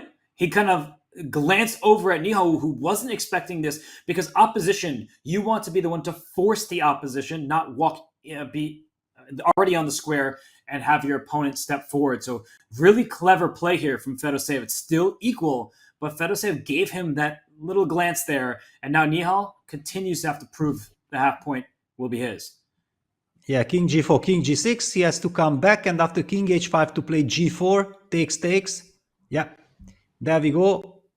We don't need to see any ghost. Idea is that after king h5, be careful not to play king f2, because then g4 looks a bit scary. I think it's important that king h5 is met by g4. And after h3, king g3, we are the one winning the opposition. Otherwise, we would be losing. But thanks to the opposition, we are actually comfortably. Are we comfortably holding it, or can we get into... No, this is tricky. This is more tricky than I thought, because when I push king g4, h4, you can just keep on waiting with... But it's a draw. Okay. But still tricky. Some tricks left for sure, and you need to be careful. And that's why I was praising Nihal for calculating. I do agree with you, though. He wouldn't have to calculate anything if he just kept the rooks on the board. And he was king e2 back, allowing the pawn push to g4, which he will not be capturing, I don't imagine. Yes, but the point is that after g4, actually still black has no way to break through on the king side. All the anti-squares are very well covered by the h3 and the h3 pawns. But I have the feeling Nihal is already regretting his choice of trading the rooks, because at least now he has something to think about. Otherwise, he could just play by hand. And Nihal may have had a sweat for a couple turns there, but I think he has realized that g4, his king can go up to d3 and start venturing to the queen side as the king side remains locked. And Fedoseev, ever the fighter, he is looking for a way to get through, to break through Nihal's defenses. But Peter, I agree with you. I do think that frustration is part of this, that he is upset with himself, not just today, the last game of day 2 where he was winning against Yu Yangyi, he let that one slip as well. It's been a bad few games from him. Yes, g4, king d3, king g5. The position is heating up, because now suddenly also white has ideas of activating the king. Yeah, for example, king c4, f5. We can just trade and go king d5. Not that black ends up in some trouble. Uh-oh. I think Fedoseev should end it before it's too late, because if that king gets into e6 for white, now we are talking about some potential problems. Yes, then it's still probably an easy draw with king, and he goes f5. All right, so takes. Okay, so if king d5, does black have g3? Yes, I think this is very important. And then maybe black wins. Yeah, king d5, g3, it's mutual Zugzwang. And now after king d3, if black plays e4, white plays king d4, now we're talking about a white win. So Fedoseev, he needs to be a bit careful, pushes the pawn to g3, and now I think the black king goes up to e4, and that should be sufficient. And then king e2, opposition. Oh. All right, king e6. Interesting What a choice. fighter. Yeah, Fedoseev is. Does he want some kind of king d5, pawn e4, king c4, and trying to walk his king around? Yeah. This is not over yet, because if suddenly white would lose the opposition, he would lose the game. So you have to be super precise. All right, yeah, this is correct. Because after king d3, king d5, white would have pushed e4 check, and after king c5, king c3, white has the opposition, nothing to worry about. Yeah, they would just repeat by going back and forth with the kings in front of each other. And now we see the king d2 played once more, a smart play from Nihal, because if the king comes to d5, white steps over to e2, and then the white king is the one who gets to jump out into the open. All right, so now king f3 is one of those moves where you're playing for a win for white, but are you also playing for a loss? Like, wait, king f3, king c4, king e4. Exactly, things are completely crazy. Why is Fedoseev doing this? But is he holding that? King f3, king on the board. I think Nihal thinks he's winning. Wow, and look at Fedoseev now. Both players are trying to win this game. Unbelievable what we are witnessing here. Oh, look at him grab the queen. Fedoseev is going to bring his king to win this g2 pawn. And now it's going to be, in part, important where Nihal places his own king, because the e pawn will promote. The black g pawn will promote. And Peter, you laughed when I asked if this was going to be the longest game in history. And we could see this be the longest game in history now. Well, if it gets into some queen endgame and someone wins a pawn, then the game is only about to begin. I think that Nihal's options are forced here. Push your e-pawn. Now Vladimir is getting the g-pawn. e5, king takes g2. e6, king takes h3. So black will be a pawn. Oh my goodness. Black will be a pawn ahead in the queen endgame. Yes, on the other hand, it should be a dead draw, but be careful. There are some scenarios where white could eventually lose that by blundering some queen trade. Peter, I actually don't think it's as easy as you would like, because the white king is very close to the action. So there will be some, as you said, some checks that might be countered with a return check, forcing the queens off the board, and the black king is very active here. So king takes h3. We're going to see both pawns promote. And does white have enough checks against the black king? Yes, queen, queen. And now it's the critical moment, because how do you give the checks, or do you give the checks at all, or you have some quite little move? I don't see a quite little move. I don't either. And the wrong check could be a big problem for white. Like queen e6 check, king h2, queen e2 check, queen g2. No more checks that I see. Yes. And then it's so easy to blunder something somewhere, some queen g3 check, and then you get the g-pawn. I have to give some incredible credit to Fedoseev spotting all these things. Fedoseev is a monster. He's the 2023 Pro Chess League champion. He earned the Gotham Knights the title. He is the ultimate fighter. He always is giving it his all. And I was joking when the chessboard was in front of his chest in that camera shot earlier. It really is his heartbeat. He loves the game. And yeah, he is grinding like a grandmaster, stealing one from Magnus Carlsen. No, this is losing. It's a terrible blunder. Takes, h3, finish.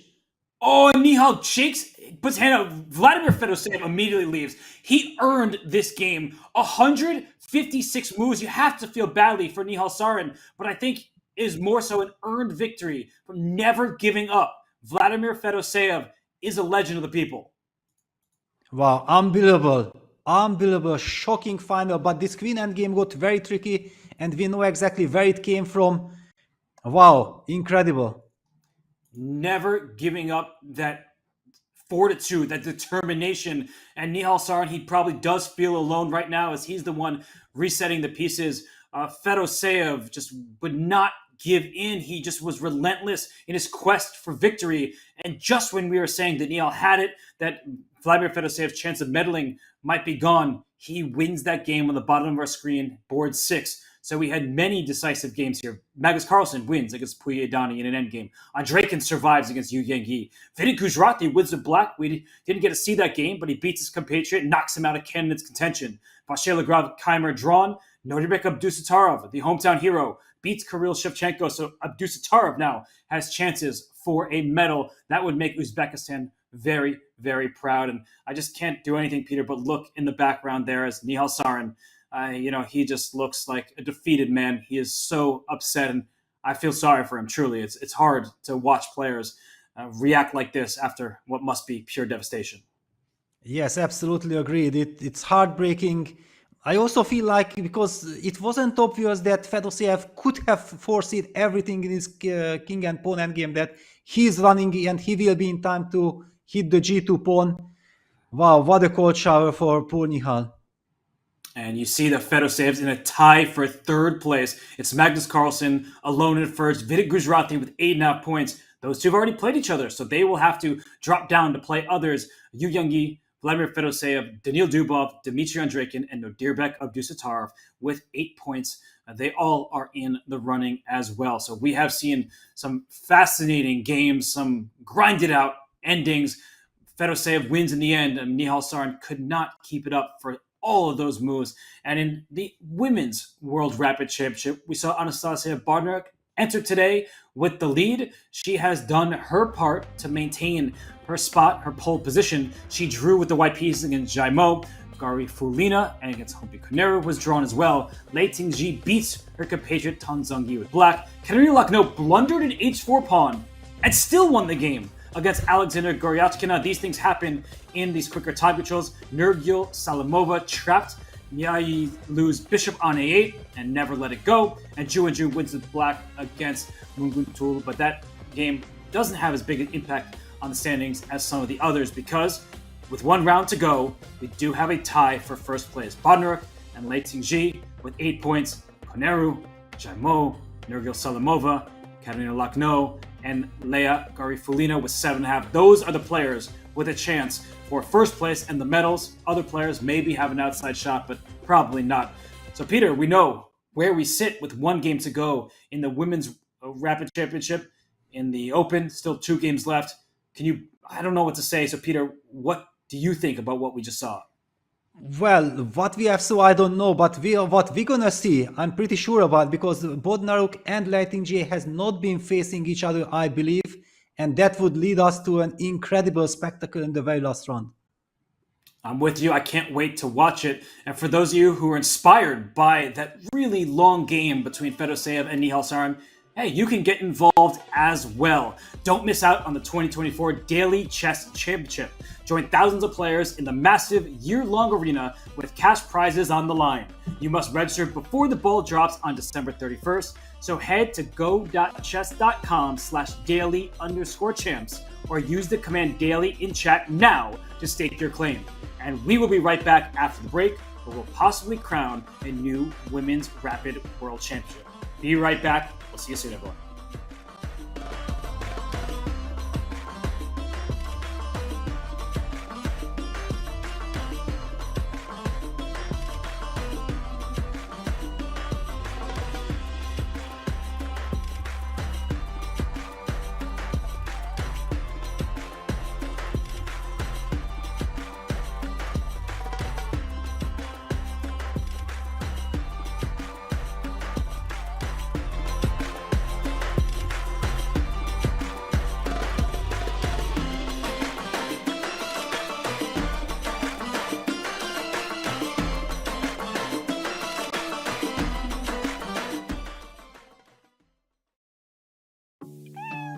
This December, they are back for one more round. ChessGPT. I'm already liking this bot. It's such a big troll. Dead Lost. Grandpa Gambit. Decides to get a bit crazy because he sacrifices the queen. Frank and Isla. And everyone's favorite kitty, Mittens. Well, if I go here, it's a fork. If I go here, it's another fork. So I guess the only safe move is this. I didn't even see that! Oh, that is so sick. That's actually sick. Oh shit, there is 95! Oh my... Play them again, while you can, on chess.com.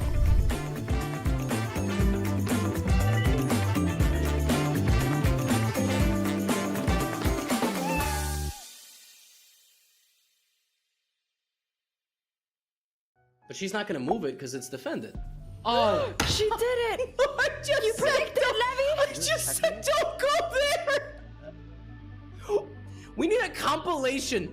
Chess.com social media crew, look through the PogChamps games. Oh, baby! Let's And go! find how many times I called the move Let's before it happened. go! Okay, Levy, you asked for it. Here we go. It's almost a Jarvis stalemate. knows what he's doing. He's gonna try to force Andrea, there's a stalemate coming. Pawn here, take, king g4. He pushes and it's a stalemate. Oh my goodness. Well, you clearly, I'm sure you taught Frank about stalemate. Oh. No! Okay, just don't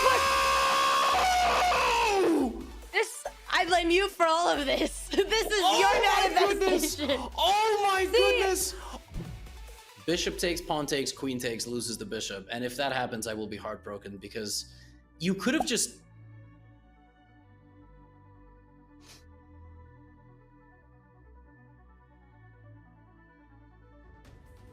How's your heart, Abby? Is it feeling okay? Your heart? How is it? You can't even script this stuff, my man. Defend the bishop again! I just forgot! Okay. Okay. His position is hard to lose as long as it stays how it is. Yeah, for sure.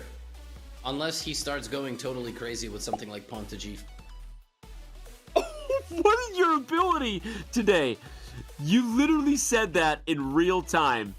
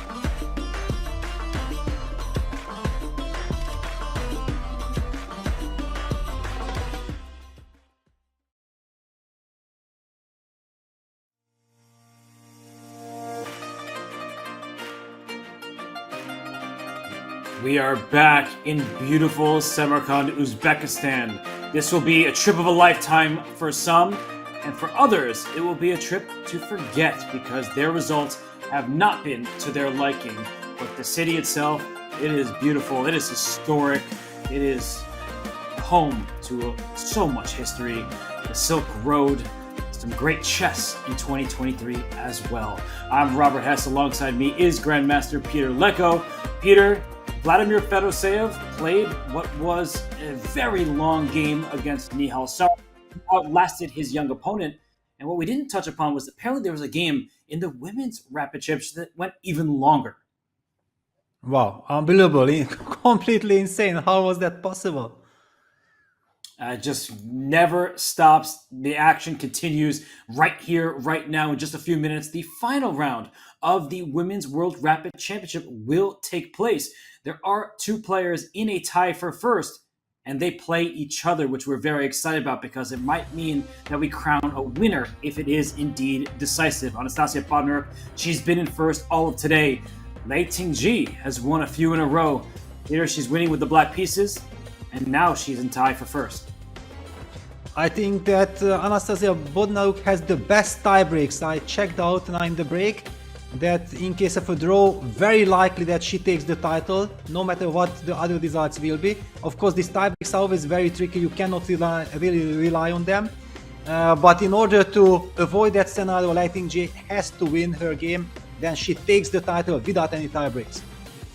Wow, the winner of the game is crowned champion, and other players might be hoping that the game is a draw and they catch up. And so we see players, they're just getting seated. I see Humpy Kaneru in the background. In the foreground here, we see Anastasia Podnaruk with the black piece against Lei Tingji. And just to note that if there is indeed a tie for first, Peter, I think we're going to get tie breaks, play tie breaks over the board in Blitz chess. So for Podnaruk, she does have the inside track, but she gets the black pieces against Lei Tingji.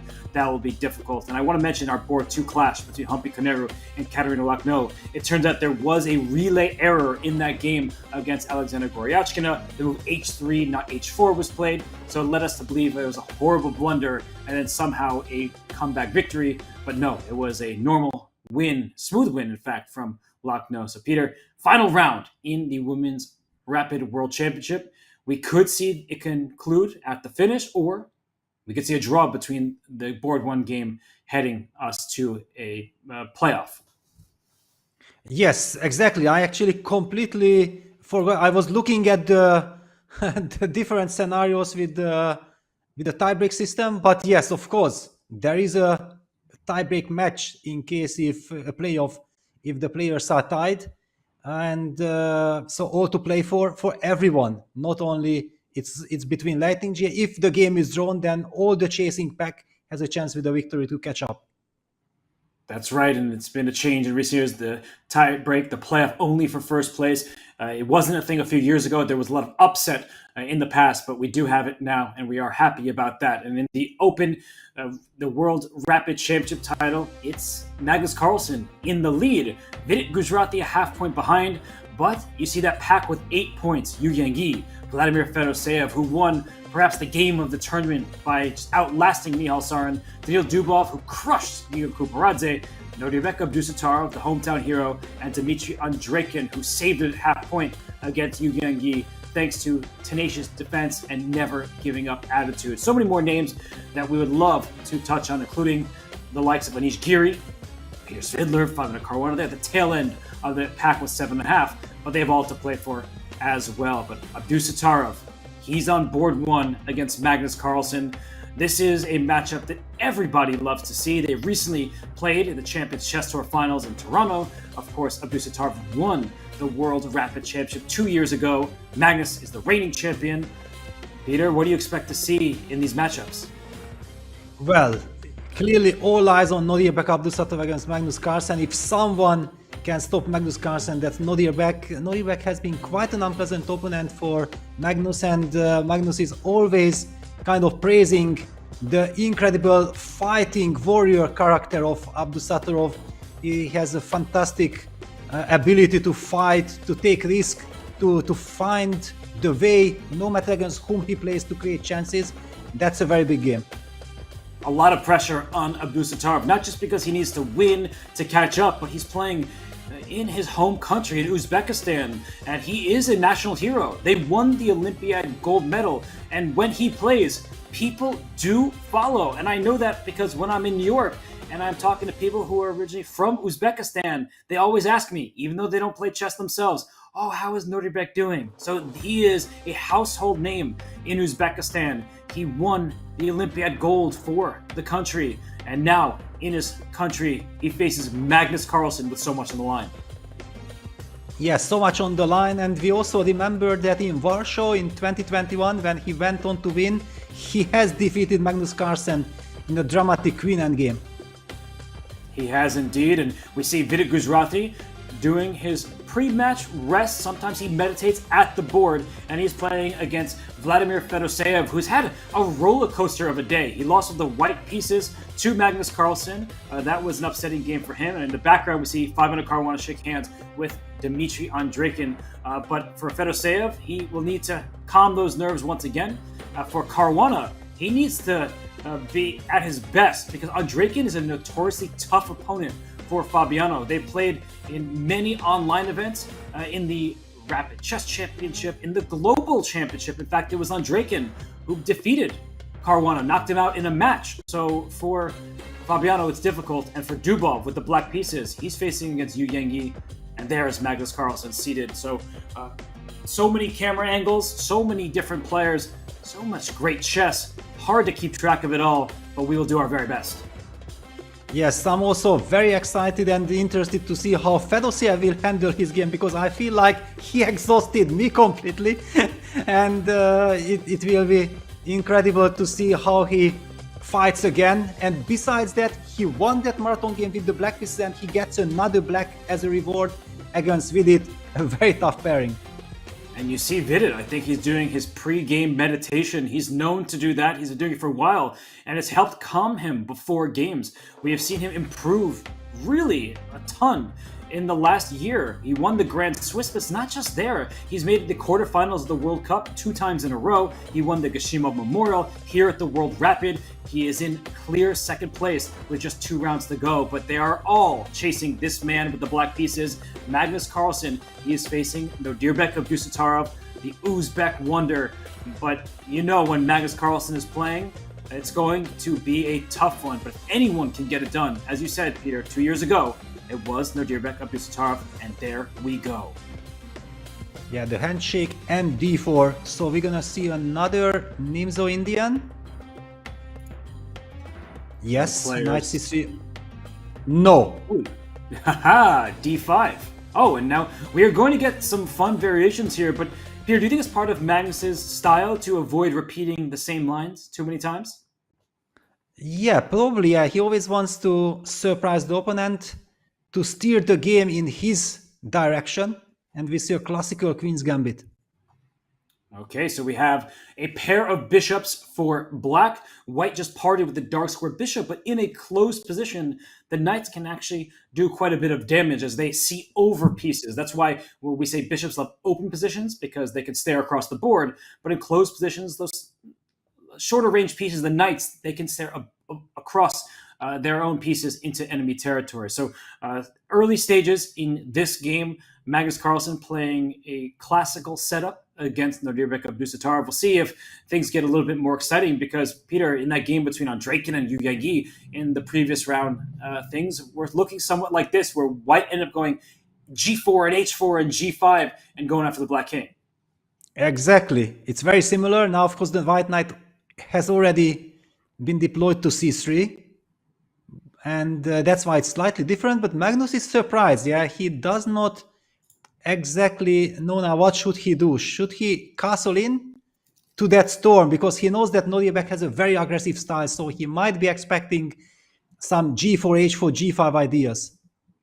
And Peter, I don't want to interrupt our attention on this game and what you're saying, but we have to actually back out of this game, because I am somebody who has said for many years, there's tons of clips of this, I would love to ban the draw for, and not when it's, rook and king versus rook and king, with players just want to conserve some energy. But as we look at our bird's eye view right now, People all anticipating this last round matchup. I never blame the players. It's within the rules. They can do it. Look at our top left. Board 1 between Anastasia Bondaruk and Lei Tingji ended in a draw without a real game played. And again, I don't blame anyone. It's the biggest stage. Who am I to sit here and say what I would do if I were on the stage? Because I'm not. And they are playing for a world championship title. But the game has concluded before it can even begin. We are deprived of a fight, at least for now. We will get a playoff with, at minimum, 2 players and likely a number more. Yeah, that's the good news. Yeah, that the show will go on. There won't be any premature ending to this. The stakes are getting higher because these 2 players have already guaranteed their spot in the playoffs, but all the players who are just half a point behind with a victory can join the battle.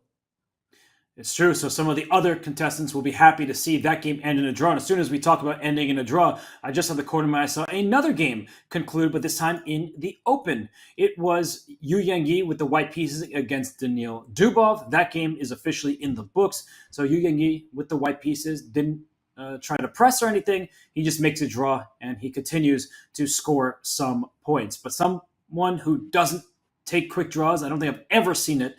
Well, both of these players really, they always fight. They want a clash. And for Magnus Carlsen to draw in this game, that would be a good result because he's the black pieces. He's playing against one of the best chess players on the planet. But Abdusattorov, look at him just leaning over the board. You could tell that he wants to find something to give him winning chances. Yeah, on the other hand, the choice by Magnus, D takes c4, bishop takes c4, c5, is so professional. I'm loving it. He did not want to get into any adventures with castles.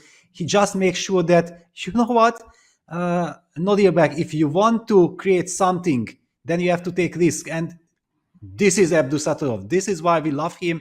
He does not go for a very simple, for example, there was a case to be made for knight e4, c takes d4, knight takes f6, queen takes f6, queen takes d4, and handshake could almost automatically rise. No, he's fighting with d5.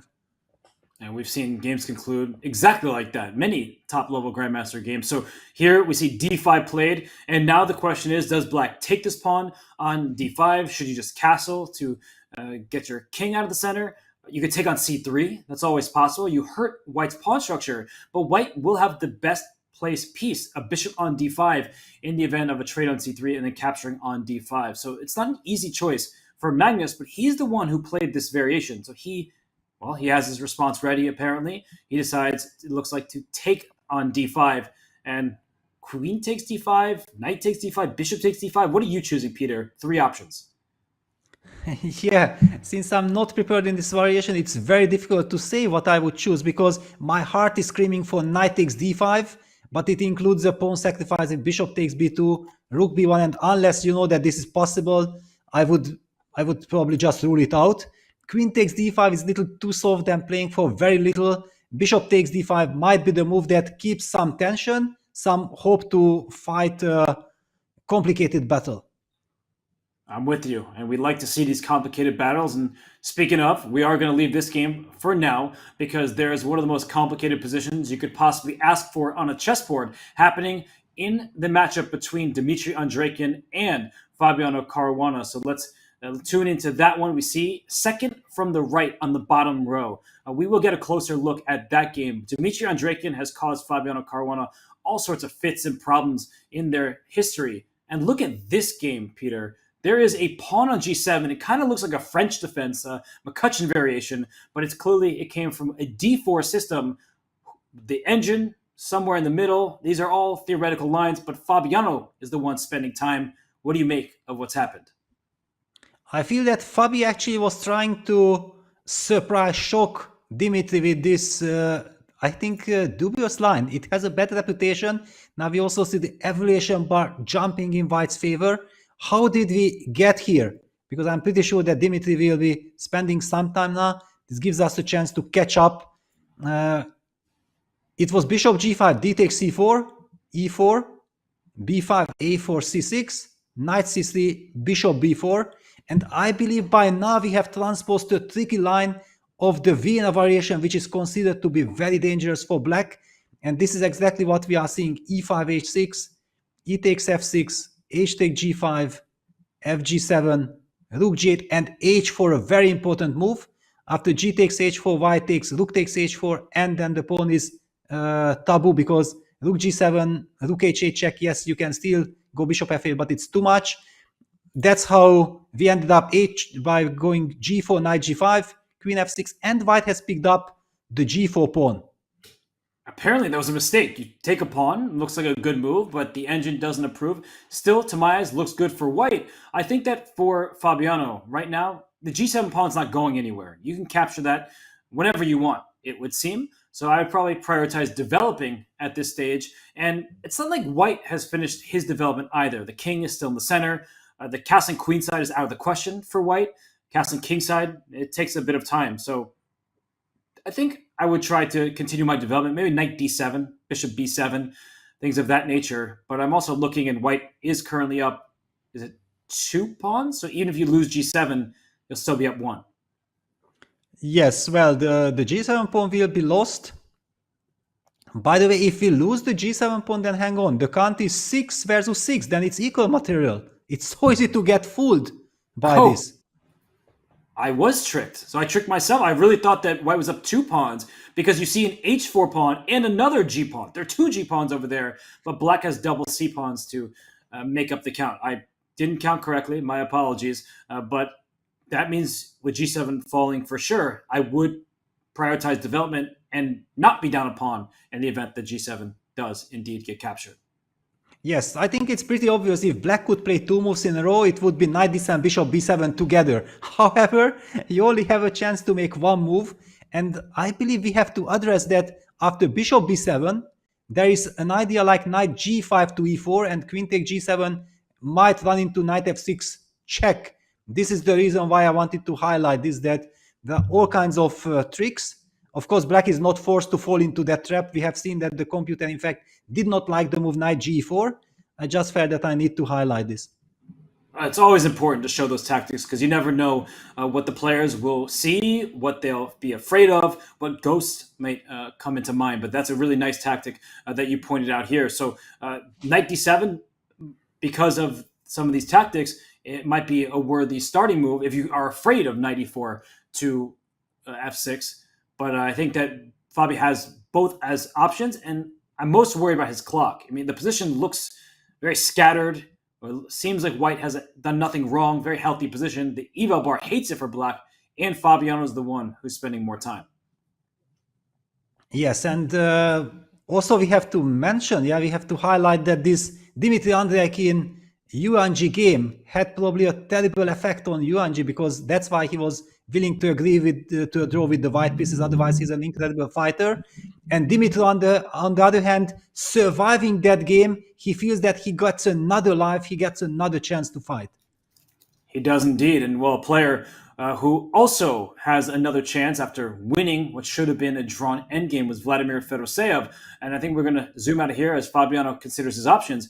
He is playing Vidit Gujarati. And look at this position where white is just, if I'm counting correctly this time, even immaterial, but has the bishop pair. So it's a position that looks really nice for Vidit. It has an open position with bishops, a black king stuck in the center. I don't love the look of this for Vladimir. Yeah, it looks strange. Yeah, also because the pawn is on c6. Yeah, one could argue that, yeah, it's nice that black can play king c7, but king c7 will always be met by a very unpleasant check on f4 with the bishop. So, yeah, you have to pay attention to so many details. You probably have to kick that bishop away. You have to make sure that you develop your bishop, but where is eventually this black king hiding? No, this looks like no fun. It kind of reminds me of the game, very different in terms of the tactics, but when Arjun Erigaisi was playing against Ivan Cheparinov a few games ago, the black king couldn't really get out of danger without compromising in other ways. So this just doesn't look that nice for white. Maybe he can hold it. Right now, black does not want to take the pawn on c3 because I think you're walking into even more danger, and we see Vladimir develop his bishop to d7. So this will probably be quite a fight. Looks nice for Vidit. We're just trying to hop around and catch as much action as possible. So we'll leave Vidit to it. I think it's a good idea to zoom out once more because while this is the penultimate round of the World Rapid Championship, the Women's World Rapid is in its final round. So let's go back to our bird's eye view and get out of this game, and we'll leave Vidit to it to see if he can press against Fedoseev. In the top right, we see the game between Humpy Koneru and Katerina Lakhno. That's still a closed position, but it's on the verge of opening up. I believe that Humpy, she's ready to strike with e4 in the near future, but not quite yet, as Katerina, she has her eyes on the d4 pawn. Yes, and look at the clock situation. White is way behind on the clock in a kind of classical type of Carlsbad structures. And White is hoping to push e3, e4, but with Black's bishop on f6, I don't really see this really to be a realistic chance. And then what is White's play? White is definitely going for knight h5, hitting that bishop, and eventually then maybe also set up some f4, f5, at the same time also hitting the knight on g6. And by the way, looking at the clock, this is the first time Katerina is under 15 minutes. So I don't know if I trust the relay, because after the last game when it said she went h4 and she'd only put her pawn on h3, but if the clocks are accurate here, this is a crazy time difference between these two. Yeah, and I somehow find it difficult to believe, knowing that Humpy is a very classy player with very big experience. This had been kind of a very standard Carlsbad structure, but look at this knight h4. I'm not liking this. Where is this knight really heading? He was given a question mark, and it's not just because knights on the rim are considered dim. I don't think it's heading anywhere. I think that it just is going to sit there for a bit, and maybe the point is that after knight h5, at some point Black will be able to push the pawn to g6 and try to control the f5 square. But yeah, it's a bit innocuous here. It looks a little odd. Yeah. And I have some ideas, exactly like pushing the pawn all the way to f5, making sure that the knight on h4 will be kind of strapped, follow it up by queen f2, then knight h5, combining all kinds of ideas by trapping the knight. And if that bishop also moves, I'm gonna have e3, e4. I'm just not loving this. This is now very good news for White. Yes, and we will try to get a confirmation on the times, because if the clock is accurate, that's the biggest hurdle for Humpy Koneru and could even further justify this knight h4 move. And what move did we just see? It looked like probably knight to h5. That seemed the direction that knight was heading. Can't see that clock. That just looks like all glare to me.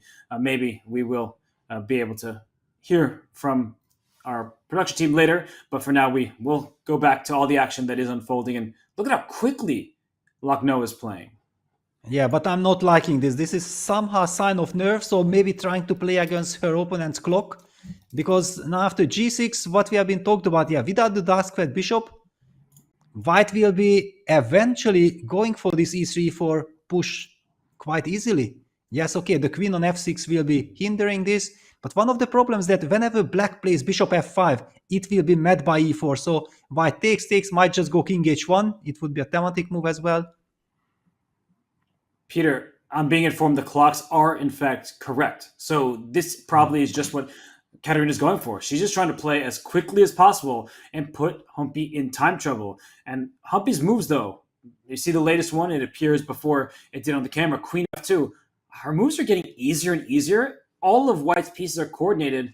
I don't like the strategy from Black. Not at all. This can easily backfire. Bishop f5, e4 probably loses on the spot due to the fact that there is this pin on the queen. Queen f2 was the most natural move. It was also the first move that came to my mind. The only problem that I had with this move that e4 is not yet a big step, because f e4 leads to queen trade. But then again, the knight is getting trapped. There are so many problems here that Black is faced with. This is going to be difficult. Now I think she will spend her time, but you may consider it a little too late as her position is unfavorable. So good opportunity here for Humpy Koneru to join the leaders. The winner of this game hops into that 8.5 point score group and will be tied with Anastasia Bodnaruk and Lei Tingji. So a lot on the line in this one game here. And so we will come back to it. But I do want to zoom out once more. This is the final stretch of games here, everybody. All of these top boards are going to impact the medalists. And as we zoom out to our bird's eye view, Fabiano Caruana still in trouble on the bottom, second from the right. But if you look all the way in the bottom right, it looks like Maxime Vachier-Lagrave, he is in business in his game against Javokir Sindarov. So Maxime is just up material. His king doesn't look that weak. If we could pull up that game, I would be very worried if I were Sindarov here. It doesn't look like he has sufficient compensation. Yes, okay. Then I need that we switch to the open section, because I only have the... Yes, okay, excellent. So it is Sindarov against Maxime Vachier-Lagrave. We know the history. It was Sindarov who knocked out Maxime out of the World Cup. Why is the game not loading? Come on. Yes, okay. Here we go. I'm already afraid, yeah? After all these technical issues we had. It has loaded But come on, hang on. Is this so clear? Because look at this pawn structure. And Black's queen on a1. Was it a sacrifice? Was it a blunder? Was it a trick by MVL? How did we get here? We should rewind just briefly. It was on move 13 from Sindarov. I do think it was a blunder. The engine will give it a blunder. So if it was a sacrifice, it was one that you probably shouldn't have gone for. That in this position, look at this. Here it comes. Queen d2 double question mark, because it leaves the rook on a1 undefended, and he was hit by knight to b3. Yes. Okay. Yeah, this definitely wasn't planned, or did actually... No, I would even dare to say that maybe it was kind of a conscious decision, because Queen c3 followed by g5, knowing that Sindarov is a very aggressive player, he might have sensed that this is enough compensation. I wouldn't be calling this a premature blunder. I don't dare to do that. Okay, well, if not a blunder, it was a risky sacrifice, and it looks like MVL, he tried to give shelter to his rook in the corner, he castles his king. It is a rook for just a knight. Now, there's clear compensation for white because of the healthy pawn structure, the control in the center, but if, Magnus, if Maxime, they start with the ma sound, if Maxime is able to get the queens off in a way that doesn't completely ruin his own pawn structure, he, of course, will be a very happy camper. But for now, yeah, look at Sindarov pushing forward over on the king side. Yes, and f4 was a very important move, because clearly Maxime's intention with b6 were some queen a5 followed by queen g5 check. This is taken care of. And, well, this is the famous Uzbek style of chess. Very aggressive, uncompromising. Look at this. Just give white two moves. Knight f2 with the tempo. The rook hitting the queen, f4, f5, and then the knight jumping to g4, going after the f6 pawn. This is crazy sharp. It is very sharp stuff. The one unfortunate part for Sindarov is his rook needs the knight's defense. I think knight e3 would be a more natural, aggressive square for the knight, but that's not available because the rook on h1 is undefended for now. But I see what you're saying, Peter. I'm with you. It looks very enticing for Sindarov, who's not even looking at the board right now. So he might be liking his chances as Maxime has to calculate. But Maxime Vachier-Lagrave, one of the best players in the history of the game of chess, a world Blitz champion just a couple of years back. If he can handle this, if he can keep his material advantage, he will be in striking distance of the medal. So it's a very important game for both these two. Yes, absolutely. With a lot of tension. We also see Sindarov is famous for shaking his legs, shaking his body, and usually also shaking the board, which as an opponent, it's actually quite unpleasant. And if somebody would do this, on purpose, then automatically you have to call the arbiter and say that, okay, what is this? But knowing that this is his trademark, I think that as a player, you feel that you can respect it. Yeah, he is just going for it, nervously shaking, trying to give it his all. And one game that just concluded here in Samarkand, Uzbekistan, was the board one clash. Let's zoom out. It was an early draw between Nodirbek Abdusattorov and Magnus Carlsen. I don't think it was for lack of trying. The position actually on the bottom left-hand side of our screens, many pieces have been traded off, and so they end up making a draw with limited material on the board in a very even position. So many draws thus far, still some boards duking it out, fighting.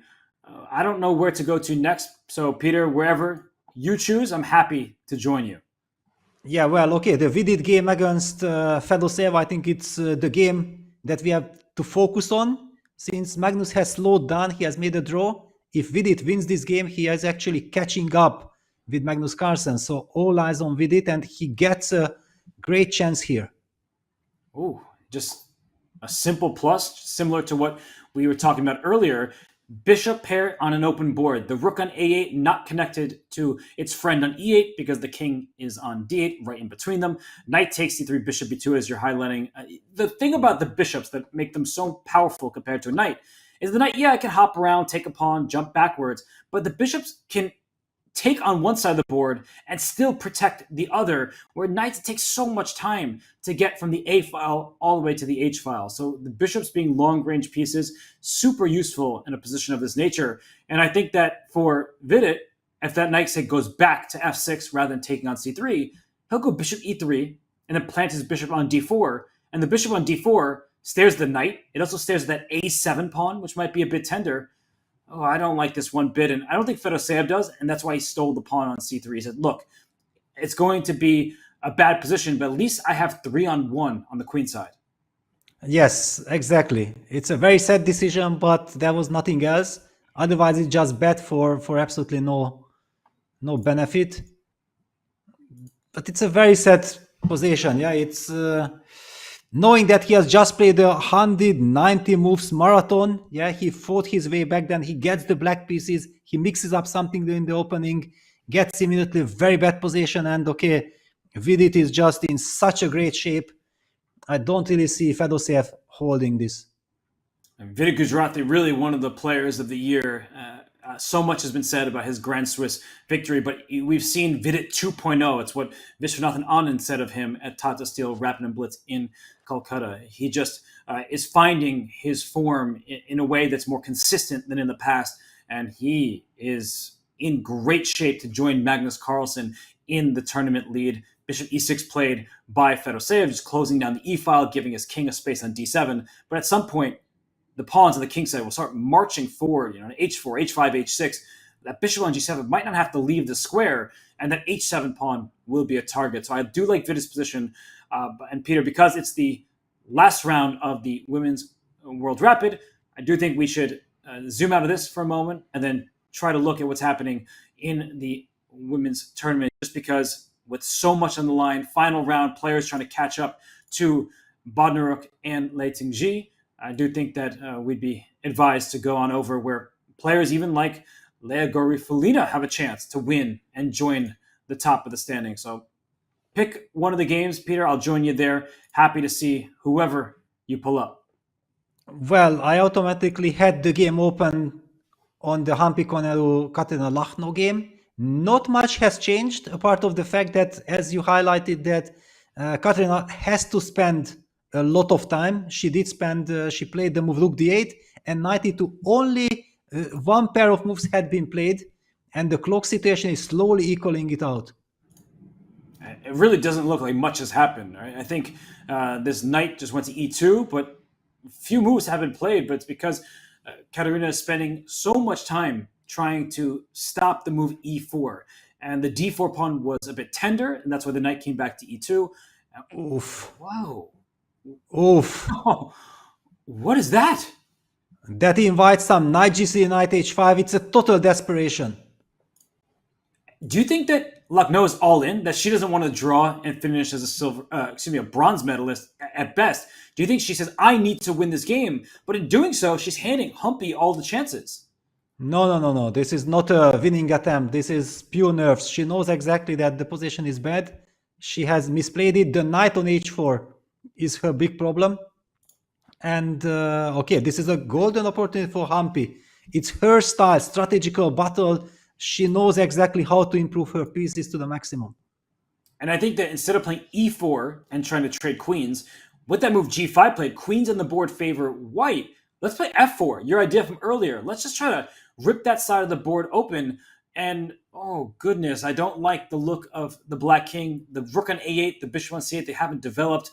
It looks like white is about to have all the fun. Yes, all of white's pieces are ready to join the attack, are in fact ready to start attacking immediately. So yeah, f4, knight gc, knight h5, and then f4. All of these are very tempting options. This looks very scary for Cheparinov, who is ahead of the clock. That's the one bit of good news, but Humpy Canero plays the best move, f4. So instead of focusing with e4, the central break, she plays more on the flank because white's king is safe, black's king is about to be ripped open. Not good for Katerina, not good at all. No, not at all. This is crazy. Because you play the Carlsbad, Queen's Gambit Carlsbad in order to be solid. Yeah, that you know exactly that you can rely on this structure forever. But now the structure is destroyed. White has a clear-cut idea of going after black's king with knight g3, knight h5, opening up the f file and eventually f takes g5, queen takes f7 or f g5, knight f6 check to appear. Oof. And that knight on h4 is that knight jump that you did not particularly like, and it stayed on the rim. So it hasn't been helping in any sort of defense for black. So while this game, it is heating up, we could see Humpy Canero joining a tie for first. I want to take our attention to Jaimo against Nurgul Selimova, because the winner of that game will also be in a tie for first and going towards the playoffs. And look at this position here. The last we played, it wasn't the best according to the engine, but this is a messy affair where both sides have their chances. Yes, this is a very double-edged position. On the other hand, because all of these tricks, and that was the reason why suddenly I didn't know what to say. I feel that with all these knight b5 moves coming in, usually I'm loving playing against the hanging pawns, but white has too much dynamics here. This looks very pleasant for white. And, if you ever take on e5, the black king will be feeling vulnerable. The bishop is supposed to be fianchettoed. What's it doing outside of its home on g7? So this is a situation where white doesn't have a knockout punch, and that's going to be frustrating for Jaimo here. But she's doing everything right, and both players now down under 4 minutes. We're getting to scramble territory. It's really about who plays the better chess. It's not an easy position to evaluate. Yes, not at all. Who plays the better chess under tremendous pressure? Yes, so much at stake in this game. Title on the line. Whoever wins this gets a shot at the title. I can't even imagine what they're feeling right now. But we will take a break from this one because the next game in line, Leia Garifulina against Valentina Gunina. That's another important game. Gunina, she's too far behind. She doesn't have a chance. But if Garifulina wins with the black pieces, then suddenly she joins that tie for first. And Peter, it's a very different type of position than some of the others that we've been seeing here. Right now, even material, white has the pair of bishops, but that pawn on d6, is it a strength or is it about to be won by black's forces? Well, it's a question. I would have said that yes, it's more of a strength because white has this powerful dark squared bishop which can very nicely support that pawn. Also, white's knight is ready to join the battle with knight f5.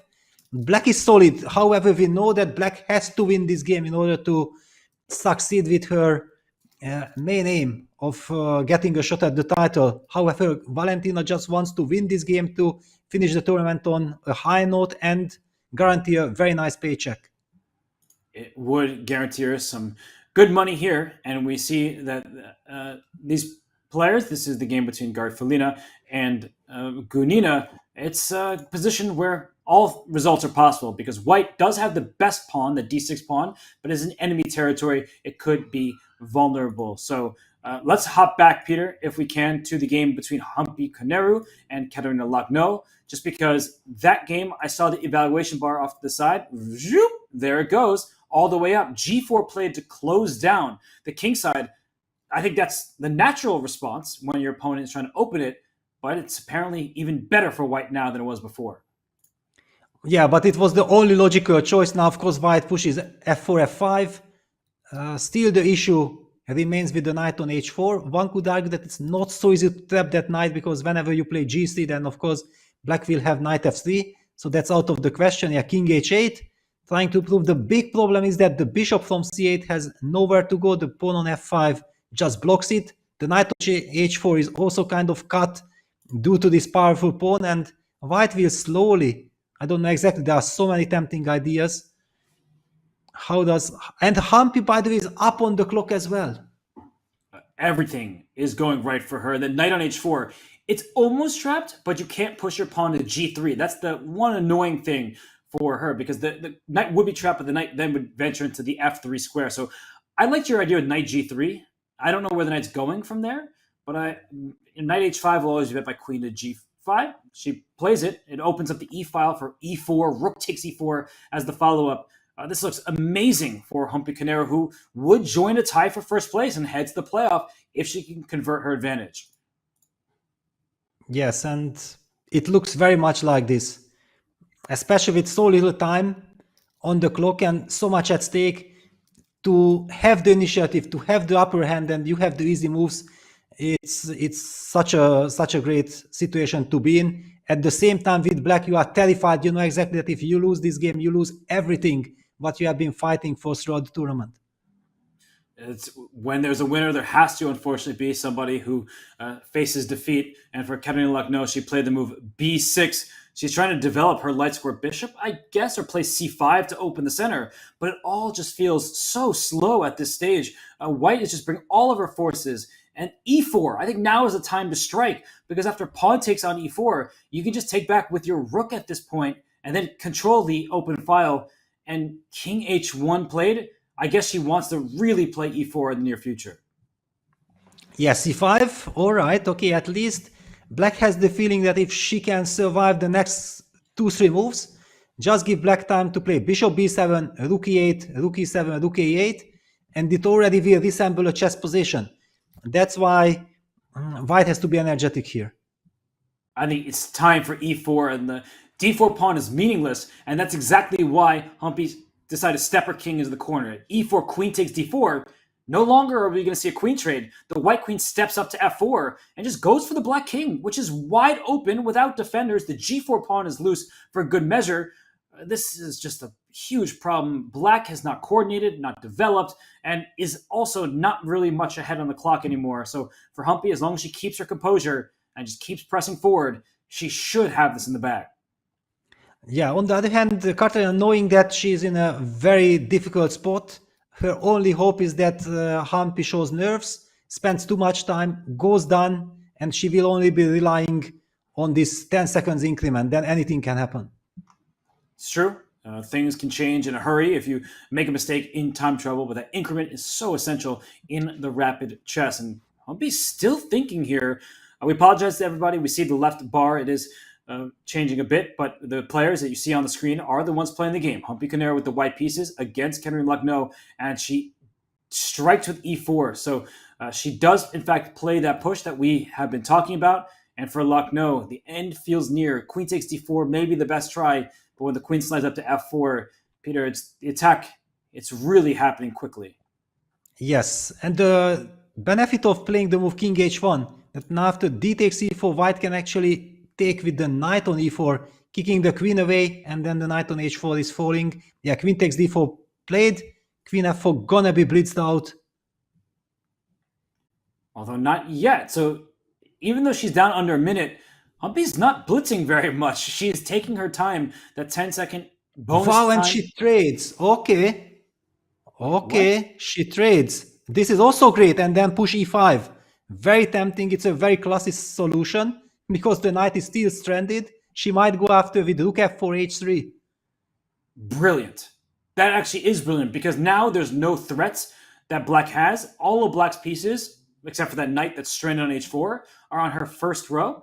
No, this actually was really smart. I was surprised because I thought it was just going to be a swift mating attack, but this is even stronger from the perspective that you have zero risk, you have all the fun, and the reward is going to be reaped very soon. e6 is also an idea, by the way. We can push our past pawn. Yes, practically speaking, with 1 minute on the clock, actually it's more desirable, because when you go for a checkmate, you also put yourself under pressure that I have to deliver a checkmate. Here you know exactly that everything is so harmonious. Look at white's pieces, pawn structure, everything. Just fantastic. And it looks like rook e8 was the choice of Lachno, so that is anticipating that the e-pawn would like to keep pushing. Your idea of rook f4, it's just so obvious at this stage. Rook takes g4 wins the knight on the spot, and the d4 pawn is hanging. Black has no threats. Yeah, not at all. And after rook f4, h5, I might, yeah, rook f4 is about to be played, yeah, on the board. After h5, I can even take on h5. I did not even notice this pawn because I was even so happy by just playing h3.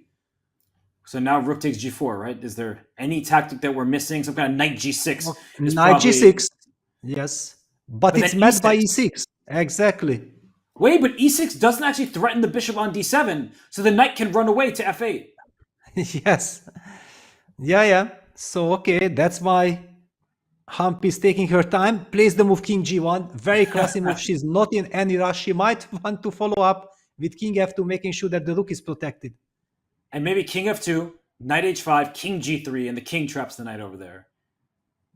Wow.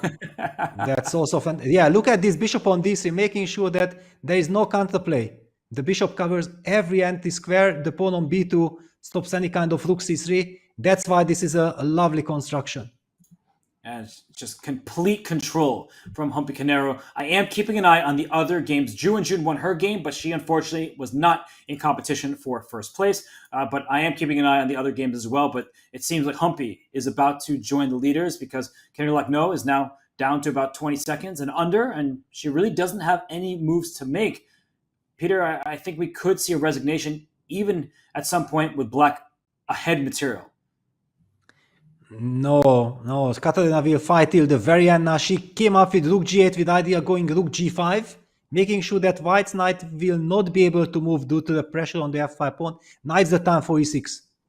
Yeah, e6. And what's a big problem for Black is if fe, rook f7 to h7 is a checkmate idea. So she takes on e6, drops the bishop back to e8. I think when you have a passed pawn, you're told to push it. So e7 looks pretty good to my eyes. You can play rook takes d4 and just take the pawn that you've previously been down. Yeah, she goes for that. Humpy is just such a classy player. Absolutely. But now the frustration is that how on earth is Black still in the game? Yeah, it looked like it's nearly resigning territory, but still Black is fighting. Okay, rook e5 going after the d5 pawn. That's the problem for Katerina. She saves her knight, and it can go back to g6, but there are just too many other problems they have to deal with. Namely, d5 falls, the e-pawn is still there, and the Black king, despite the absence of queens, it's actually in a checkmating net if a rook lands on h7. Yes, so rook g5 played. This, however, are already after rook takes g5, h5, rook takes g4, so the pawn on g5 is falling. It should be a tactical win. It's time to cash in. I'm with you. And I think that Humpy's going to do the same. Take on g5, which has just been played. And she goes rook takes g4 as a follow-up. g5 next. You're going to be at minimum 2 pawns. Yes, and still have all the advantage in the position. What a game from Humpy. Like, she just didn't give Katerina any chance to break free and to strike. So I'm impressed. And I think that Lei Tingji and Anastasia Bodnaruk, they may be looking at Humpy as like, okay, we drew our game. We know we're going to the playoff. But Humpy is not somebody you really want to face. She's so talented. Yes, she is not only talented, yeah, she is just a monster. Yeah, it's I have been telling it yesterday, yeah, that I'm just such a big fan of her chess.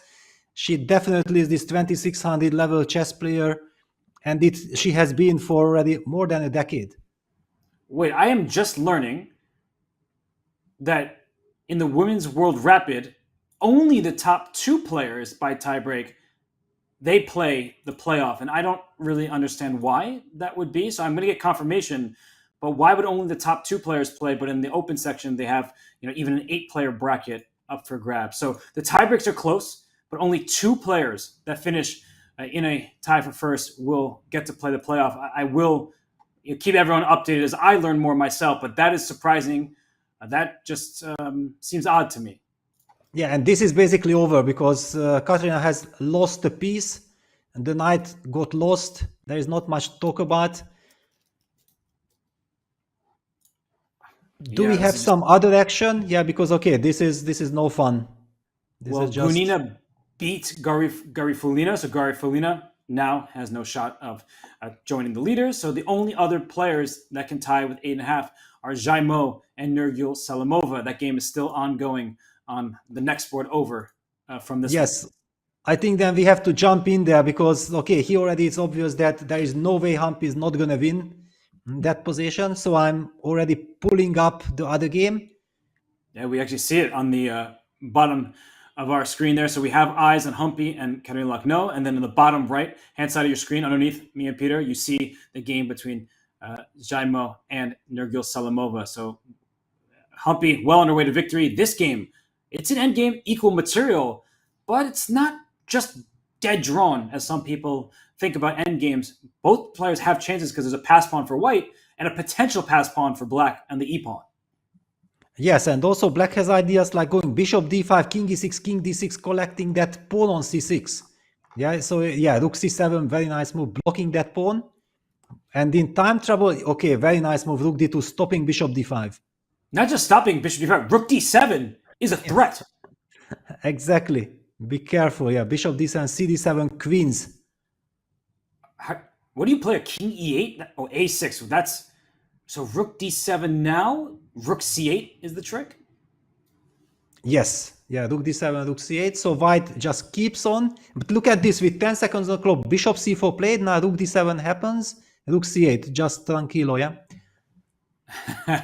That's a very classy move to play with such little time on the clock because rook d7 was the threat. You're not even stopping the threat. You're just saying, I will put my rook back a square. a2 will be loose. Bishop b5 becomes an idea for black to go after the c6 pawn.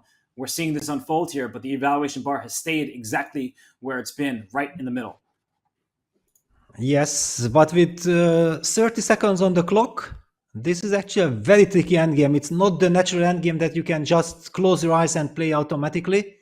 There are a lot of tricks with bishop still on the board. And so here we see a result between Humpy Canero and Katerina Lachno, the win for the Indian player. What a game from her. She actually has pretty good tie break, so we will see how all of this unfolds. And if Humpy Canero can sneak her way into the top two, she will get to play in a playoff to see who becomes the Women's World Rapid Champion. I still can't get over it, Peter. I don't want to really labor on this point, but why only 2 players get to be in that playoff while in the Open as many as 8? Really don't understand it, and I hope that gets changed in the future. Yeah, it should be changed. Yeah, I remember that in the open section, what we have witnessed in Warsaw 2021, that was the reason why this change happened. It should be because somebody missing out on fighting for the title, that's not good. And I just don't understand why the rules are different there. Like, you have 4 people playing, just have them all play each other. Why do we suddenly need to just break it down to 2 when we have different regulations elsewhere? So I'm confused. I really don't like it. But let's head away from this game as it looks very even, and thus it will not impact the top of the standings. We look at Vidit Gujrati. Wow! Vidit is losing! I was going to think Vidit was going to be winning. No, Vidit is... he has spoiled everything, and Fedoseev about to deliver another shock to Indian fans.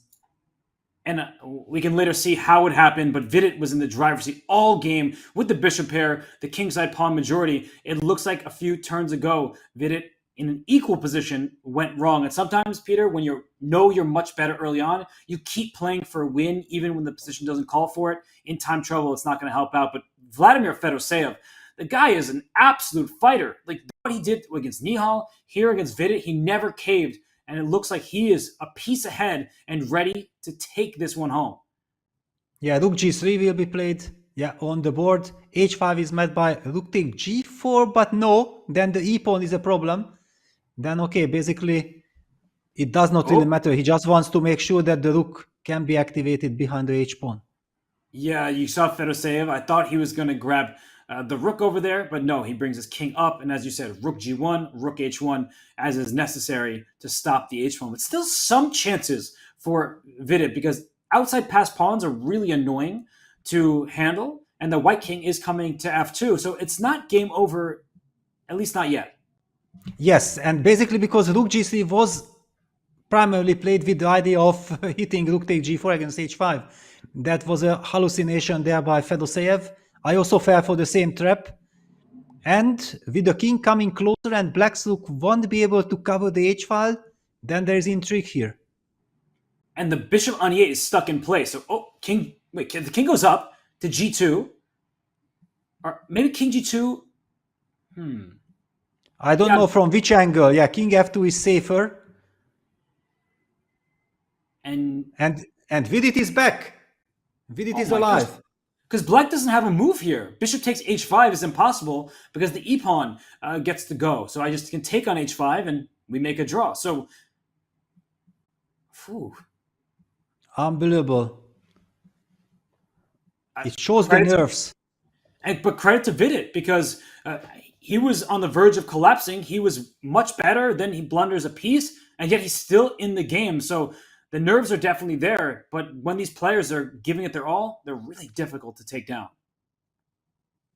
Wow, okay. I think that Fedoseev cannot believe. It looked like just 3 moves ago that it's kind of almost designable territory, and all of a sudden white's pawn is on h5. Yeah, king d5, kicking the rook. But white has king g3. Can we play king g3? I'm also looking at rook f4 just to go rook f8 next.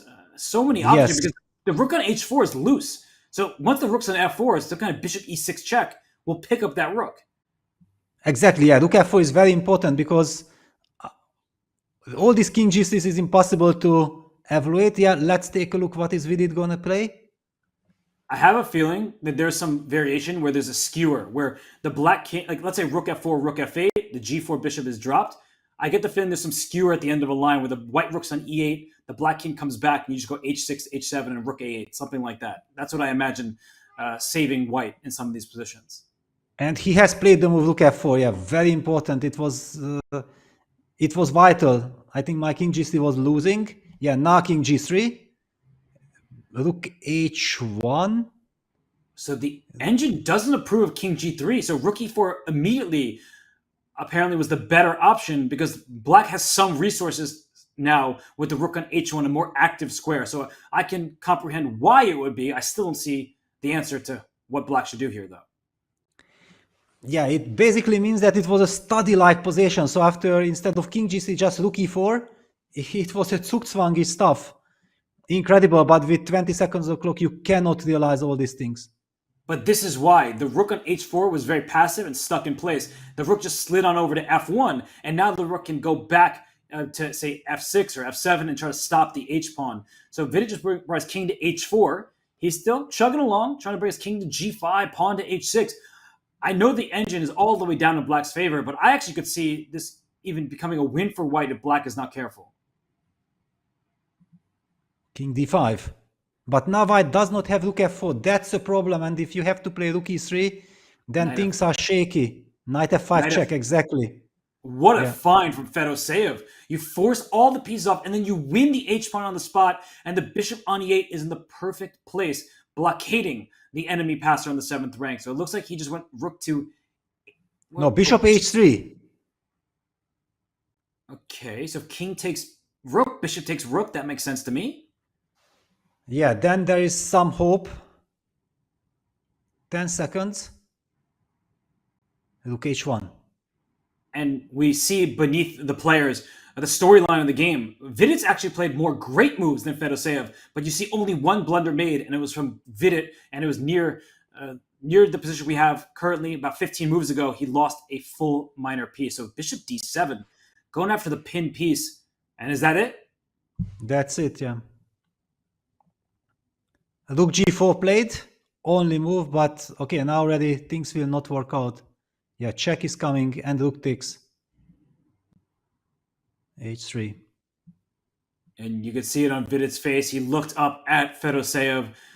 He is not happy. Look at him. He can't believe what's happened here because of the opening stage of the game was so heavily in his favor. But Fedoseev's a fighter. And for Vidit Gujrati, there it is. Resignation. Oh, no. You hate to see that from anyone. And for Vidit Gujrati, just another disappointing game in such a critical moment. Feel for him, Peter. Yeah, especially after this wonderful opening. Yeah, we can maybe catch up with the blunder, or maybe we have some live action which we have to jump into. I can't. It's tough to look at, honestly. I'm friends with Vidit. I've known him for a long time, but just he can't even get out of his chair, Peter. That's how distraught he is. Yes, no, this is heartbreaking. Having that fantastic opening position, yeah, you just show him that position, he will say, okay, I definitely gonna win it. But even to go on to lose it, that's just impossible. Where was this terrible mistake? It was, well, here he already spoiled most of his advantage, but a few moves from now, he blundered. He missed a check that distracted his pieces from one another. So just before this moment here, Peter, with a few moves ago, it's keep going. Just go forward a little bit. You know, they're making moves in time trouble. Mistakes will happen, but there comes a critical blunder as both players are not playing accurate chess. It happens, but just a few turns here. Right now, wow, still it's so difficult. Yeah, so difficult to imagine. Bishop takes g4 and suddenly check. Oh my god. Yeah, oh he took a pawn. Nothing could be more natural than taking a pawn and attacking a knight, but it's just unfortunate geometry for him. Bishop g6 check. There's nothing to interpose with. The king has to leave the defense of the bishop, and once the bishop is captured, the black rook defends the previously Empire knight. So everything worked in Fedoseev's favor there. Literally every element of the position. The bishop still covers the pass pawn, as you're pointing out. The rook protects the knight. And that is so unfortunate when chess works that way. Yeah, wow, okay, no, this is completely insane. We feel for Vidit. Knowing if he would have won, he would have catched Magnus Carlsen and playing for the title in the last round, and like this, he's even away from the medals. Okay, he needs to win the last game, but how do you bounce back? How do you calm yourself down after such a heartbreaking episode? And Vidit still with 8.5 points out of 12 games, and Magnus in clear first, Fedoseev with 9 points in clear second, and I don't think he could be caught. Everybody else who could catch him has already finished their game. So Fedoseev now with medal chances. He's the Pro Chess League MVP, but we will tune into this game between Praggnanandhaa and Vachier-Lagrave, where white is better because white controls the pawn breaks. G3 at the right moment, and that bishop on d8 is just completely useless. It's black is playing checkers, and white is playing checkers on a different set on different colors. Yes, so basically now Pragg, I was surprised that he moved the rook from a3 because the rook protected the b3 pawn, and as you highlighted, eventually going for the g3 break is very logical. I think that's what we're going to see sooner or later. Yeah, he's going to bring his rook to d3, a more active square, then maybe even on over to f3, but he will play g3, and perhaps to take with the d rook. That way his rook on h3 stays in the open file. Or even... okay. So first he wants to get the king to a3. Clever. Can he get his knight to b5? Like, can he somehow... How do you get there? Well, then he should have done it with the rook on a3. Yeah, knight c3, knight Right. b5. It was possible. And now it's a bit too slow. But maybe you could play king a3, rook c3, knight d3, things like that. And then I really want that knight on b5 because then I close down the file. Okay, he can get the rook to b2 or b1 and then go knight c3, knight b5. And I'm afraid of some exchange sacrifice on b5. That's why I was not such a big fan. But why are we not playing g3, opening up a new front? He's waiting, I guess, till he feels like the moment is right. But g3 is what's needed, and now it's played. And the front is opened, and okay, look, the evaluation bar, it's going up and up and up because white's rooks will have all the fun. Yes, basically I don't see a defense. Yeah, rook h7 coming, everything plays itself. Besides, there might be even some tricks along the 7th rank pin, yeah, that rook f3, rook takes f6 will be also a threat. And you can just put the second rook on h3, and if the rooks are traded, one pair of rooks, then knight c3 becomes available, knight b5, king a4, and finally there will be infiltration. But don't blunder the b3 pawn by moving your knight back too soon. I don't think Praggnanandhaa will forget about that, and if that's the case, then I think black is completely stuck. Yeah, and it's so important. If Praggnanandhaa wins this game, then he has all the chances of fighting for something big in the last round. King e8, yeah. He does, because it would be his third win in a row. I haven't seen Praggnanandhaa, but if he wins this game, he'll be in a tie for third place. So suddenly, Praggnanandhaa with medal chances for himself. That would be huge. And India, of course, loves Praggnanandhaa. He's such a hero there after his World Cup, beating both Hikaru and Fabiano and only losing to Magnus in what was a fantastic final. But Praggnanandhaa would like to add the medal to his collection. Yeah, wow. And actually, yeah, if Praggnanandhaa wins this game, then he will tie with Vidit, or is he even overcoming Vidit because Vidit has lost? No, Vidit has 8.5, so they'll all be in a tie for third place with Yu Yangyi, Maxime Vachier-Lagrave, Dubov. Murzin won his game against Aronian, so Murzin's also up there. Don't want to forget about him. And I'm going to give another shout out eventually, but I'll save it for now because we're focusing on this game. Peter, a rook trade, then the knight can successfully remaneuver. And there's so many juicy squares, b5 and f5, and so many light squares that knight can get to. Yes, absolutely. And also the a5 pawn is weak. Pragg has to decide. On the other hand, he is also tempted to keep the rooks. But no, he goes, yeah, this is the systematic approach. You don't need anything else. Black probably has to play rook b4 in order to meet knight b5 with a4. But then he gets pinned on the 8th rank. It's all over. This is lost. Yeah.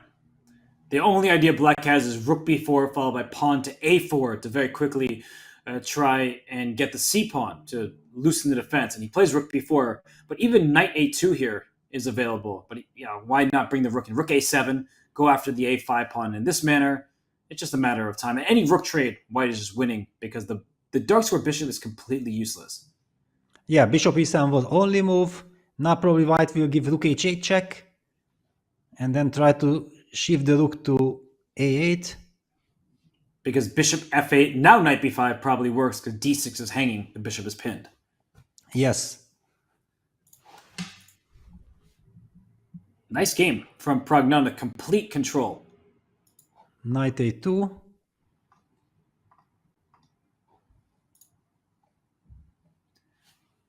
And I see that very many people on 8.5 for this last round. It's going to be exciting. Agreed.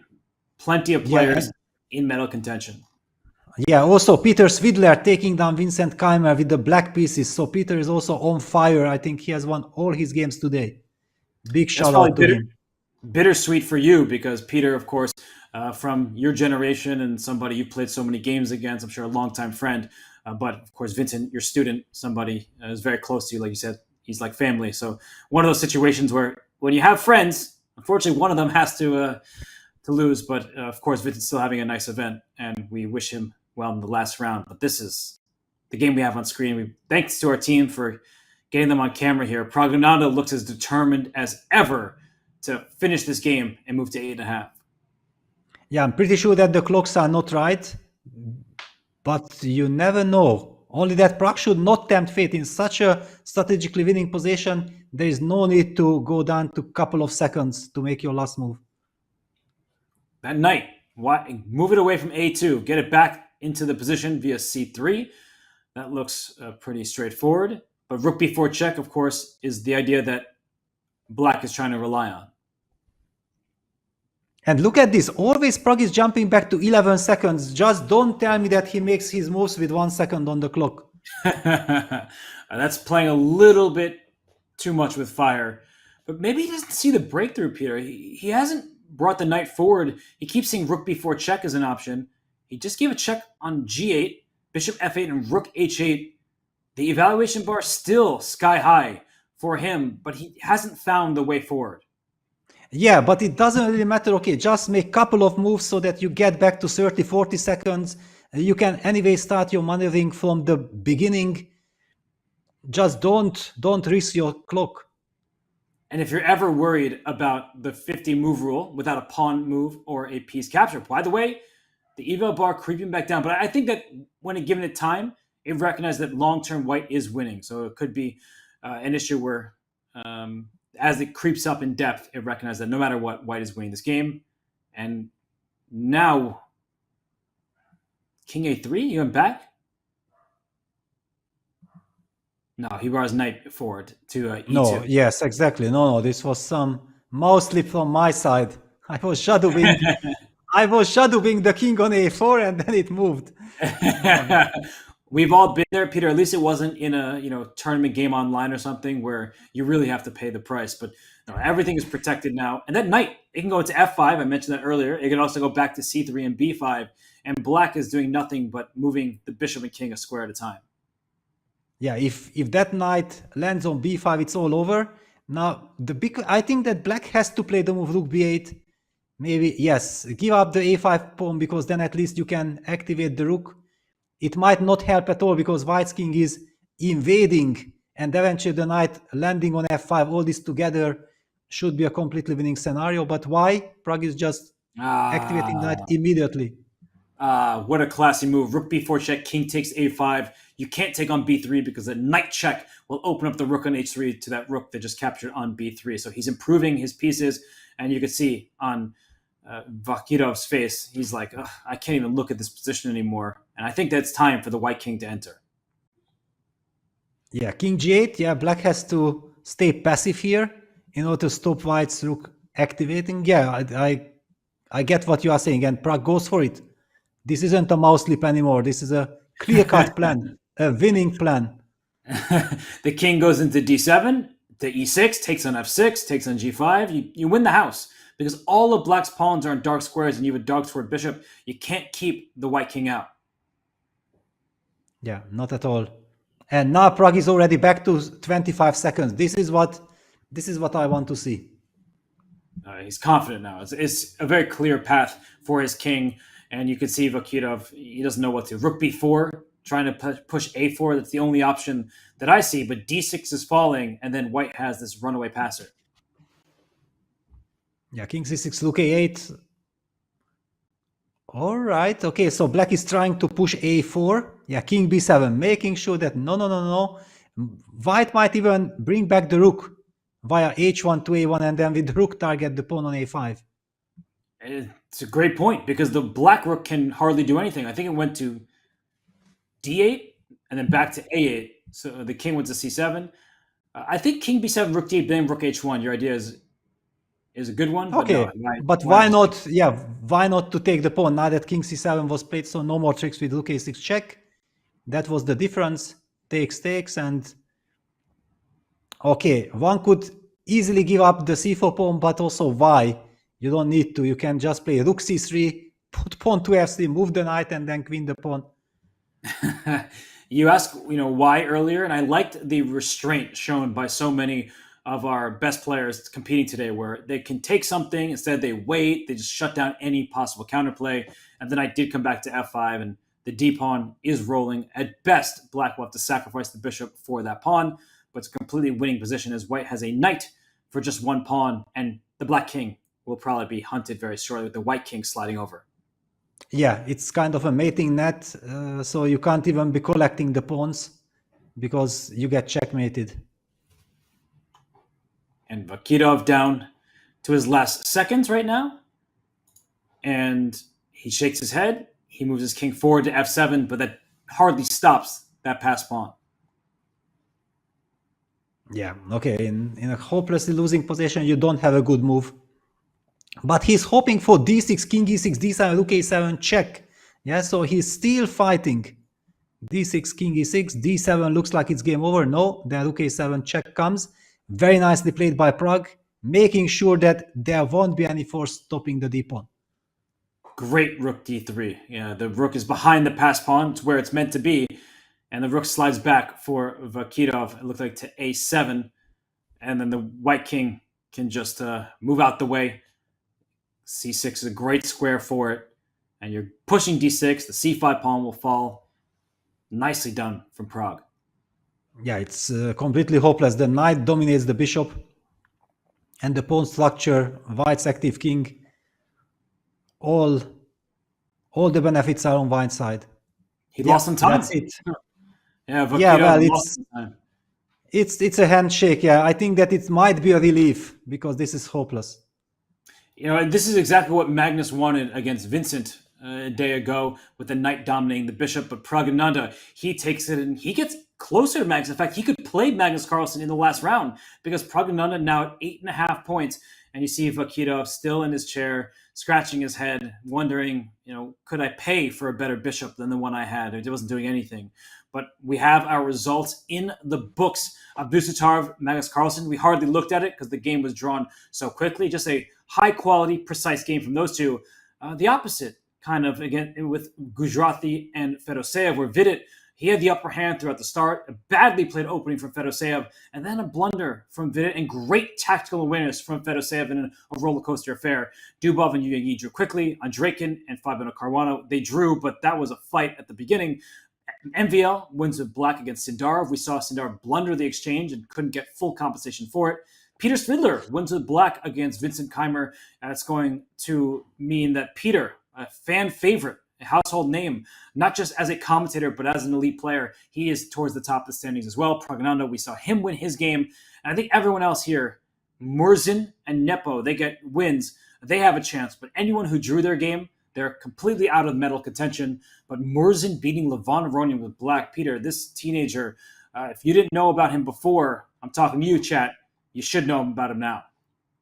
Yes, definitely. And there is the standings. Magnus Carlsen leading with 9.5. Vladimir Fedoseev right behind with 9 points. And then we have all this very, very big tie on third place with 8.5. So many players with 8.5 points. And one of them is Alisher Suleimanov, who is doing great thus far. I think he's won 4 games in a row. He's won so many of his recent games, 1 loss and then a bunch of winning streaks. So he is in the mix with 8.5 points. And in the women's rapid championship, we saw a very quick draw on board 1 between Lei Tingji and Anastasia Bodnaruk. And now Anastasia has great tie breaks.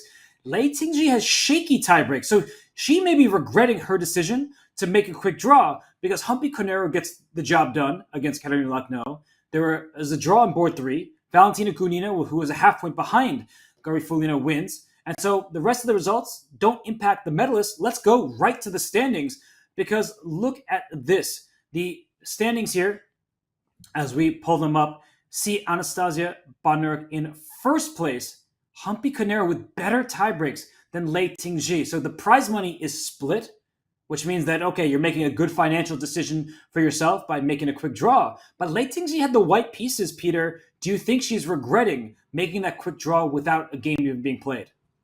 Yes, absolutely. I highlighted that Anastasia has a great tie breaks and draw is fine for her. But for Lei Tingji, I just can't understand. She was playing brilliant chess. She was winning game after game.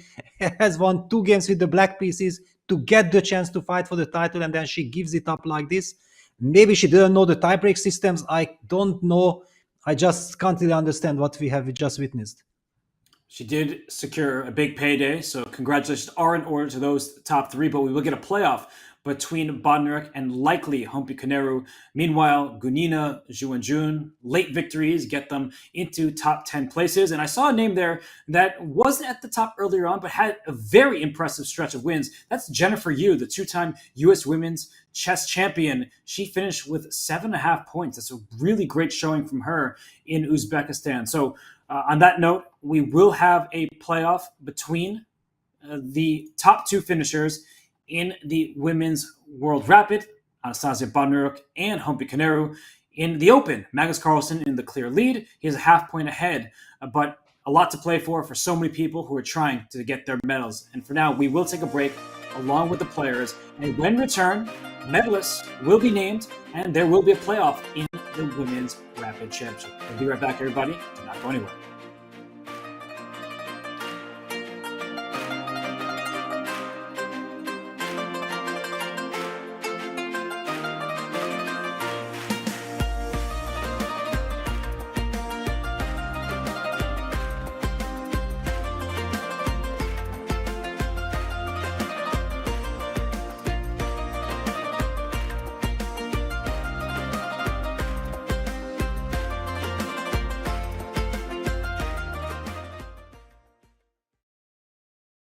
Chess Kid is fun. Chess is great for the brain, but it's also fun to play. And Chess Kid makes it easy to have fun. Whether your child is a total beginner or a prodigy, they can hop on and find a well-matched opponent from around the world at any time. Chess Kid is the safe, parent-approved way for your child to play chess online. Chess Kid is educational. To kids, it feels just like playing, but chess is a great way to learn patience, strategy, and critical thinking. Chess Kid features a comprehensive training program that guides kids to level up on their way to mastery. There are more than 50,000 chess puzzles and a whole library of entertaining videos that teach strategies, tactics, openings, and endgames specifically for kids. Chess Kid is easy. Whether you're a parent helping your child, a coach managing dozens of kids, or a school of hundreds. Signing up is free and easy, so what are you waiting for? We are live in Oslo, Norway. It's a beautiful day, a beautiful summer. You know the drill, we've done this before. Ma'am, do you mind if I ask you some questions real quick? When I say chess, what's the first word that comes to your mind? Game. Puzzle. Puzzle. That's brilliant. Chess. Horse. Smart. Black and white. Black and white. That's 2 words, but I'm gonna let it pass. If I say chess, what's the first word that comes to your mind?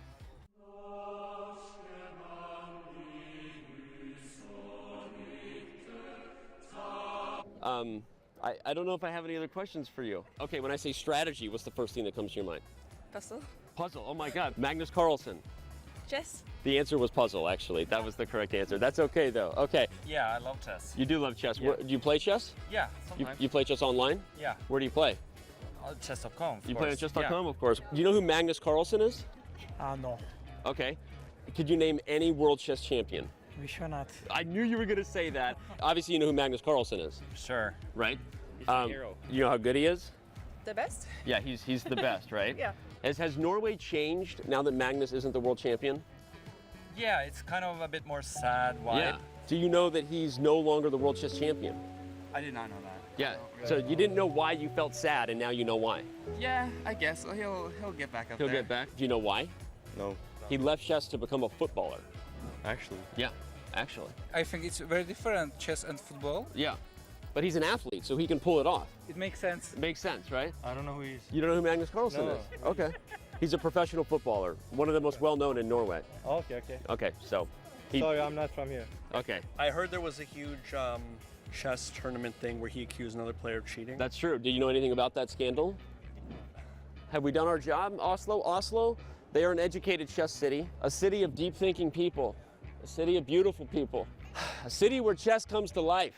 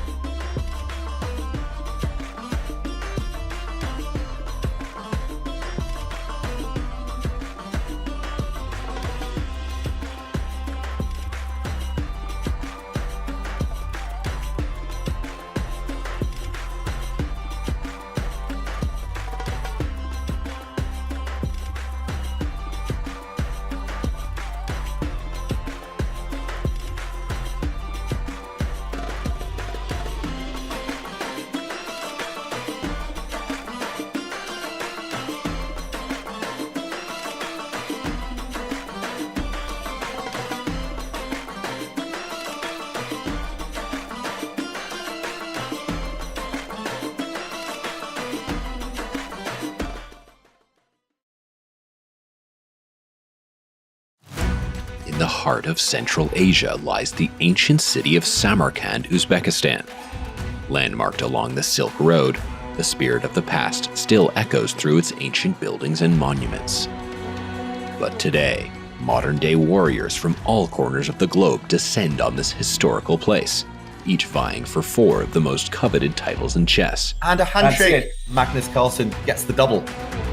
Before the calendars turn, the year closes out with 6 days of intense battles. He flagged!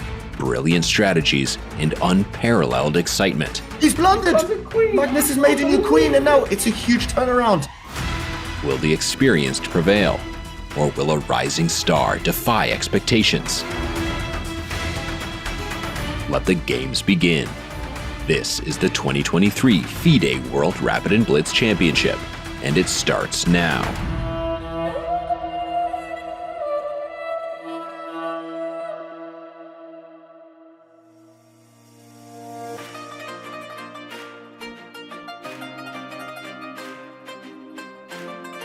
Back in Samarkand, Uzbekistan, you see the lights are dimming, and they have dimmed on some players' chances to win a medal in the World Rapid and the Women's World Rapid Championships. In fact, we will have playoffs in the Women's Rapid Championship between Anastasia Botner and Vachier-Lagrave. I'm Robert Hess. Alongside me is Grandmaster Peter Lecko. It's been a fun ride thus far, Peter. Many players have had their chances gone, but we have 2 players left in the women's vying for gold. Meanwhile, in the open, 1 round remains with Magnus Carlsen in charge. Yes, leading, I think we can already reveal that he will be facing Pragnananda. That will be an incredible final round of this fantastic Rapid Championship. It will certainly be. It's a rematch of the World Cup earlier this year. And as we look at the standings, we can see that Magnus Carlsen, he is alone at the top, as he often is. But Vladimir Fedoseev, whatever you want to call it, fortune, fortitude, he got the job done. He is the big fish, and he has 9 points out of 12 games. He's in clear second. Yu Yangi, Vidit Gujarati. I think of all the names here, Vidit is the name you have to circle as the one who's experienced the most recent heartbreak, somebody who's so close to being tied with Magnus heading into the final round. But he's in that big tie with teenager Murzin, teenager Pragnananda, Abdusatarov, and the rest of the crew. Yeah, it will be an incredible fight, not only for the first place, but for the medals. So many players still having a chance, and we have seen just one move, blunder, mistake by Vidit. He thought he is winning, and he, in fact, with that move, made a losing blunder. Things have turned. Then finally he got a chance, just crazy.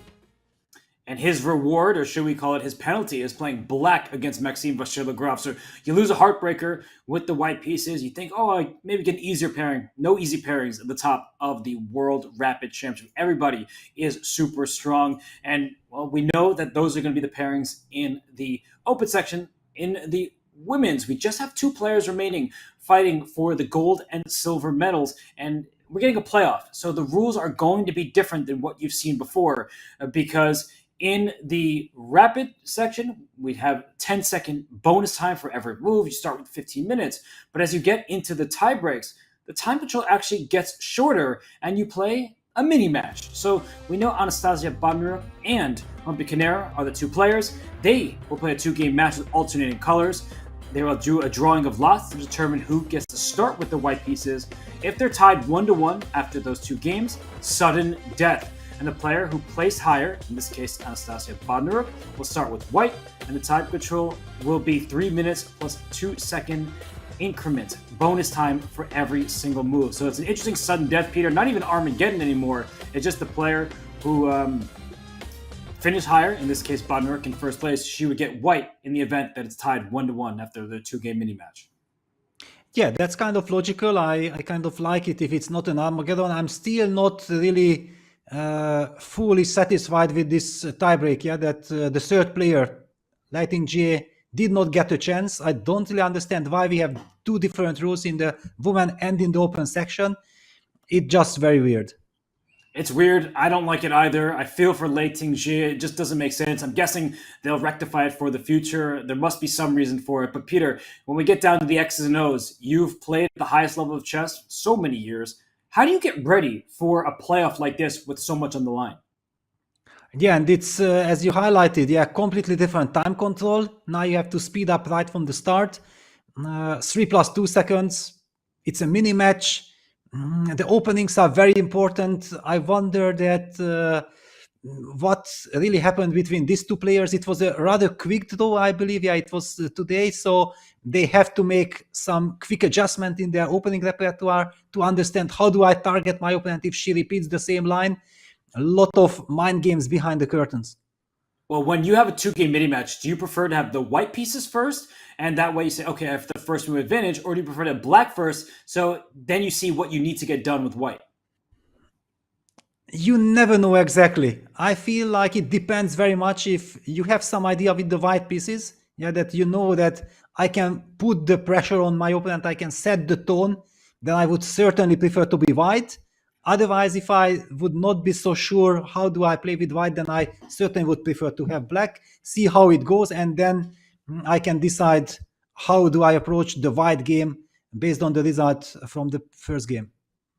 Yeah, it's difficult to know how to play these mini matches because in game one with the white pieces, do you go really aggressive? Do you play active or do you play a little bit timidly because you still have that second game and you don't want to lose with white? It's a hard question to answer. Everyone has a different style. And Peter, if I'm understanding you correctly, that even for yourself, you have a different style, a different preference, depending on the tournament, depending on who you're facing. It's kind of situational, if you will. Exactly. Yeah, it very much depends on the opponent, on the openings that I'm expecting in those games. Yeah, because to burn the white game while not knowing exactly what I'm playing for, it feels like it's not the ideal scenario. Once, if you know that, yes, okay, I'm playing my main line and my opponent is the one who has to sidestep, and I will be very happy playing with the white pieces and then give me the white pieces. Otherwise, I would prefer to start with black. Okay, well, you heard it from Peter, who has so much experience, that sometimes you need to feel your opponent, figure out what their preferences are, what openings you may see. It's not an easy choice. So we know the players, they're sweating it as well. And so it looks like Bodnarik, she, as the number 1 seed, has some favorability there because if they tie 1-1, she'll get the white pieces in a sudden death game. But for now, we are going to head back to a break because the playoff, it's not set just yet, so head to break, and when we return, it will in fact be this playoff between Anastasia Bodnarik and Hunter Canera, as well as the final round of the FIDE World Rapid Chip. Stay tuned, everybody. We will be right back.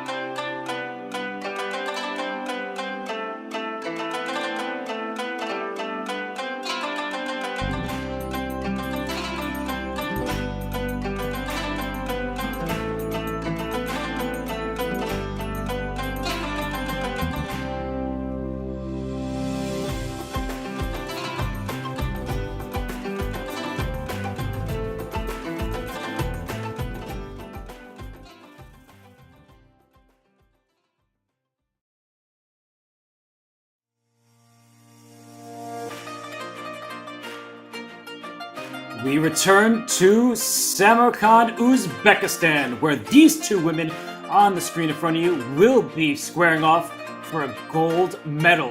You see Anastasia Bodnaruk seated in front of the white pieces. Her opponent, Humpy Kanera from India, she won her final game just to make it to this playoff, whereas Anastasia had a very short draw. The players are super concentrated. I'm here with Peter Lecko. Peter, you see these players. What do you think is going through their minds right now? Well, one can feel the tension. Both are very nervous. They are trying to concentrate, focus very much on showing their best right from the beginning. It's a Blitz game. Forget about the rapid time control. This is now all about Blitz 3+2. It's hard to adjust yourself from rapid to this Blitz time control as you are talking about. And now it's about to be the need for speed. They have to play really quickly. In fact, Humpy, in that last round game against Katerina Lagno, she took her precious time. It helped her win the game. But you don't have that time to sit, relax, and calculate like she did in that final rapid game against Lagno. For sure. Yeah, here you don't have the luxury of spending time in the opening, making sure that you have everything under control. You have to take control by playing quickly, controlling the clock. Falling behind on the clock puts way too much pressure on a player. So I think it's very important to kind of get the same rhythm as your opponent. You can spend time if your opponent also spends time, but don't spend time prematurely. And we see Pragnananda in his chair. There's a handshake with Magnus Carlsen. That's a familiar sight to the many chess fans out there. The World Cup was decided between those two. And look at this. A battle of the teenagers. Nodirbek Abdusattorov gets black. Volodar Murzin in another, a very bright, just colorful shirt here with the white pieces and the chance to take down Abdusattorov on his home turf. Peter Svidler, near and dear to our hearts. I wish you could hear us. Hello, Peter. You're doing great. You get the white pieces against Yu Yang with medals on the line, as Yu Yang currently sits in third place, tied with many players by score, but with the better tie breaks. And Fedoseev, he's alone in second. He takes on Dmitry Andreikin. Back to the women's final here. The playoff, it's between Bodnaruk and Humpy Kanera. So unlike in the Open, it's clear. These are the two contestants. Nobody else can participate for first place. It's unfortunate for Lei Tingji. We have to say it again, that she had 8.5 points, just like these two. But for some reason, there is no playoff for more than 2. And we have a King's Pawn game here. The players are off, Peter, and we see a Spanish Bishop A4, and all right, we're going to get some open lines. Wow, and the Bishop C5 line. This is a very tricky line. The Black Knight can still go to E7. Yes, it jumps to E7. A tricky Blitz line. Yes, this knight can then go to G6, and as it's kind of a Blitz line not played at the highest levels in classical chess so much. And look at the early retreat. You're typically told don't move the same piece multiple times in the opening, but with white ready to strike with D4, the bishop, it just goes back to safety on A7, and it's a long-range piece, a sniper, an archer. It's staring towards the white king as white strikes in the center. Yeah, and D4, knight G6. Humpy keeps the tension in the position. Very interesting, and very importantly, she gets her opponent out of her preparation, forces Anastasia to spend time, and look at this, she's already up on the clock. She has more time than she started with. That increment coming in handy for Humpy Kanera, whereas Anastasia Bodnaruk, she's investing time, but she's also expanding there in the center. First D5, then C4, clearing the C3 lane for that queenside knight. So we see a spatial advantage for white in the middle of the board, a lead on the clock for black. Peter, so far, whose position, whose chances do you prefer? Well, yes, white is grabbing space, but that bishop on A7, that's a monster. Yeah, now it's freed up. I'm hoping that we'll also get the moves, because I'm not getting the moves yet. So we have to rely on the camera feed. Unfortunately, there is the relay errors continuing from the site in Uzbekistan, but they have a great matchup here between these two contestants. We see the dark square bishop for white contest the dark square bishop for black. They're in the same diagonal. We could see a trade, and if black takes white's bishop, we will have double pawns in the center, but an open F line. So, Peter, these are these trade-offs that the players need to assess and do it very quickly. Easier said than done. Yes, I actually like black's position. I very much like this type of positions. Okay, she goes for F5. This finally will also give white the E4 square. Yeah, so after E takes F5, for example, Yes, take it. Bishop takes f5. We might be seeing potentially a white knight landing on e4, which is good news. And the pawn structure no longer doubled for white. As you said, white can take advantage of certain squares, like that e4 square. And that knight on g6, maybe not the best piece for black, because the pawn on e3, it limits its forward progress. So as we see, the players have really focused right now. They're playing blitz while everybody else is playing rapid. No, that's not something that I'm just making up. It's actually true. This is a blitz time, which you'll see 1 minute, 51 seconds for white. Peter, we just saw white step up with the queen. The light square bishop still on the board. Has your mind changed at all, or what are you making of this position? Well, I was not sure that black had to rush with f5, honestly, because clarifying this tension and opening up the light square bishop and being able to trade it at any moment. Now, white is probably also preparing rook a1 to e1, protecting the e3 pawn, and then finally making sure that the knight on e4 will be landed. And we see the queen does defend the light square bishop. Humpy up 10 seconds right now. And those are an important 10 seconds because unlike in the rapid where you gain 10 seconds bonus time for every move, only 2 seconds. And you can work your way out of time trouble, but not as quickly as you can in the rapid. So there's still no pawns that are approaching one another. No tension just yet between the pieces. But I think at some point, one of these players is going to have to move a pawn and create some trades on offer. Yes, right now it's not exactly obvious what are the next couple of moves, so both sides are trying to make as many useful prophylactic moves as possible. Eventually the light square bishops will be traded off, that's for sure. And I just want to note, while this game is of utmost importance for the Women's World Rapid Championship, Vladimir Fedoseev made a very quick draw in just 9 moves, which means that Magnus Carlsen only needs a draw with the white pieces against Pragnanda to secure the gold medal. So it seems likely that we will not have a tiebreak because Magnus just needs a draw. He probably saw that Fedoseev finish, and he has a very even position. I actually just looked at it on my screen. It's frankly just symmetrical, double pawns for both sides. I think Magnus Carlsen well on his way to another World Rapid Championship title. Yes, basically Magnus is not taking any risks. I would even go as far as he had already planned this. Yeah, it wasn't like he changed his mind just because Fedoseev has already drawn. He went for this symmetrical position, making sure nothing can happen to him. Draw in the pocket. Wonderful situation to be in. And important for Fedoseev to make a lot of prize money, and other players can catch up to him, maybe kick him out of the podium. So we'll see how that plays out. But for now, we have our eyes in this game. 44 seconds for Humpy Koneru. She is a veteran. She's a long-time grandmaster. Has been over 2,600, super strong. But I'm worried about her clock, Peter. Not many open files, but the queen on c2, that's actually eyeing into black's position. It's easy to make a mistake here with so little time. Yes, I was trying to make a case already right from the start that the white rook should land on e1. Finally, it reached there. And the knight is also on e4. White has stabilized. White has stabilized indeed, and black needs to keep up on the clock. That's the big thing for Humpy because look at her rook. She's doubled them on the f-file, and look at Anastasia go on the queen side. If you're going to bring all your forces over towards one flank, I'm going to operate on the other, says Anastasia. But knight h4 played by Humpy, offering a trade of pieces. Peter, it's the type of position completely even by material, but we can see some issues potentially brewing on the queen side for black, and then on the king side for white, depending on what we see in the next couple moves. Yes, well, knight h4 is very natural because you make sure that you trade pieces.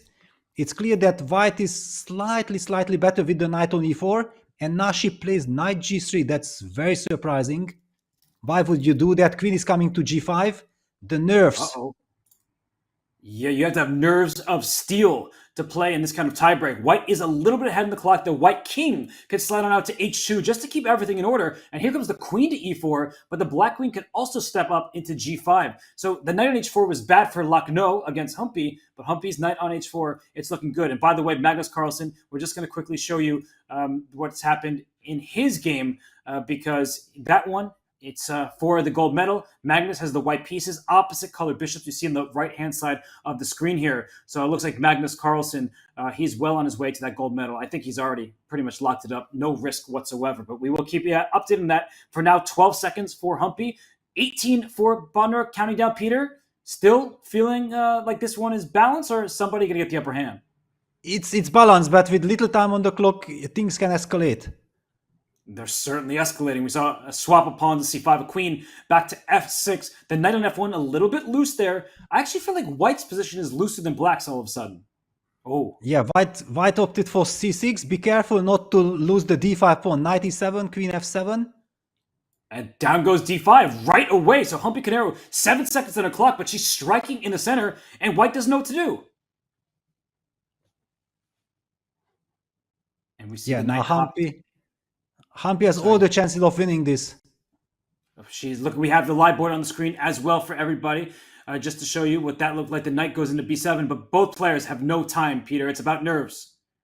Yeah, it's about nerves now. So white's knight is coming back, also threatening the a6 pawn. Queen e5 check will be played.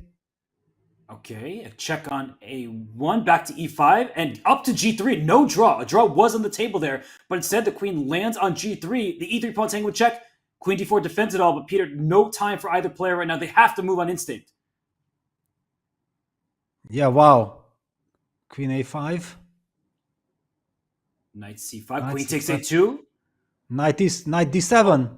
What a move. And it's hard to meet. The d5 pawn is defended, but queen could come into e5 instead she brings her knight there. I think that might have been an error because going for the attack looks right. Yeah, completely crazy. It's not dangerous for Humpy. Uh-oh. The king has escaped. Knight f6 check at some point is a threat. Oh, stop with queen to c3. Lovely move. But now queen takes e7. Uh-oh, the pawn's gone. Queen d7. How can you stop the promotion? Push the pawn. Knight f6 check ends it. Oh, she goes to f2. Wait. Wow.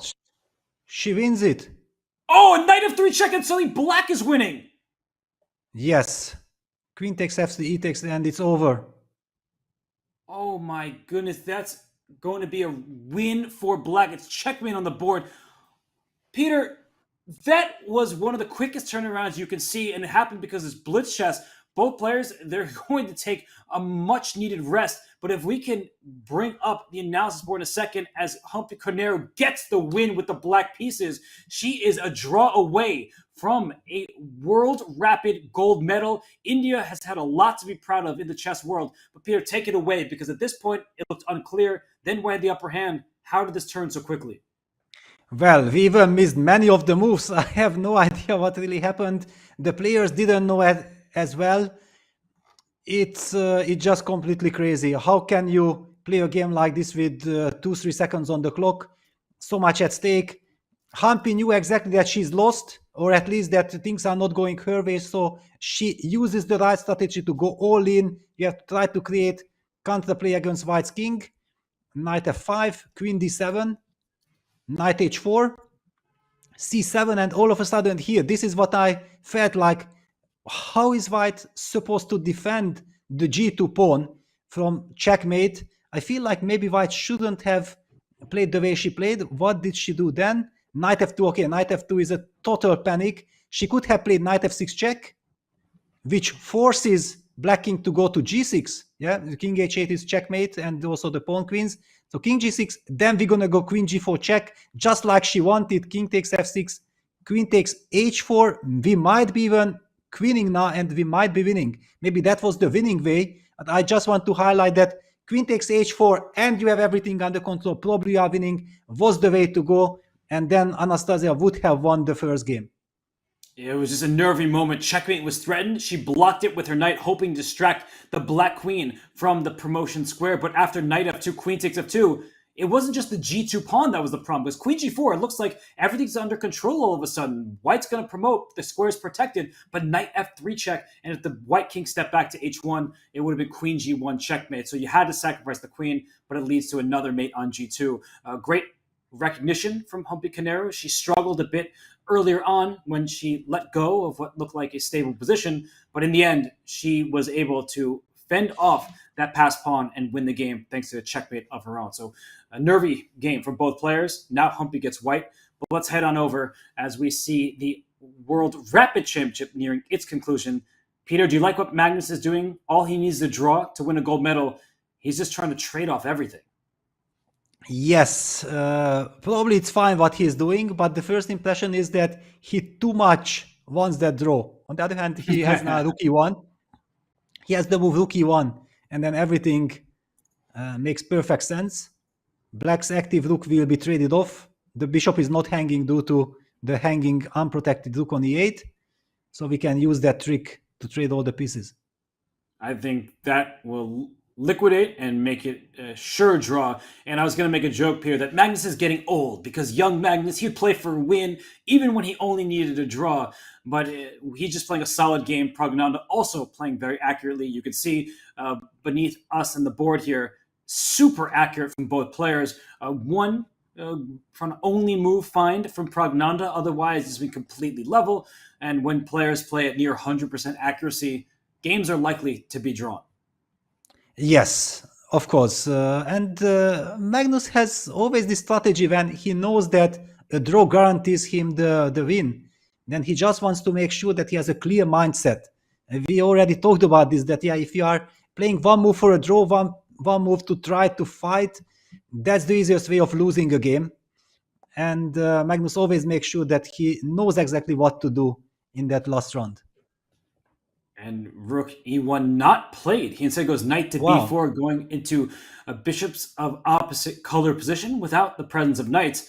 And do you think he's maybe trying to set up a little trap at some point, that the rook on e2 may have wandered into enemy territory, maybe a little bit stuck there if the dark square bishop gets to e3? Well, or he might have thought that he doesn't want to give black any chances of going for some unbalances by giving, for example, after rook e1, black could have taken the knight with the bishop, and then yes, it's a very drawish position, probably completely draw, but still it's a little bit different. Magnus forces the trade of knights, clarifies it. After all, it does not really seem like black can do anything with his active rook on e2, and then slowly Magnus will anyway trade it. Yeah, it seems like it's hard for Magnus to go wrong. All he needs is a half point.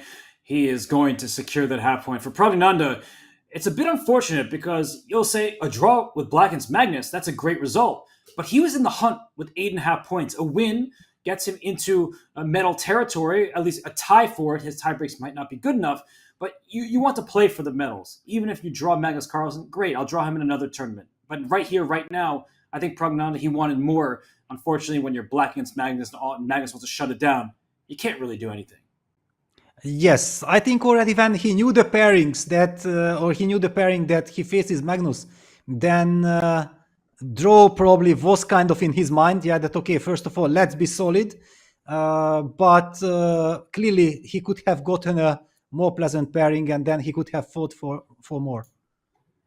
And I saw some other results that Dubov had a quick draw with Richard Rapport. So some of the games did conclude quite early. We often see that when there's a lot of prize money up for grabs. And we do see the knights leave the board here. Only 2 rooks per side, bishops of opposite color. And we are seeing pure simplification at this point, where the rook, we saw bishop e3, the rook took on c2, a swap of rooks, and everything is coming off. I think in just a few moments, Magnus Carlsen will officially be the World Rapid Champion for a second year in a row. Yes, absolutely. I'm waiting for the moves to come into my system. Yes. Here they are. Rook d7 played. That's the current position. Rook c8, bishop f4. Yeah, at this point, the board, the players know that it doesn't matter. The rooks come off the board, it draws off for the draw grid, and Magnus Carlsen is your 2023 World Rapid Chess Champion. You saw a smile on his face. He is a happy, happy player. He's the world #1. It's undisputed. And now he's a gold medalist, a world champion once again. Wow, actually it was finally more smoother than he probably felt that it's gonna be, yeah, because it looked like there are so many players fighting, but no, Magnus Carlsen makes sure that nothing can happen to him and wins the World Championship and adds another title to his incredible collection.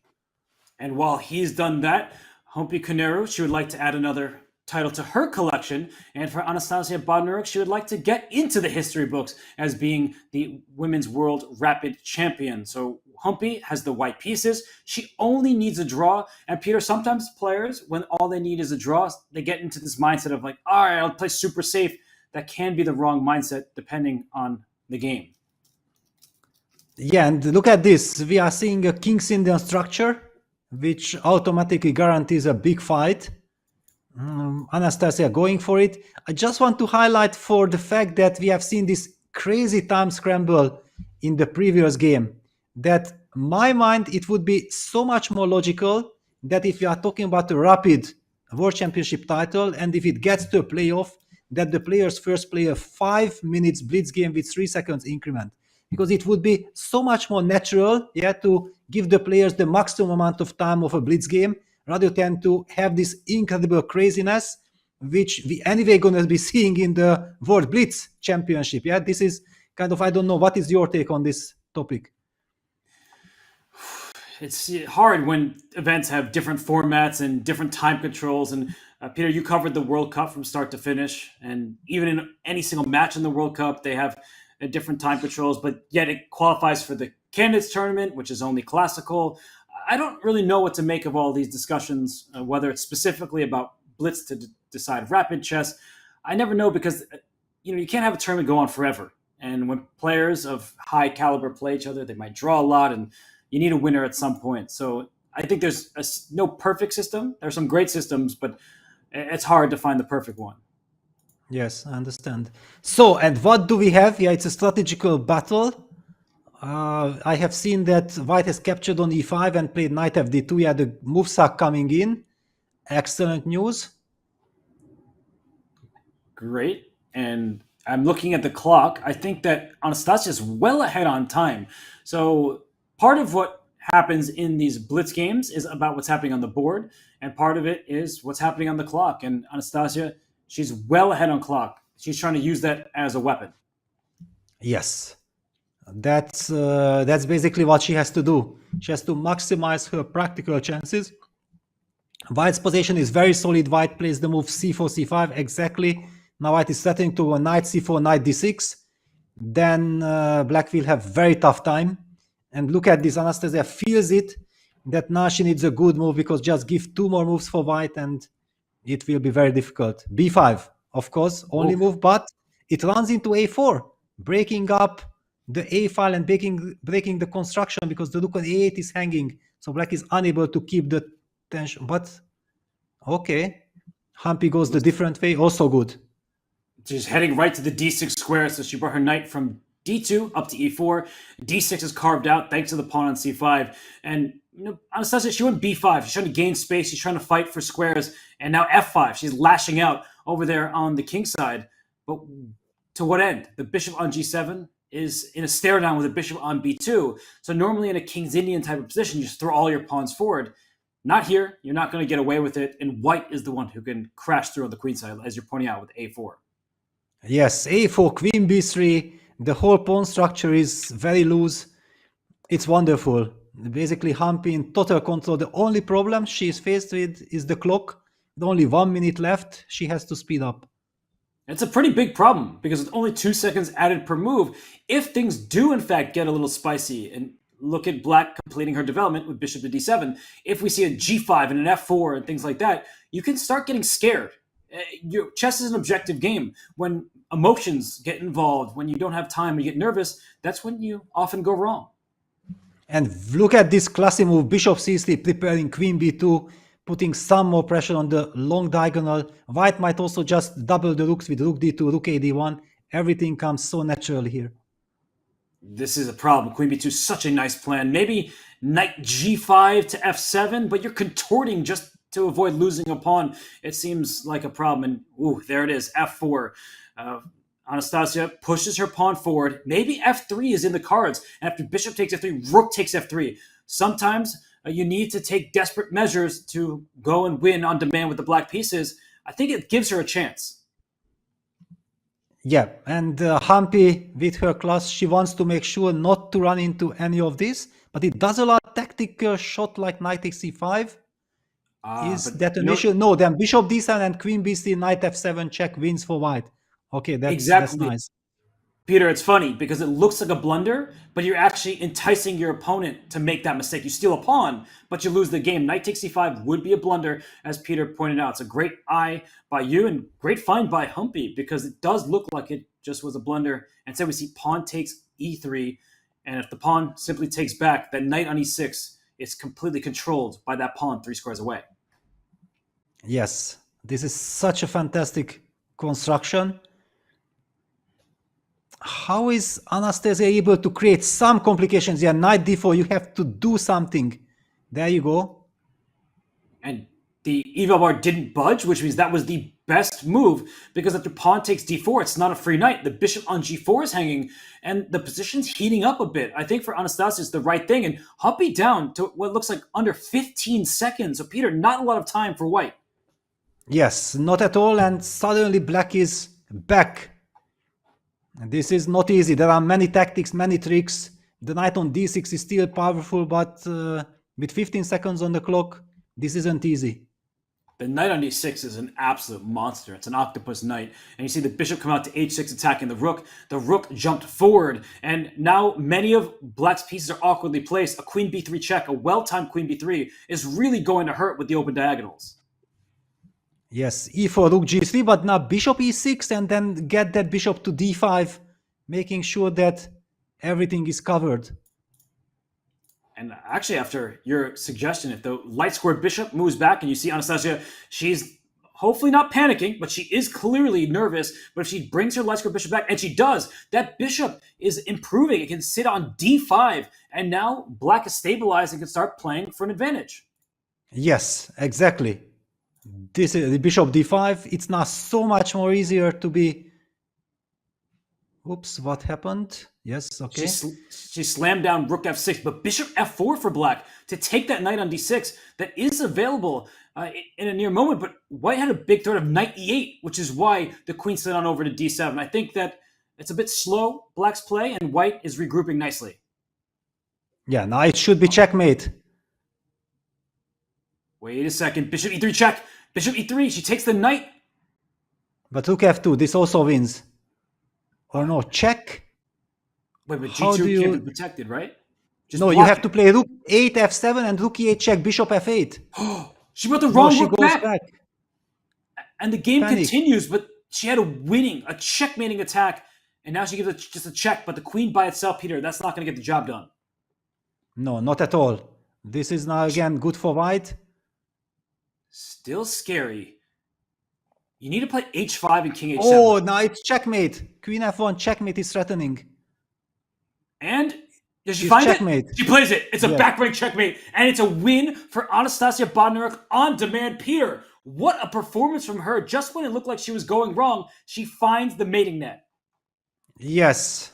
Unbelievable. Okay, these are nerves. This is already not chess. It's all about nerves, about how quickly you are reacting to some craziness, new craziness. Incredible. And that was a crazy game. And I think both players are just pure nerves, adrenaline, jitters at this stage. We should do an instant replay because a few moves before the end, it looked like black was actually going wrong because she went on the defensive.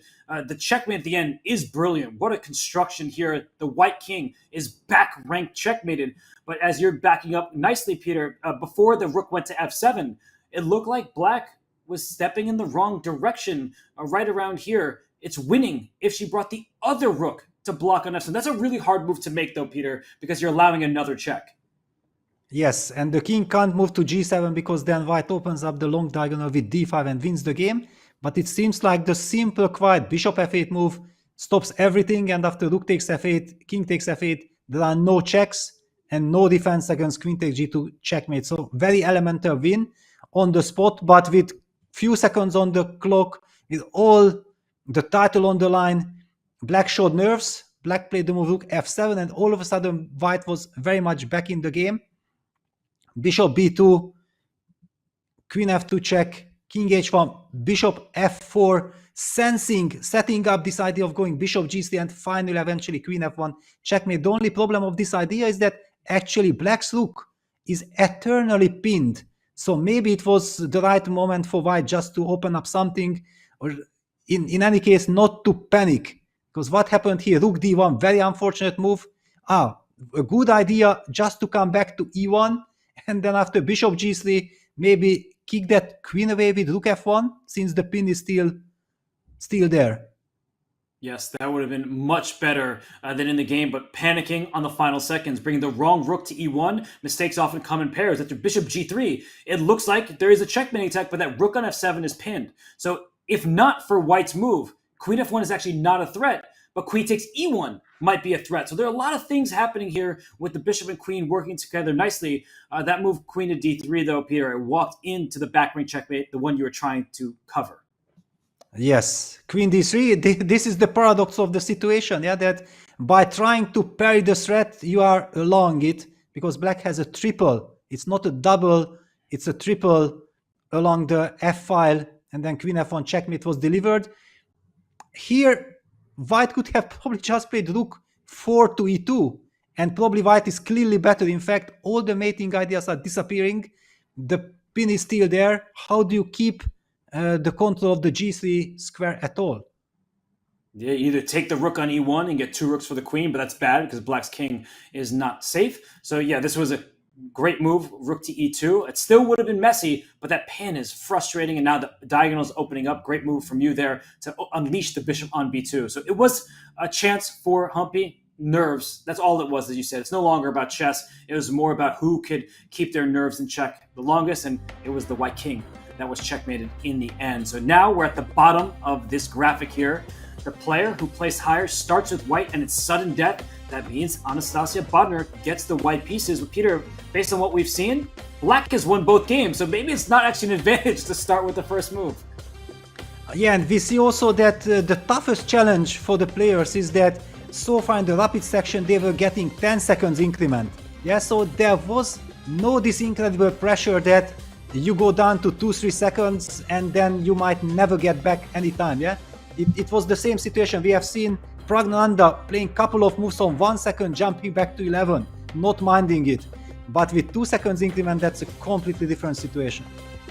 Yeah, some players, they don't mind living life on the edge. For others, it's one of those where you see them shaking furiously and they can't hold on when the nerves are really getting them down. So this is the final round of the World Rapid Championship. There's not really much in the way of tension or sporting interest at the top, because Magnus Carlsen, he gets the gold medal. There is no debate there. Nothing can get in his way, as Vladimir Fedoseev drew early. But there are other games going on. We saw the teenagers before the start of the round, Volodar Murzin taking on Nodirbek Abdusattorov. And for the Uzbek fans, if Abdusattorov can win this game, he, I think, will be tied with Fedoseev, but his tiebreak's likely not very good because he is playing catch-up throughout the latter stages of the tournament.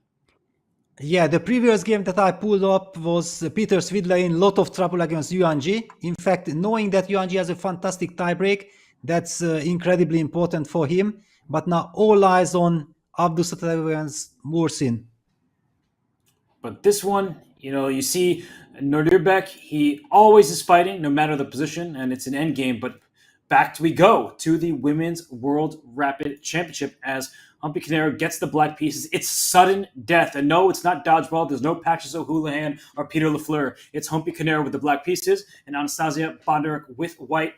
Peter, I'm nervous, and I'm not even playing. Yes, definitely. Especially what we have been seeing, witnessing what happened in those games. That was not chess. It was completely out of control. It was uncontrolled action. And finally, by instinct, somebody has succeeded. I would go to say that looking at the two games, maybe the 1-1 tie is kind of fair.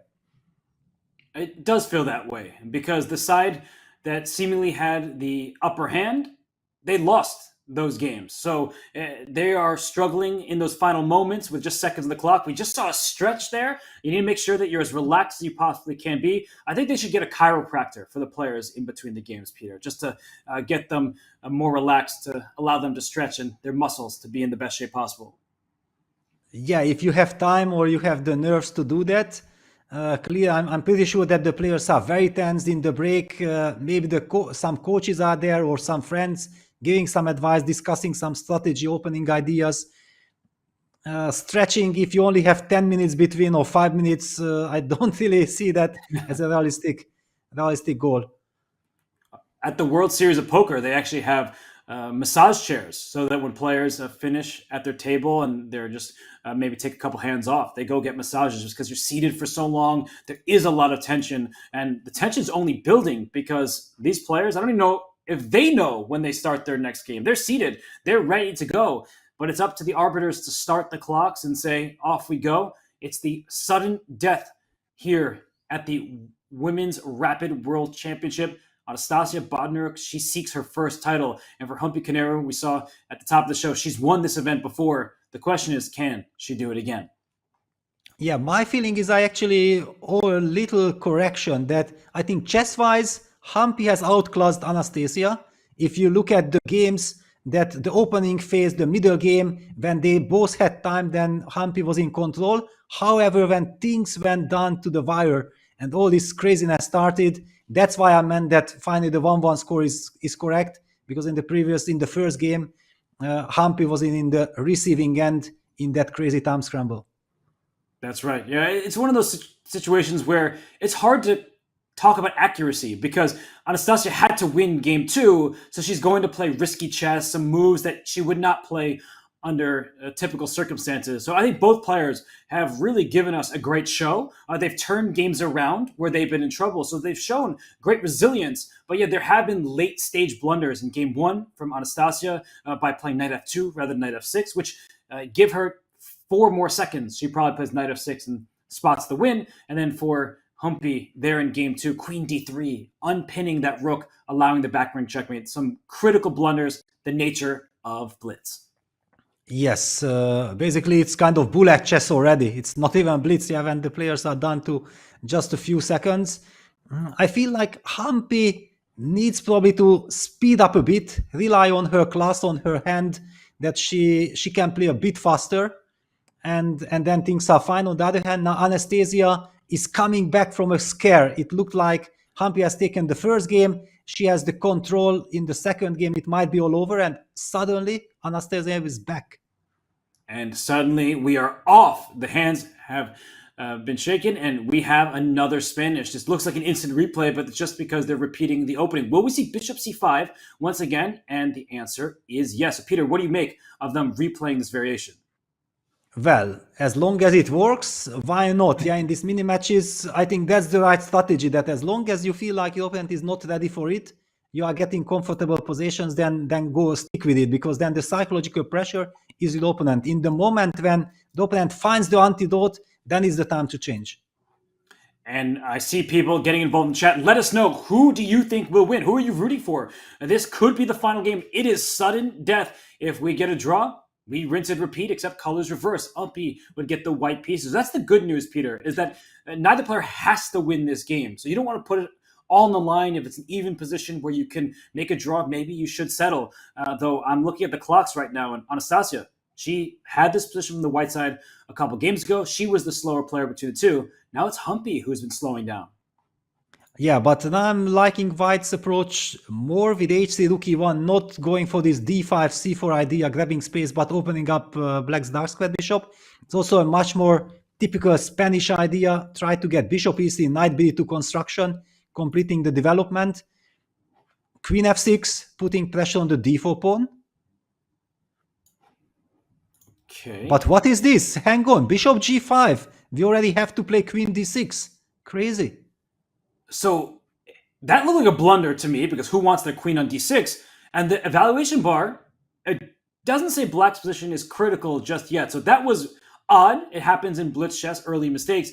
But the good news for Humpy is, one, she doesn't know exactly how bad it is, and Anastasia doesn't know how good it is, but also the position isn't that bad. Yes, surprisingly. Yeah, it's unbelievable with this construction. The bishop stuck on c8 with a backward pawn on d7. Finally, we see White going for d5. Strange, I would say a strange decision. And so the knight goes back to e7. So is this queen on d6 misplaced or perfectly placed? Because you're controlling many of the important dark squares in the center. Yeah, and you have this b5, bishop b7, f5 kind of idea, and then the d5 pawn will be a target. And here we go. The bishop did retreat to c2, and we saw an f5 strike in the first game between these two. I think it's premature to play f5 because your bishop on c8 isn't actually staring into the position at all. Yeah, especially after white has brought the bishop back to c2. Bishop takes this is psychological moment, because if you take with the rook, black can jump with the knight to f4. If you take with the pawn, you damage the pawn structure. Finally, Anastasia decided on ruining the pawn structure, but making sure that the knight is not jumping to f4. But now c6. And great move from Humpy. And yes, Humpy is already a legend in chess history. She is trying to make some more history. And look at these pawns in the center. There's a lot of tension between them. And who is going to end it first? And the answer is Humpy. She takes on d5, a little bit surprised by that decision. But Peter, if e takes d5, opening up the bishop on c2, are you starting to like white's chances for an initiative? Well, or I'm going to go f5, e4 and shut that bishop down, and I'm going to get a knight to e5. It's just a very messy position. I agree. And I'm just trying to undouble my pawns, but Anastasia, she is unbothered, takes with the c-pawn, and that keeps black restricted on the king side. The queen slides the b6, targeting the e3 pawn. Knight f4 becomes the idea, pawn d6, as you're indicating with the arrow. So this is a messy position, and white plays b4 to gain space, but the engine doesn't fully approve. Well, because, black just goes d6, knight basically going for knight a5. I feel like that knight will be too far away from action. Yeah, what does it do there? The knight e7 covers c6. Exactly. Now the big question is, will Humpy go for the same idea with f5 as in the previous game, or did she make the conclusion that I shouldn't be rushing with white's bishop on c2? I kind of like f5, but I also see the value, and she plays bishop d7. Why rush f5? That gives white a clear plan. She could just slide her forces on over to the queen side. Here comes a rook on c8. That's an open line. In fact, the only fully open file. Peter, I like black's position. Yes, black is planning to double up, rook c7, rook fc8. And yeah, white is playing g4. She doesn't exactly know where to play. Very unpleasant. In g4, just trying to restrict black from playing f5, but at some moment, black can think about cracking on the king side. I wouldn't rush that decision, because anytime you push pawns in front of your king, you weaken your defensive setup. But in the future, I could see an argument for h5, and that way, if the pawn takes on h5, the white king is feeling even more vulnerable. Yes, exactly. I think now it's very important to just keep on going with the plan rook c7, rook fc8. Somewhere this knight f4 idea will also be there, thanks to the pin. Knight f4 played. Yes. Ooh, and then h5 is also very attractive now that you have your knight on f4. But I like what you suggested, Peter. She's following your style, just doubling rooks on an open file. It's just very simple chess. Yes, and your h5 move is very much in the air. But no move yet. Whoa, if the times are accurate, Humpy down to 24 seconds and Anastasia at a minute 15 plus. Wow. And h5, the move which is so tempting, but okay, rook c7, still the pin is there. It's given a question mark, which means there's some tactical flaw. Rook c7, rook 7, knight e5, de5, d6, something like that. Wow, but that's too deep. Yeah, she takes gh5. I'm not liking gh5. Now black got everything what she wanted. Knight can capture on h5. The other knight comes to g6. And Humpy down to about 15 seconds, and Anastasia near a minute on her clock. And as you've said time and time again, Peter, sometimes these positions aren't even about the chess. It's about the nerves, about the clock. But I think here, black has such a dominant position because of white's unhealthy pawn structure. Yes, knight f6 going after the weak e4 pawn. The pawn on e3 is also weak. g6, king g7, very classy. Oh, what a position for black. No risk whatsoever. No plans for white. And that e4 pawn and the e3 pawn as well, so tender. Exactly. King g7, knight g2, queen b8. What is Humpy? Is she going for queen h8? That would be fantastic. Targeting the h3 pawn and going for attack.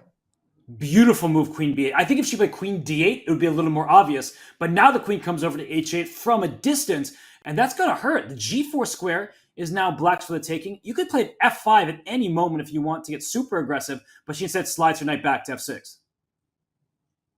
Yeah, she has lost it a little bit because of the time pressure.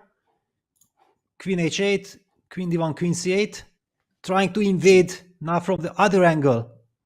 And a queen trade is offered. The queen goes back to b8. I somehow feel like black is going wrong here, and white's position has been improving. Okay, because she does not have time. Yeah, she has only 9 seconds. And white doesn't have very much time either. The engine still favoring black. There was a check on h5. The king drops back to f2 towards the center, and the knight. We might see a draw by repetition. No, we don't. Wow. Actually, it's threefold repetition according to the computer, but the players don't know this. And it's happened in like different move orders and things like that. So everyone out there, if the same position happens 3 separate times, the game concludes as a draw, but you're not keeping track if you're the players. And in comes the white knight. It's into c6. So the black knight kicks the king away. What is happening here? Yeah, but knight g8, knight gf6, exactly. I was so happy. This is the plan to go. The knight on c6 does nothing. White's king is in a lot of trouble. I agree with that chat we just saw. It's good for Humpy because she basically cannot blunder. It's one of those unblunderable positions. The e4 pawn, tender. The e3 pawn, tender. h4 also a little bit loose. But they've been doing a lot of shuffling. So unless Humpy can find the knockout, they've just been repeating the type of position. Well, with 3 seconds on the clock, yeah, she can never accumulate time. It's a draw. That is definitely a repetition. And the players, well, they both look at each other, at the arbiter. I think we are going to get more chess. They definitely repeated that position. And we see the kings go in the center. A draw, which means we get more sudden death. Peter, could you ask for anything better? Oh, I don't know what to say. I'm also feeling very sorry for Humpy. Again, she outplayed Anastasia. She was winning. She played a perfect masterpiece and she could not finish it because she was too low on the clock. Well, there's a very famous example of something just like this. You remember when Jordan von Forest won the Tata Steel Masters ahead of Anish Giri? They played those playoff. Anish was better throughout the playoff. In the Armageddon finish, Anish was so close to winning, but he couldn't quite make it in time to get the bonus increment per move. So it happens. It's not always about who plays the best, but who can survive the longest. Yes, and one can also see that it's kind of the main strategy of Anastasia right from the beginning to play as quickly as possible. She somehow senses that chess-wise probably Humpy is stronger, and she has to use the practical skills and put Humpy under a lot of time pressure. It's been a good strategy because I don't think it's a secret, and you just look at the ratings, their history, Humpy Conera is the stronger player between the two. That's not disrespectful, it's just how strong Humpy is. So it's clearly her main plan for Anastasia Bodnar. Punish Humpy on the clock and make her sweat in time trouble. Humpy did a great job in that game. She was nearly winning. In fact, if we pull up the final position, the engines even say that she has an advantage of nearly 2 pawns despite the even material. But it's still complicated because there's a white knight on c6. Everything seems defended for white. The e4 pawn, the e3 pawn, the h4 pawn, everything is protected. It doesn't really look like a winning position, but it does look like a good one for black. Yes, and we could see that Anastasia was very happy and relieved that the game ended, and at the same time Humpy was very disappointed. She understood very well that this is a fantastic opportunity. She simply did not have time, and she was always faced with, do I continue and lose on time, or do I finally settle them for the repetition and look for another chance in the next game? Yeah, I'll be honest, Peter. If we remove the evaluation bar, I would think that black is certainly better, healthier pawn structure, very safe king. But I wouldn't think the advantage was that huge because I don't see the progress just yet. That knight on c6 is a huge thorn in black's side. It means that the black queen can't snake around so easily. It can start poking and prodding at the queen's side. a4 is an outside idea for white if the queen never leaves the queen side. So it really isn't that clear of a position. I think it was a smart choice from Humpy, who will get the white pieces. You and I both said it. She's played the better chess in this tiebreak, so she should trust herself with more time on the clock. Yes, one even had the feeling like she was playing quickly. Yeah, but it simply shows us that how quickly Anastasia is playing. Because I don't really recall. For example, I ask you, where did Humpy really spend her time? I don't have an answer for it. It felt like very normal time expenditure. I really do think she was just spending maybe a few more seconds per turn early on, and that's when Anastasia built up that lead. And it was early, actually. I remember in the opening, we had a instant replay, same as game one, but Anastasia had like nearly 3 minutes, and Humpy was down to 2 minutes and 25 seconds. So she burnt time early in the game. Queen f6, queen d6, all that awkwardness. Yeah, but then it all made sense. She got this perfect structure. She played a wonderful game. Pity she did not have time enough to finish, but we have the chance to witness some more action, some more drama. We will for sure. Not as much drama in the Open as there was here. Magnus Carlsen, he won another World Championship title. I believe that's number 16 for Magnus. For Humpy Canero, she wants to add to her trophy case. For Anastasia Bodnaruk, she's had some great events, but this would be the highlight of her career for sure. And it all comes down to one game, Peter, because sudden death, whoever wins a game between these two wins the title. Yes, but it's still so much better like this than with an Armageddon when the pieces are flying, and just when we would have assumed if this one of these games would have been like an Armageddon game, the pieces would have been flying all around. That's not the way to decide the fate of the title. It's good that this was changed. And I also want to shout out Vladimir Fedoseev, who drew his game very quickly. Some people, myself included, might criticize early draw offers, but everybody else drew. So for Vladimir Fedoseev, he might have locked in a silver medal. So congratulations are in order for him. He fought to the very end against Nihal Sarin, 150 plus moves against Vida Gujarati, a terrible position that he turned around. And there is a game going on still that will impact the final rankings because Nodirbek Abdusattarov, he is playing against Volodar Murzin. If one of these players wins, they get to 9.5 points, joint second place. And at minimum, it would appear they would get the bronze on tiebreaks. And what's happening here is Nodirbek just up and outside B-pawn? Yes, and it's a very tricky one because it looks like it should be an easy draw, but it's still tricky. And that's it. Fantastic defense. Yeah, knight d4, b4, knight c6, knight a5, chasing the pawn and just in time ready to eliminate it. Volodar Murzin, is he undefeated? He's kind of saving every position. He went undefeated. The youngster, the teenager, scored 9 points out of 13 games. He didn't lose a single one. He won against low-rated players in the first 2 rounds. I'm looking at his results. He drew Vida Gujarati, Jordan Van Forest, Laurent Fressinet. He beat Pragananda and Nepomniachtchi. He drew Dubov, Rajabov, Kaimer, Grishuk, beat Aronian, and drew Abdusattarov. So, I mean, Volodar Murzin, what a performance from him. Whether or not he medals, it's not the end of his career. It's just getting started. Shout out to Volodar. And look at this.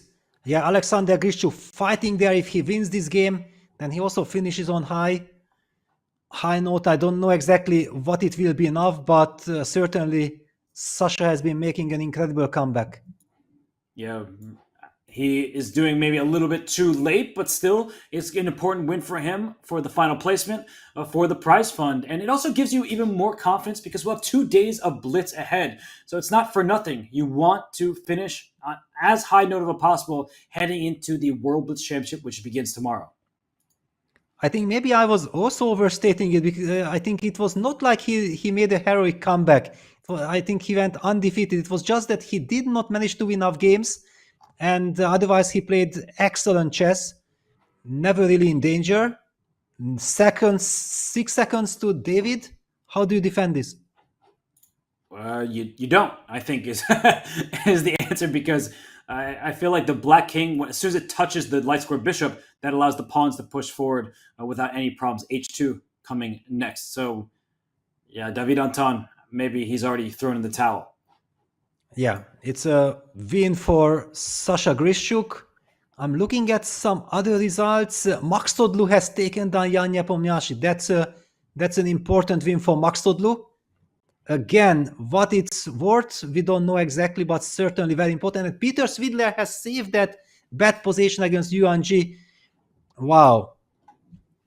Oh, that actually really cost Yu Yang because if he won the game, he probably would have been the silver medalist, but he will likely have to settle for bronze. His tiebreaks are very good, but it's going to be a massive tie of players with 9 points out of 13 games. Magnus Carlsen won with 10 out of 13. Fedoseev second with 9.5. And there's a tie all the way down to Parham Maksudlu, whose tiebreaks were not good, in 13th place. And maybe even more players will join the party. But that's a different section. That's a different tournament. It's a different storyline. Here we have Humpy Canary White against Anastasia Bodnar Black, a win.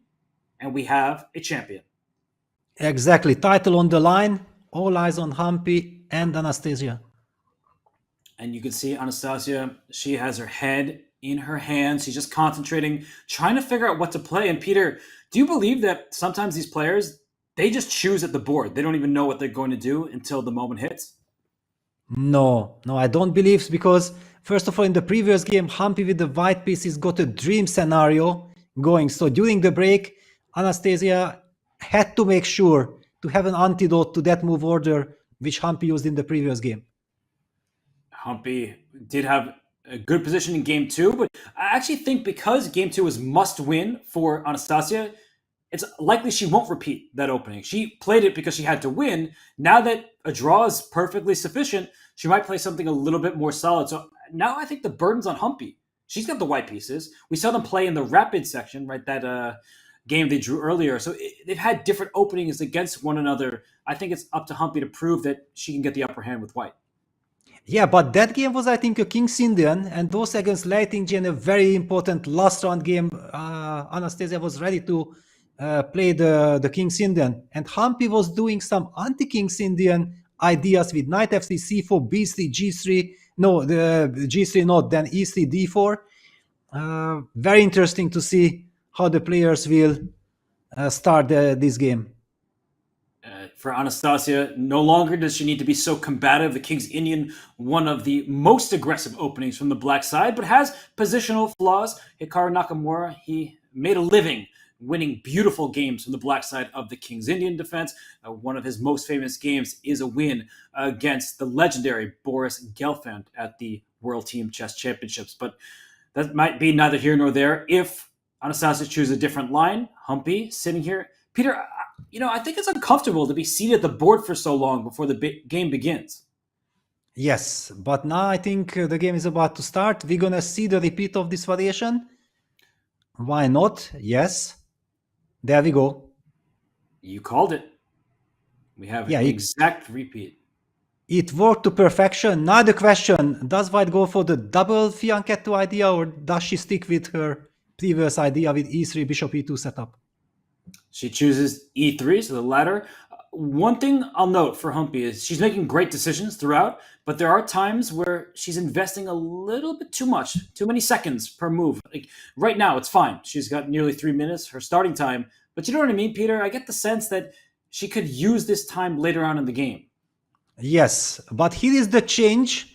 Anastasia goes for D5. That's kind of a Grunfeld spirit. I don't know how comfortable she will be blitzing her moves out, because this is not the type of King's Indian that she's familiar with.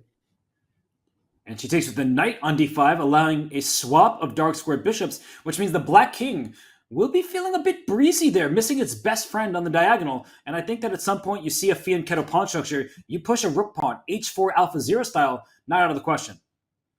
Yes. Now again, the opening has worked in Humpy's favor. Okay, D4, C5, it's the challenging move.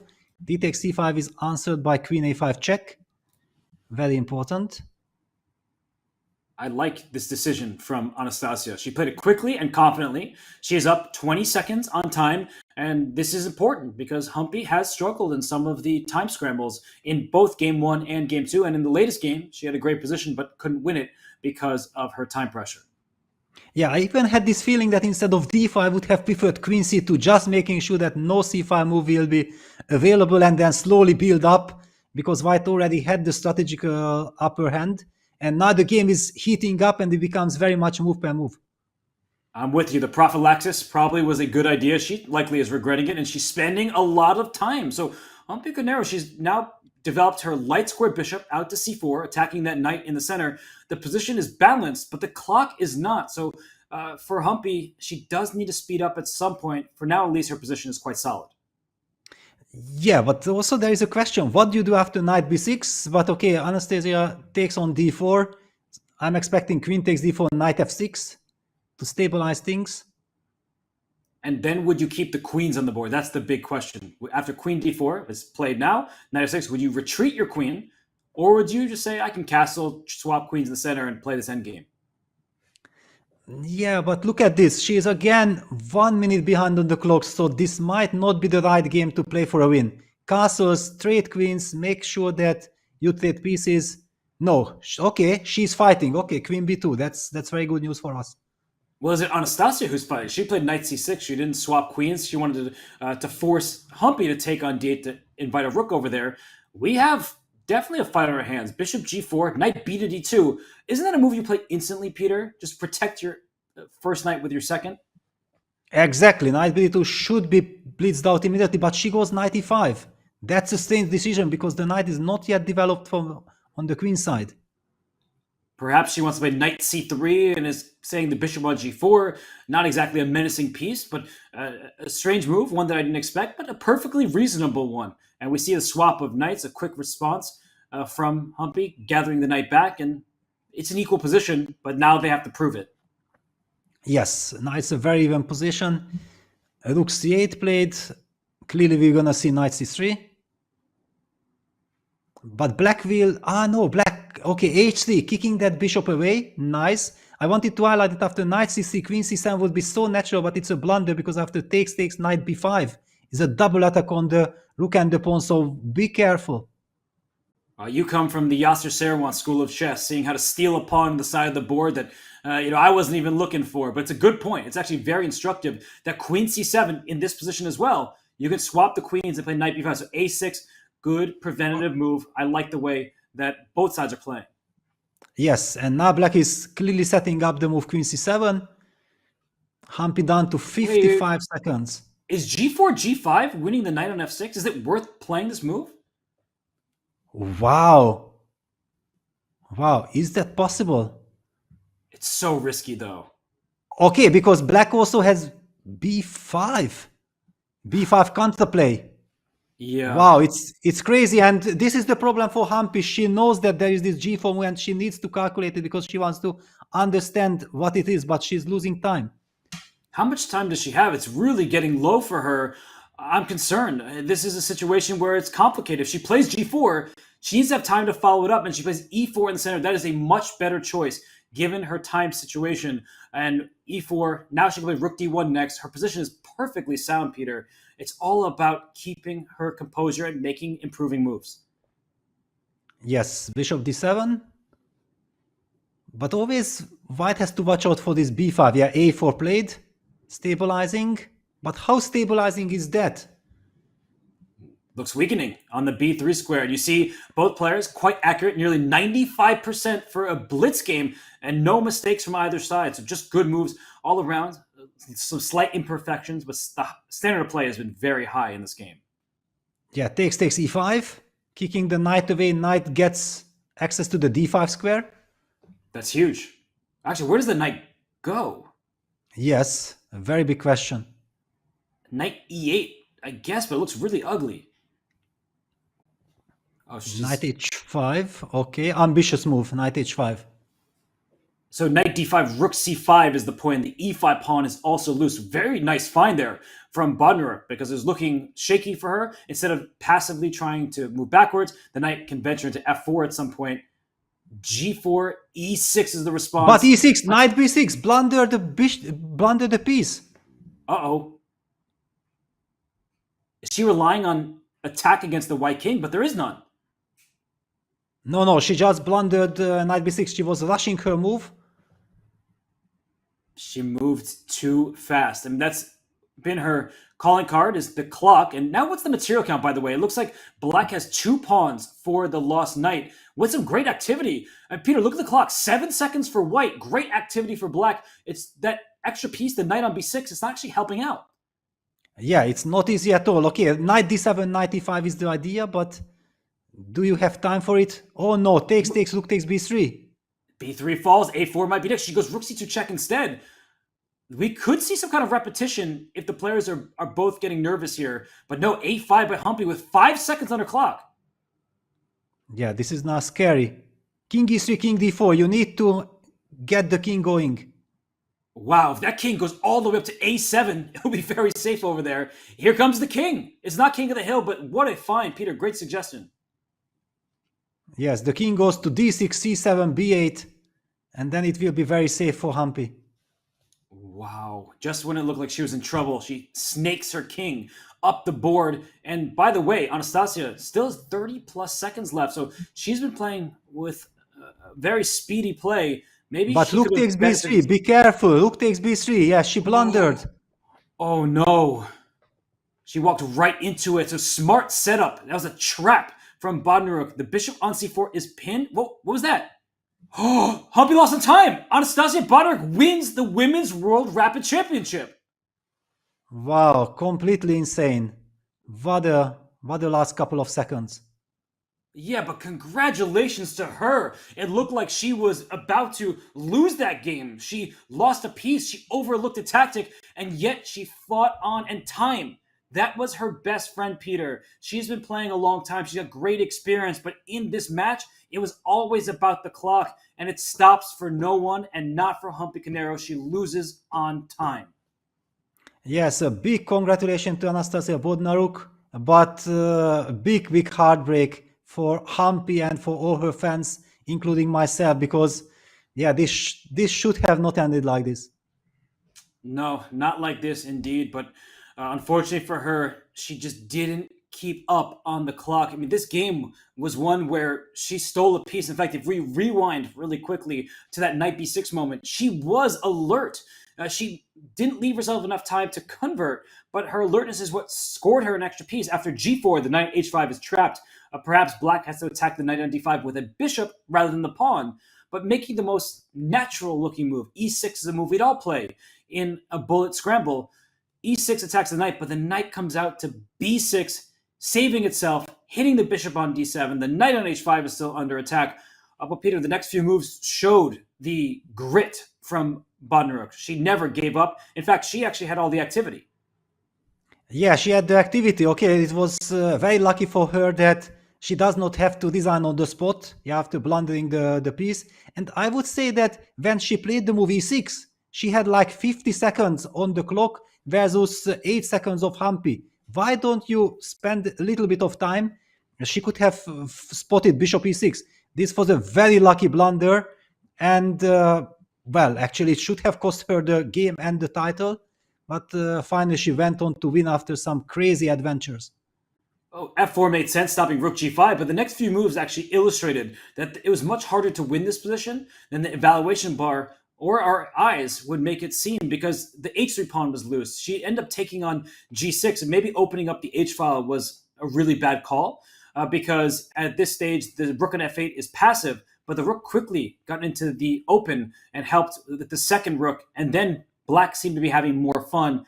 White, if we fast forward a bit, did escape with the king and looked like they were repeating. Yes, just a second. I wanted to add one thing. That's why I was pausing here, that I have to give credit for Anastasia playing the move rook e3. It would have been so tempting to take the pawn on h5, but then suddenly she loses the activity. King h2, white will play rook a1, king g3, perfect harmony, and probably Humpy would have not have any trouble converting it. Rook e3 was a brilliant call. It's a good point. Yeah, she doesn't take a pawn when she can. And Humpy did that, which was the mistake. So she could have learned from what Anastasia had just done, because now the pawn is captured and the h1 square was inaccessible for White's rooks. The bishop on c6, it's doing great. The knight on b6, Peter, it's stranded over there. It's not doing its part. It's not helping out with the white king. Yes, and black is so active. We somehow also sense that here things are already going out of control. Rook d1, rook h3, after rook d3, again a mistake. And Anastasia is not using her chance. She could have just taken on d3, pick up the b3 pawn, and white might also lose the a4 pawn. The knight on b6 is hanging. If white pushes a5, most probably just a matter of time till black somehow collects this pawn. For example, rook a3, knight c4, rook a4 followed by bishop b5. But it was all about playing against Hampi's clock, which finally actually proved decisive. And what a clever attempt it was, because as we get back to the king march all the way up into c7, it's losing. Objectively, it's losing. Practically, it's losing. If you give this position to Hampi, say, 10 times, she wins it 9 out of 10. But at this moment here, the king c7, king b8, run to safety. We were calling for it. But look at this last move that was played at this moment. Knowing that king c7 was the next choice, she sees that, wait a second, my rook on c1 barrels through the bishop on c4. There could be something dangerous for white to walk into, and there was, in fact, a pin. Yes, bishop e4 setting up that crazy trap, and the point is that why Hampi blundered it. It's very easy. When you have few seconds on the clock and you have the feeling like, okay, now I know my next move, I'm going to go king c7. It's so difficult to change your mind with 4 seconds on the clock. Bishop e4, you automatically blitz out that move, and then to your horror, you realize that it was a blunder. Rook takes b3, and things are completely out of control. And no longer is black down any material. You have 3 pawns for a knight. The white king is in some danger because of the pin. And after rook d4, bishop to d5, that's where Hampi, it seems, lost on time because there are pins everywhere, tactics. There's going to be another pin with rook to b4 at some point. The black king is perfectly safe. So Hampi loses on time, but it was Anastasia Bodnar. She blundered earlier. e6, clear blunder. She regretted that. But she kept pushing and pushing and pushing, defending, and eventually won not just this game, but the Women's Rapid Chess Championship title. So what a performance from her. It seemed like she was going to lose after dropping game 1. But Peter, a world of credit to Anastasia Bodnar. Absolutely. It might look, if you just look at the tiebreak, that, okay, she got lucky. Yes, she got lucky. She was also fighting for her luck. But she had to get there. Yeah, she was actually dominating the tournament. She was, throughout the last 3 rounds or last 4 rounds, leading the field. Sensational play, very well deserved overall victory. And she started the day with 7-8, drew the rest of her games, and she drew all the way to the end where she lost game 1, won game 2, drew game 3, and then finally won on time in game 4. So Anastasia Bodnar wins the gold medal, silver to Hampi Canero, and we have to give our consolation to Lei Tingji. I mean, this is just unfortunate that she didn't get to play for the title despite tying with the other 2. I do hope that gets amended in future editions of this event. Yeah, absolutely agreed. It just doesn't feel right. Yeah, that all of these players had been playing fantastic chess. They deserved if they are already tying for first place. I hope also that this will be addressed for the future. Hampi, I think the only reason why she can somehow overcome this, that she has already taken that title in 2019, so it will be easier to digest. Imagine if it would be her first chance to grab that title, that would be even more heartbreaking. That's true. And for Anastasia Bodnar, she lost 0 games. So very impressive from her. The only game that she in fact lost was game 1 in the playoff, and then she won game 2 when she needed to. So Hampi, it's disappointing. Silver medal. India should still be proud of their legend. She has been doing this a long time, and Lei Tingji settles for the bronze. But there's also a ton of money at stake. You see that in the Rapid, $40,000 first place prize, $30,000 for second, $20,000 for third place. So a split of those prizes, still a very large payday. Congratulations are in order to the winners. They earned every bit of that, and they made themselves proud, I hope, and they definitely made their fans and their countries proud. A nice showing from all these competitors. Absolutely. Incredible performance. And there's not much more to say about that section except for congratulations to Anastasia, our condolences, but still congratulations to Hampi. And for Lei Tingji, we hope that in the future, when you tie for first, you get a chance to play. But someone who didn't need playoffs, who doesn't need tie breaks, who doesn't worry about that stuff, the undisputed #1 player on the planet is Magnus Carlsen, and he won the Rapid Chess Championship. It's his 16th World Championship title across the formats. He's just a beast. You just can't take him down when he's in the lead. And for Magnus, it seemed like it was pretty smooth sailing. In fact, the games I can remember are ones where he was better and didn't win. I don't remember him saving games too often, and he started with a draw, but he ends with a big win. Yes, towards the end, nobody really could challenge him. Vidit was the one, if he would have won that penultimate round against Fedoseev, he would have tied with Magnus then. Magnus would have been forced to play much more aggressively in the last round like this. Safety first approach was perfectly sensible. He made it very easily, guaranteed his first place and another title. And for Fedoseev, a silver medal. It really was because of that extra long game against Neil Sarin. 150 plus moves. He won what quote-unquote should have been a drawn game, but you can't win games you've already drawn. Fedoseev pushed to the very last move and won that one, gets the silver medal. Yu Yangyi in third with the bronze. Vidit Gujarati should also be proud despite his unfortunate slip against Fedoseev. He ends up in that tie for third place all the way down through 14th place. Parham Maksudlu, Fabiano Caruana, Peter Svidler. They joined the ranks. Alexander Grishuk, Abdusatarov, Andreikin, Nanda, Dubov, Maxime Vachier-Lagrave, and Volodar Murzin join the top finishers with 9 out of 13. Great performances from them, and a lot of prize money has been won. $60,000 first place prize. And Fedoseev, now we know why he made that quick draw. Peter, look at second place, $50,000. He gets that all to himself. Exactly, it made perfect sense. He also made sure that he kind of guarantees a share of second place, no matter what happens in the other games. $50,000, fantastic. And with his performance, with his incredible fighting spirit, he absolutely deserves it. He does indeed, and he gets the silver medal, and Yu Yangyi from China gets the bronze. It's the Magnus Carlsen show. He wins the World Rapid Chess Championship. I don't know what to say about Magnus that hasn't already been said, but he keeps adding to his trophy case. Peter, do you have any additional words about Magnus? I feel like we take it for granted sometimes because he's so dominant. What did you see this time that was different from previous championships that he's won? I think that he made sure to avoid complications. He was truly relying on his extraordinary endgame skills. No unnecessary risks, taking control and then grinding out his opponent. And I also want to say that it's incredible. Yeah, as you said, we take it for granted. Just a week ago, he won the Champions Chess Tour in Toronto, Canada, with all these jet lags, with all this incredible energy consumption that he definitely has spent there to win that event. He comes here, he delivers again, wins this title. It's just fantastic.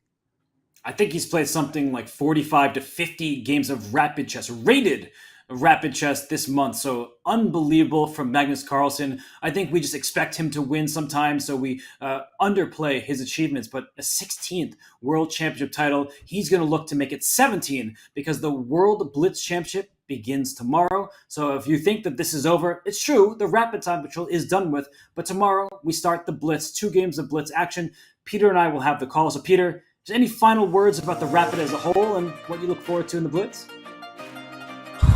I'm out of words, honestly. What we have witnessed, especially now in the playoff, for the title in the women's section, that was dramatic. I'm completely exhausted. I feel for Hampi. I'm congratulating Anastasia for her incredible fighting spirit, her will to fight on in every position, and of course Magnus Carlsen's incredible smooth victory. After all, in the last 2 rounds, he had everything under control and went on to win easily. Smooth from Magnus Carlsen, but the Women's World Rapid Championship title came down to the wire, and Anastasia Bodnar wins on time against Humpy Canero. So our time is up in the Rapid event. Congratulations to the winners. Thank you so much to everybody who's been tuning in each and every day. We appreciate your support. And Peter, I always got to thank you. It's a pleasure to have the call with you. I'll let you save your breath until tomorrow because we'll rejoin everybody. Same time, same place, but new format in the World Blitz Championships. Thanks so much for everybody. We'll see you then. Bye-bye.